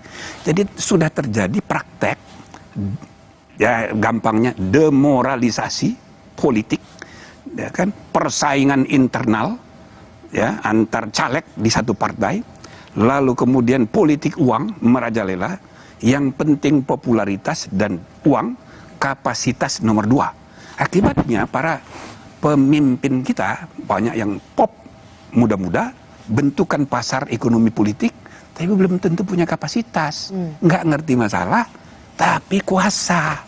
Ini kan berbahaya. Sekaligus juga ada problem pelembagaan partai. Partai ini kan harus diperkuat. Nah, di dalam Undang-Undang Dasar itu eksplisit disebut untuk pileg, peserta pemilu itu partai politik. Maka bagaimanapun juga keterlibatan partai politik tetap perlu diperhitungkan. Sangat. Nah, jadi logika untuk mengembalikan ini ke tertutup, ya logis. Tapi ada syarat-syaratnya. Oke. Sorry, Prof. Jadi waktu 2008 itu atas azas keadilan. 2009. Waktu diputuskan 2009. Pemilu 2009. Seminggu sebelum. Satu minggu sebelum pemilu legislatif. Itu ada dasar pertimbangannya, yaitu untuk keadilan. Buat mereka yang dapat suaranya lebih banyak, ya berhak untuk memegang ke Senayan. Tapi itu kemudian ada perubahan situasi. Dianggap bahwa yang dapat suara banyak itu hanya populer saja tanpa punya kapasitas. Itu Dan yang membuat demokrasi mengalami demoralisasi yang kalau dipertimbangkan ini berbahaya. Oke, Prof, tapi tidakkah itu hakikat demokrasi? Kalau misalnya kita memang ingin membiarkan rakyat memilih, maka itulah harga yang harus dibayar dari sebuah demokrasi. Kita bisa memilih seseorang yang mendekati malaikat, tapi juga kita bisa salah pilih setengah iblis. Tapi kan aspek yang harus dipertimbangkan karena demokrasi itu kan luas. Maka dalam sejarah awal-awalnya orang mengidealkan majority rules. Tapi di kemudian hari, abad 19, muncul ide baru. Makanya muncul judicial review itu, minority rights. Jadi, Mahkamah Agung Amerika itu the protector of human right. The protector of citizens' right. Sama kayak kita. Jadi, di samping dia the guardian of the constitution, ya kan, pengawal demokrasi, juga pengawal minority rights. Ini berarti dalam perjalanan peradaban demokrasi mengalami evolving, kemajuan. Nah, termasuk ini. Kalau misalnya saya pernah bilang soal threshold presiden 20%. Itu sebetulnya tidak perlu. Tapi itu berdasarkan putusan MK dulu dibenarkan bahwa threshold 20% itu open legal policy. Terserah mau berapa persen. Ya kan? Tapi sesudah dipraktekkan ada bukti-bukti baru. Ya, kalau di dalam konsep pemilihan presiden dalam konstitusi kita 2 ronde, ya kan? Jadi kalau presiden ronde pertama belum mencapai 51% plus 1 requirement regional daerah, 51 jumlah provinsi, itu dia masuk ke ronde kedua. Walaupun dia udah 51, tapi provinsinya hanya di Jawa, dia tetap ronde kedua. Itu untuk memastikan presiden Indonesia bukan provinsi Pulau Jawa. Ya. Nah, karena kalau hanya 3 Pulau Jawa saja pasti udah menang. Nah, ide ini tidak mungkin dilaksanakan, ya kan? Terhambat kalau thresholdnya ketinggian. Ya? Prof, kita akan panjang untuk bicara itu lagi di tema selanjutnya. Boleh nggak saya nanya, sebenarnya kalau untuk seorang hakim konstitusi seperti Prof. Jimli Asidiki lebih setuju sistem pemilunya kembali tertutup atau terbuka? Untuk jangka panjang saya setuju tertutup. Jangka panjang. Maksud saya jangka panjang itu harus dibenahi dulu integrated policy-nya. Jadi partai politik itu harus terbuka dulu. Kalau sekarang ini partai politik sangat tertutup. Oke, yang menentukan hanya ketua umum, 9 partai 9 ketua umum, maka nasib bangsa ini di tangan 9 orang. Lalu calegnya siapa, cagupnya siapa, capresnya siapa, di tangan ketua umum semua.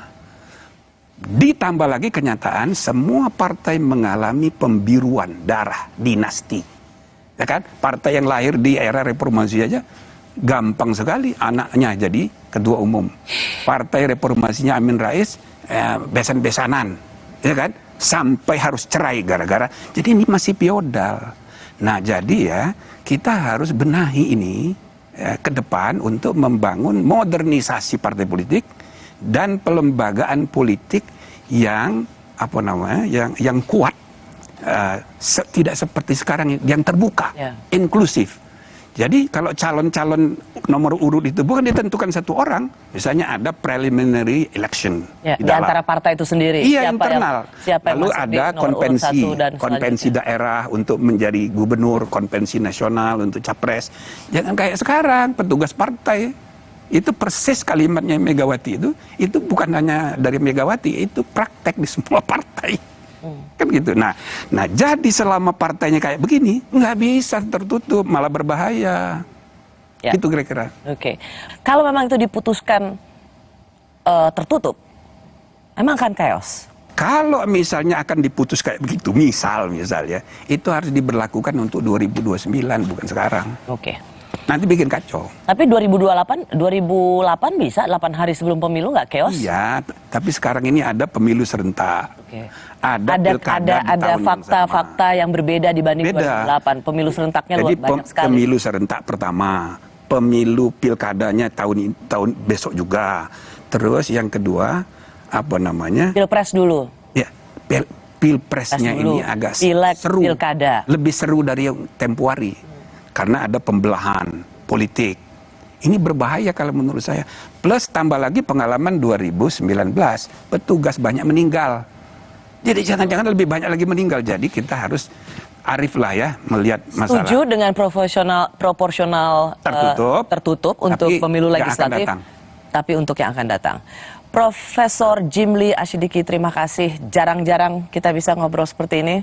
Saya senang sekali dan satu kehormatan Prof. Jimli menyempatkan datang. Mohon maaf ada pilihan kata yang kurang cocok sama audiens, terutama orang-orang yang saya sebut namanya. Itu saya secara pribadi dekat semua, tapi urusan bernegara kita harus pisah.